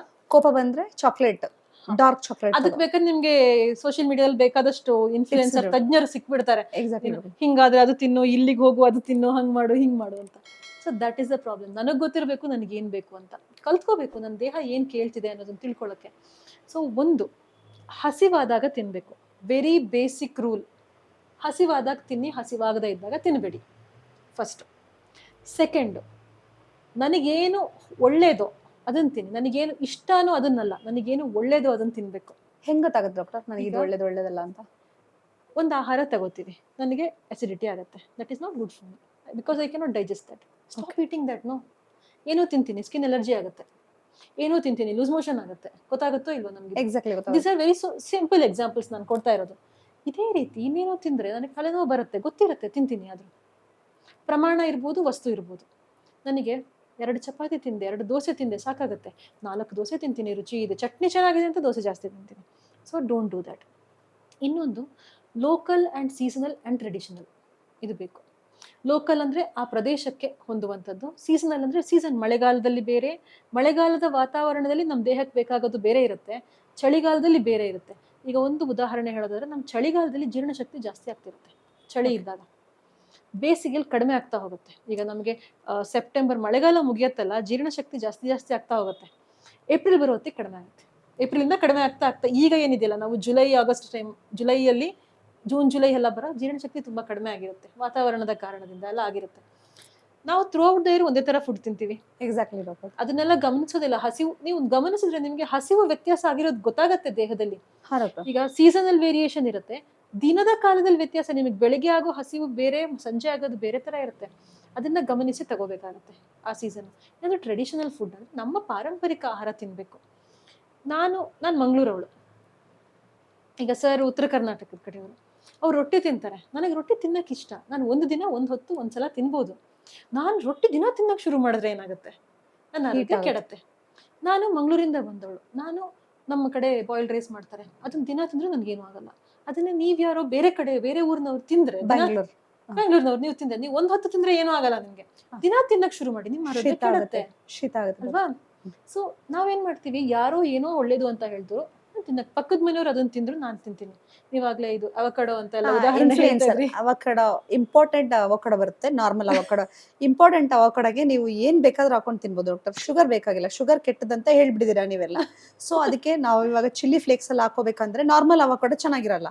So important avocado 400 rupees. Again ನಾನು ಅದನ್ನ ಅರ್ನಿಂಗ್ ಮಾಡೋಕ್ಕೋಸ್ಕರ ಕಷ್ಟಪಡ್ಬೇಕು. Again I have to take short cuts. You don't need to eat all those things. ನಮ್ಮಲ್ಲಿ ಏನ್ ಬೆಳೆಯುತ್ತೆ, ನಮ್ಮಲ್ಲಿ ಹೀರೆಕಾಯಿ ಬೆಳೆಯುತ್ತೆ, ತೊಂಡೆಕಾಯಿ ಬೆಳೆಯುತ್ತೆ, ಸೋರೆಕಾಯಿ ಬೆಳೆಯುತ್ತೆ. ಇದೆಲ್ಲ ತಿಂದ್ರು ಇದೆಲ್ಲ ಸಿಗುತ್ತೆ ಡಾಕ್ಟರ್. ಇದೆಲ್ಲ ಹೌದು, ಖಂಡಿತ. ಈಗ ವೆರಿ ಬೇಸಿಕ್ ನಾನು ಹೇಳುದು, ಅನ್ನನೋ ರೊಟ್ಟಿನೋ ಮುದ್ದೆನೋ ಏನೋ ಒಂದಿರುತ್ತೆ, ಆಯ್ತಾ? ಅದು ಧಾನ್ಯ ಆಯ್ತು ಬೇಸಿಕ್.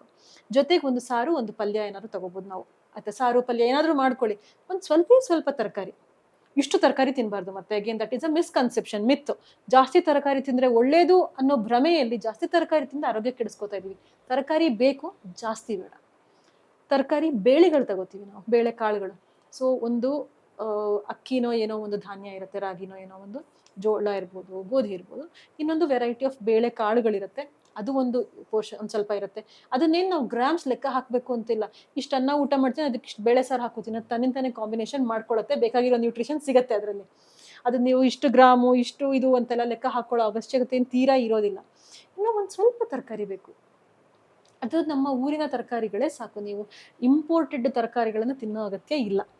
ಯಾವುದೋ ದೇಶದ ತರಕಾರಿ, ಯಾವುದೋ ಹಣ್ಣುಗಳು ಒಳ್ಳೇದೆ, ಆದ್ರೆ ಊಟದ ಜೊತೆ ನಮ್ಗೊಂದು ಅಭ್ಯಾಸ ಏನಿದೆ ಅಂದ್ರೆ, ಊಟ ಆದ ತಕ್ಷಣ ಹಣ್ಣು ತಿನ್ಬೇಕು ಅಂತಾರೆ. ಊಟ ಆದ ತಕ್ಷಣ ಹಣ್ಣು ತಿನ್ನಬಾರ್ದು. ಊಟ ಆದ ತಕ್ಷಣ ತಿನ್ಬಾರ್ದು. ನಿಮ್ಗೆ ಹಸಿವಾಗ್ತಾ ಇರುತ್ತಲ್ಲ, ಅವಾಗ ಹಣ್ಣು ತಿನ್ನಿ, ಅರ್ಧ ಮುಕ್ಕಾಲು ಗಂಟೆ ಹಣ್ಣು ಜೀರ್ಣ ಆಗತ್ತೆ, ಆಮೇಲೆ ಊಟ ಮಾಡಿ. ಫಸ್ಟ್ ಹಣ್ಣು ಊಟಕ್ಕಿಂತ, ಇಲ್ಲಾಂದ್ರೆ ಸ್ವಲ್ಪ ಪ್ರಮಾಣ ಊಟಕ್ಕಿಂತ ಮುಂಚೆ ತಿನ್ನಿ. ಡಿಪೆಂಡಿಂಗ್ ಆನ್ ಅವ್ರ ಜೀರ್ಣಶಕ್ತಿ ಹೇಗಿದೆ ಅನ್ನೋದ್ರ ಮೇಲೆ. ಮತ್ತೆ ಎವ್ರಿಥಿಂಗ್ ಡಿಪೆಂಡ್ಸ್ ಆನ್ ವ್ಯಕ್ತಿಯ ಜೀರ್ಣಶಕ್ತಿ.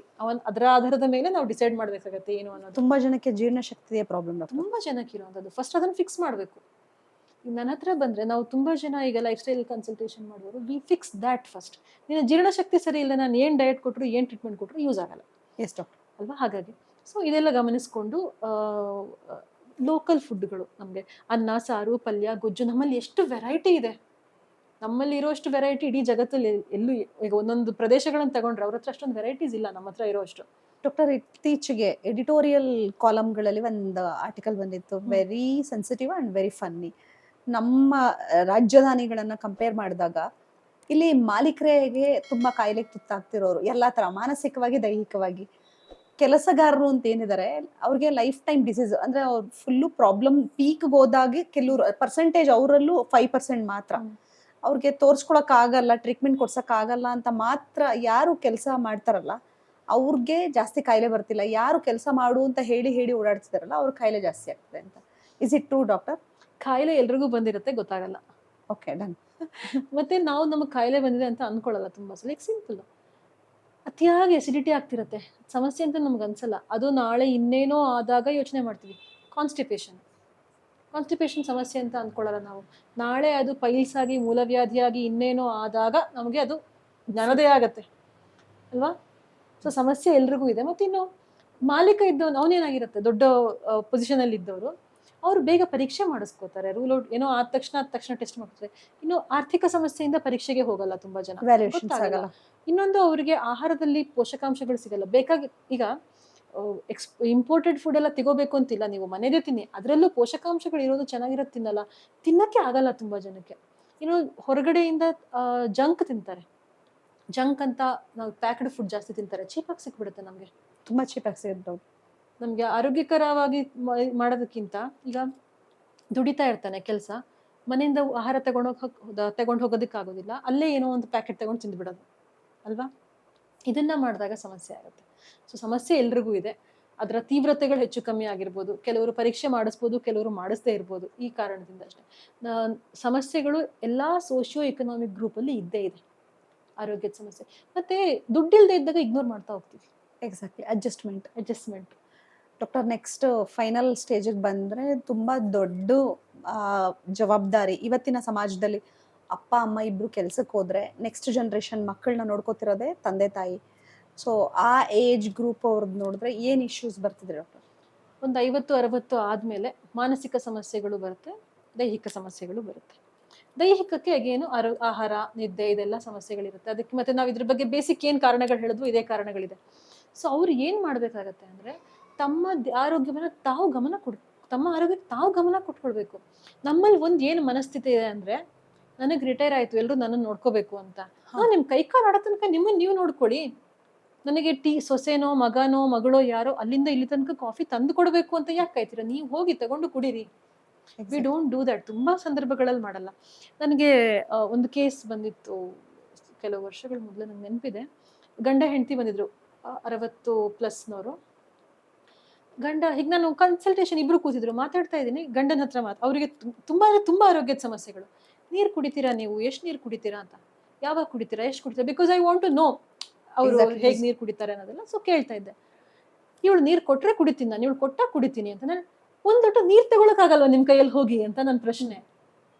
ಅಂದ್ರೆ ಈ ಮನಸ್ಥಿತಿ, ಗಂಡು ಹೆಣ್ಣು ಅಂತಲ್ಲ ನಾನು ಹೇಳ್ತಿರೋದು, ಈ ಮನಸ್ಥಿತಿ ಇದೆ ನಮ್ಮಲ್ಲಿ. ಒಂದು ವಯಸ್ಸಾದ್ಮೇಲೆ ನಂಗೆ ಎಲ್ರು ಕೆಲಸ ಇದು ಆಗಲ್ಲ, ಎದ್ದು ಹೋಗಕ್ಕೆ, ಬೇರೆ ಪ್ರಶ್ನೆ.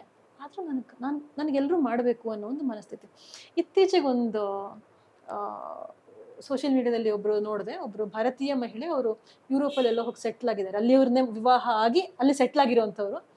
ಅವ್ರು ಹೇಳ್ತಾ ಇದ್ರು, ಅವರು ಮೊದಲು ಭಾರತದಲ್ಲಿ ಒಂದ್ಸಲ ಮದುವೆ ಆಗಿ ಡಿವೋರ್ಸ್ ಆಗಿ ಅಲ್ಲಿ ಹೋಗಿರೋವಂಥವ್ರು, ಈಗ ಆ ಕುಟುಂಬದ ಜೊತೆ, ಯುರೋಪಿನವ್ರ ಜೊತೆ ಇರುವಂಥದ್ದು.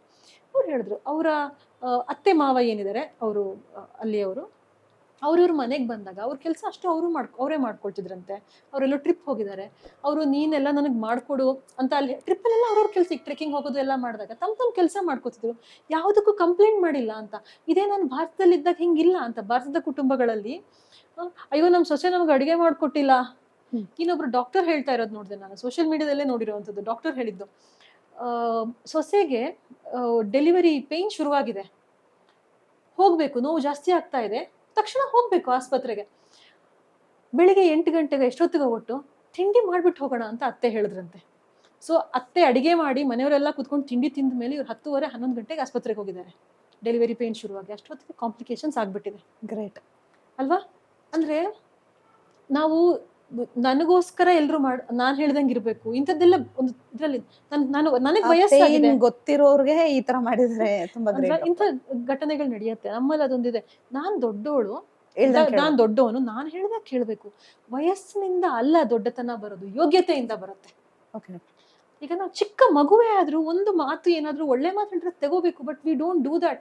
ಇದು ಯಾವ ಕಾಲದಲ್ಲಿ ನಮ್ಮ ಸಮಾಜದಲ್ಲಿ ಬಂತು ಗೊತ್ತಿಲ್ಲ. ಭಾರತದಲ್ಲಿ ನಾವು ಹಳೇ ಒಂದು ಸಾವಿರಾರು ವರ್ಷಗಳ ಹಿಂದಿನ ಇತಿಹಾಸವನ್ನ ತಗೊಂಡ್ರೆ, ನಮ್ಮ ಪರಂಪರೆಯಲ್ಲಿ ಒಳ್ಳೆಯ ಮಾತು ಎಲ್ಲಿಂದ ಬಂದ್ರು ತಗೊಳ್ಳಿ, ಚಿಕ್ಕವನಿಂದ ಬಂದ್ರು ತಗೊಳ್ಳಿ ಅನ್ನೋದನ್ನೇ ಹೇಳುತ್ತೆ ನಮ್ಮ ಪರಂಪರೆ.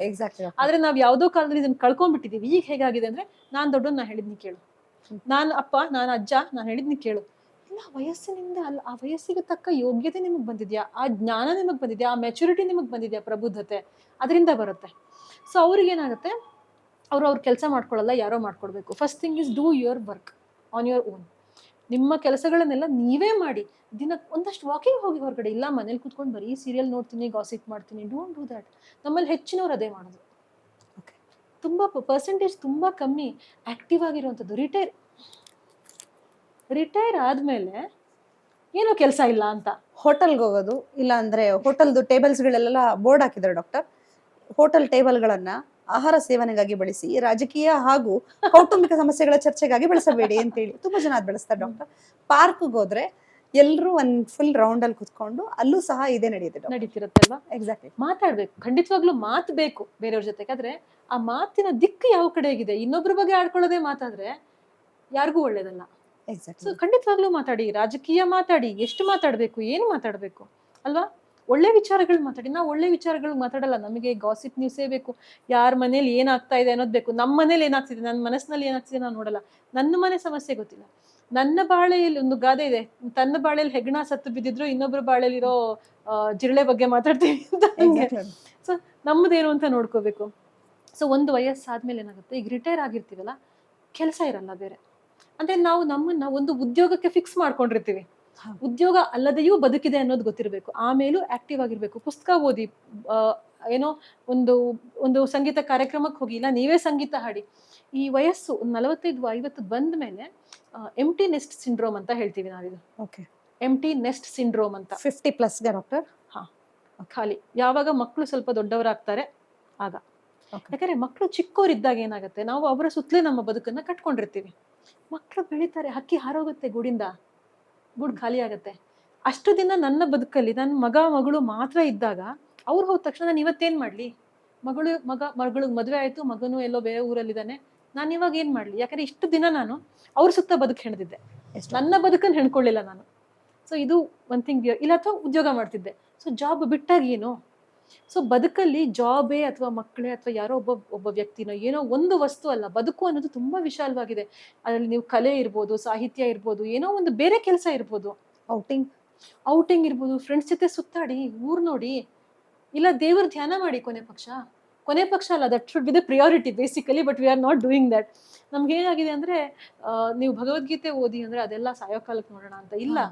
ಅವಾಗ ನೋಡಿದ್ರೆ ಆಗಲ್ಲ. ಫಲ ಸಿಗ್ಬೇಕು ಅಂದ್ರೆ ಇವಾಗಿಂದಾನೇ ಮಾಡ್ಬೇಕು. ಫೌಂಡೇಶನ್ ಇಲ್ಲದೆ ಒಂದೇ ದಿನದಲ್ಲಿ ಬಿಲ್ಡಿಂಗ್ ಕಟ್ಟಕ್ ಆಗಲ್ಲ. ನೀವು ಚಿಕ್ಕಂದಿನಿಂದ ಕಟ್ಟಬೇಕು. ನಾವೀಗ ಗೀತೆ ಆಗಿರ್ಲಿ, ಮತ್ತೊಂದು ಮೊರಲ್ ವ್ಯಾಲ್ಯೂಸ್ ಎಲ್ಲ ಮಕ್ಕಳಿಗೆ ಚಿಕ್ಕಂದಿನಿಂದ ಕಲಿಸ್ಬೇಕು. ಅವರಿಗೆ 60 ವರ್ಷದಲ್ಲಿ ಪ್ರಯೋಜನಕ್ಕೆ ಬರಬೇಕು ಅಂದ್ರೆ 6 ವರ್ಷ ವಯಸ್ಸಲ್ಲಿ ಕಲಿಸಿರ್ಬೇಕು.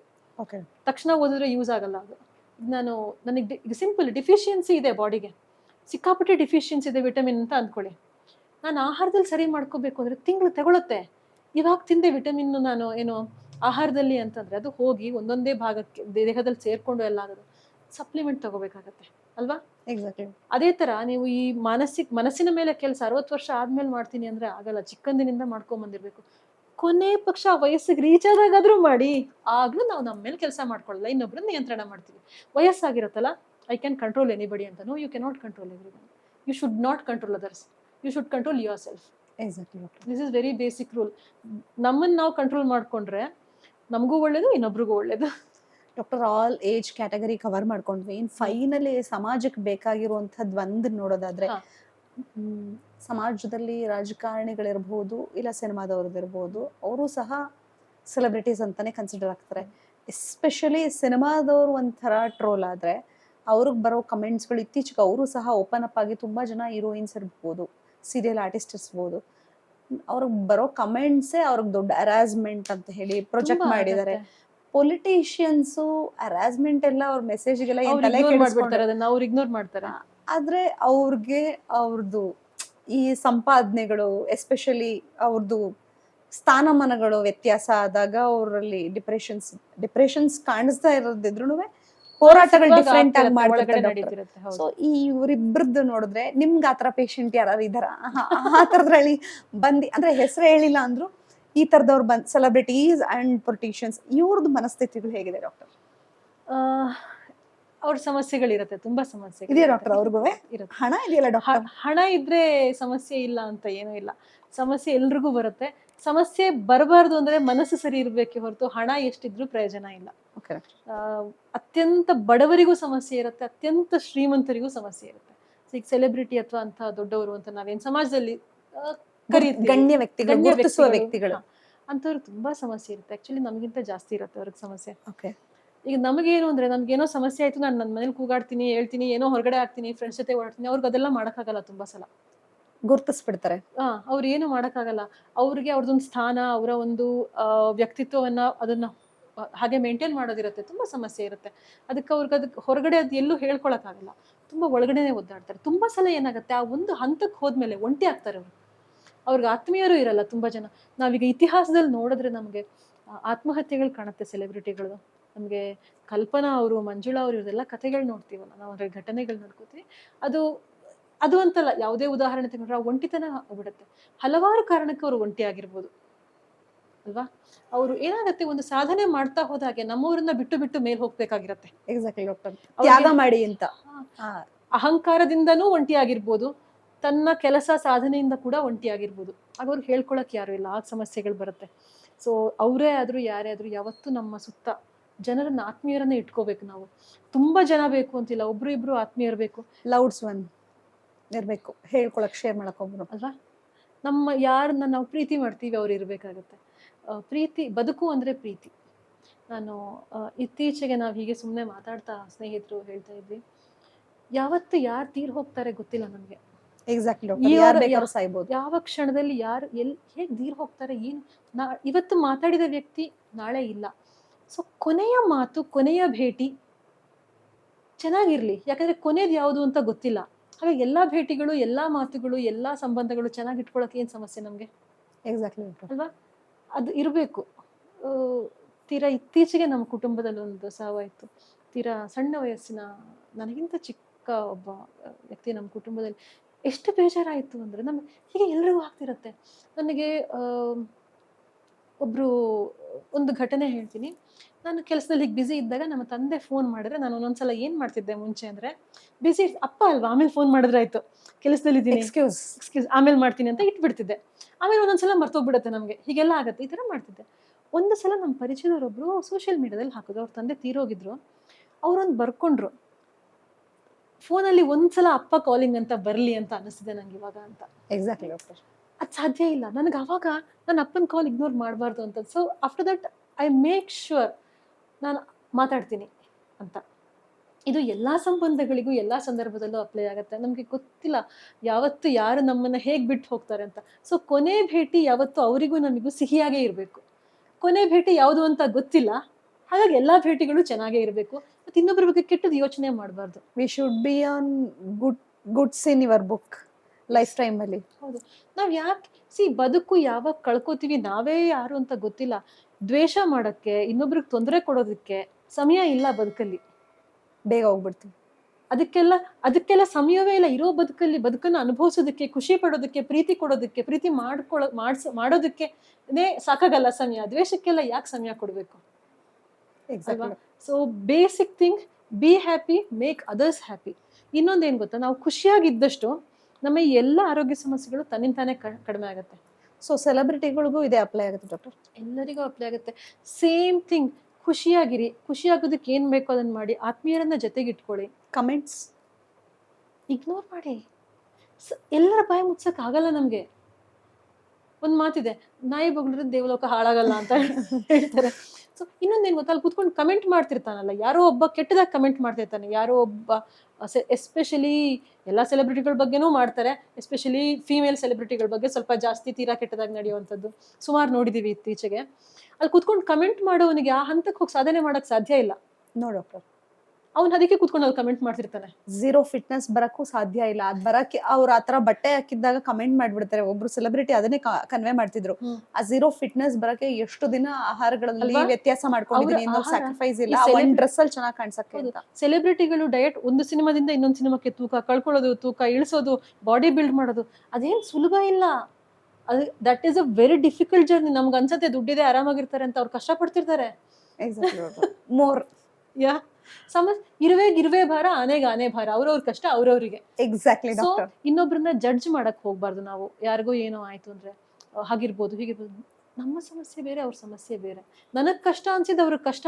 ಈಗ ನಮಗೆ ಕಡಿಮೆ ದುಡ್ಡಿರೋರಿಗೆ, ಯಾರಿಗೋ ಒಬ್ರಿಗೆ ಹಣಕಾಸಿನ ಸಮಸ್ಯೆ ಇರುತ್ತೆ. ಸೆಲೆಬ್ರಿಟಿಗಳು, ನಾವ್ ಯಾರು ದುಡ್ಡು ತುಂಬಾ ಇರುತ್ತೆ, ಅವ್ರಿಗೆ ದುಡ್ಡಿನ ಸಮಸ್ಯೆ ಇರಲ್ಲ, ಬೇರೆ ಏನೂ ಇರ್ಬೋದಲ್ವಾ. ಸೊ ಎಲ್ರಿಗೂ ಸಮಸ್ಯೆ ಇರುತ್ತೆ. ಹಾಗಾಗಿ ಎಲ್ಲರ ಬಗ್ಗೆ ಪ್ರೀತಿ, ಸಿಂಪತಿ, ಕರುಣೆ, that is very basic for life. ನಾವು ಎಷ್ಟು ಚೆನ್ನಾಗಿ ಆಹಾರ ತಿಂತೀವಿ, ಎಷ್ಟು ಚೆನ್ನಾಗಿರ್ತೀವಿ ಅನ್ನೋದೆಲ್ಲನೂ ಮುಖ್ಯನೇ. ಅದಕ್ಕಿಂತ ಬೇಸಿಕ್ ಏನು ಅಂದರೆ be good to others and be good to your self, that's all. Exactly doctor. ನಮ್ಮ ಪ್ರೀತಿ ಪಾತ್ರರೊಂದಿಗೆ ಅತ್ಯಮೂಲ್ಯವಾದಂತಹ ಬದುಕಿನ ಜೀವನವನ್ನು ನಡೆಸ್ಕೊಂಡು ಹೋಗ್ಬೇಕು. ಸ್ಪೆಷಲಿ ಮೆಡಿಟೇಷನ್ ಅಂದರೆ ದೇವರ ಧ್ಯಾನ ಇರಬಹುದು, ಇಲ್ಲ ನಾವು ಇಷ್ಟಪಡುವಂತಹ ಯಾವುದೇ ಕಲ್ಪನೆಗಳನ್ನು ಕೆಲವು ಕ್ಷಣಗಳನ್ನು ಅದನ್ನು ಪ್ರೈವೇಟಾಗಿ ಅದ್ರ ಬಗ್ಗೆ ಆಲೋಚನೆ ಮಾಡೋದು ಸಹ ಮೆಡಿಟೇಷನ್ ಆಗಿರುತ್ತೆ. ನಾವು ಒಳ್ಳೆಯವರಾಗಿದ್ದು ಎಲ್ಲರ ಬಗ್ಗೆ ಒಳ್ಳೇದು ಯೋಚನೆ ಮಾಡಿದ್ರೆ ಒಳ್ಳೆಯದು. ಇದ್ದಾಗ ಅದನ್ನು ಸಂತೋಷವಾಗಿ ಸ್ವೀಕರಿಸಬೇಕು, ಇಲ್ಲದೆ ಇದ್ದಾಗೂ ಅದನ್ನು ಅಕ್ಸೆಪ್ಟ್ ಮಾಡಬೇಕು. ಸೊ ಒಳ್ಳೆಯವರಾಗಿದ್ದರೆ ಬೇರೆಯವ್ರಿಗೆ ತೋರ್ಸೋಕ್ಕೋಸ್ಕರ ಅಲ್ಲ, ನಮಗೆ ನಾವು ಒಳ್ಳೆಯವರಾಗಿದ್ದರೆ ಸಾಕು ಅನ್ನುವಂಥ ಮಾಹಿತಿ ನೀಡಿದಿರಿ madam. Thank you. Thank you.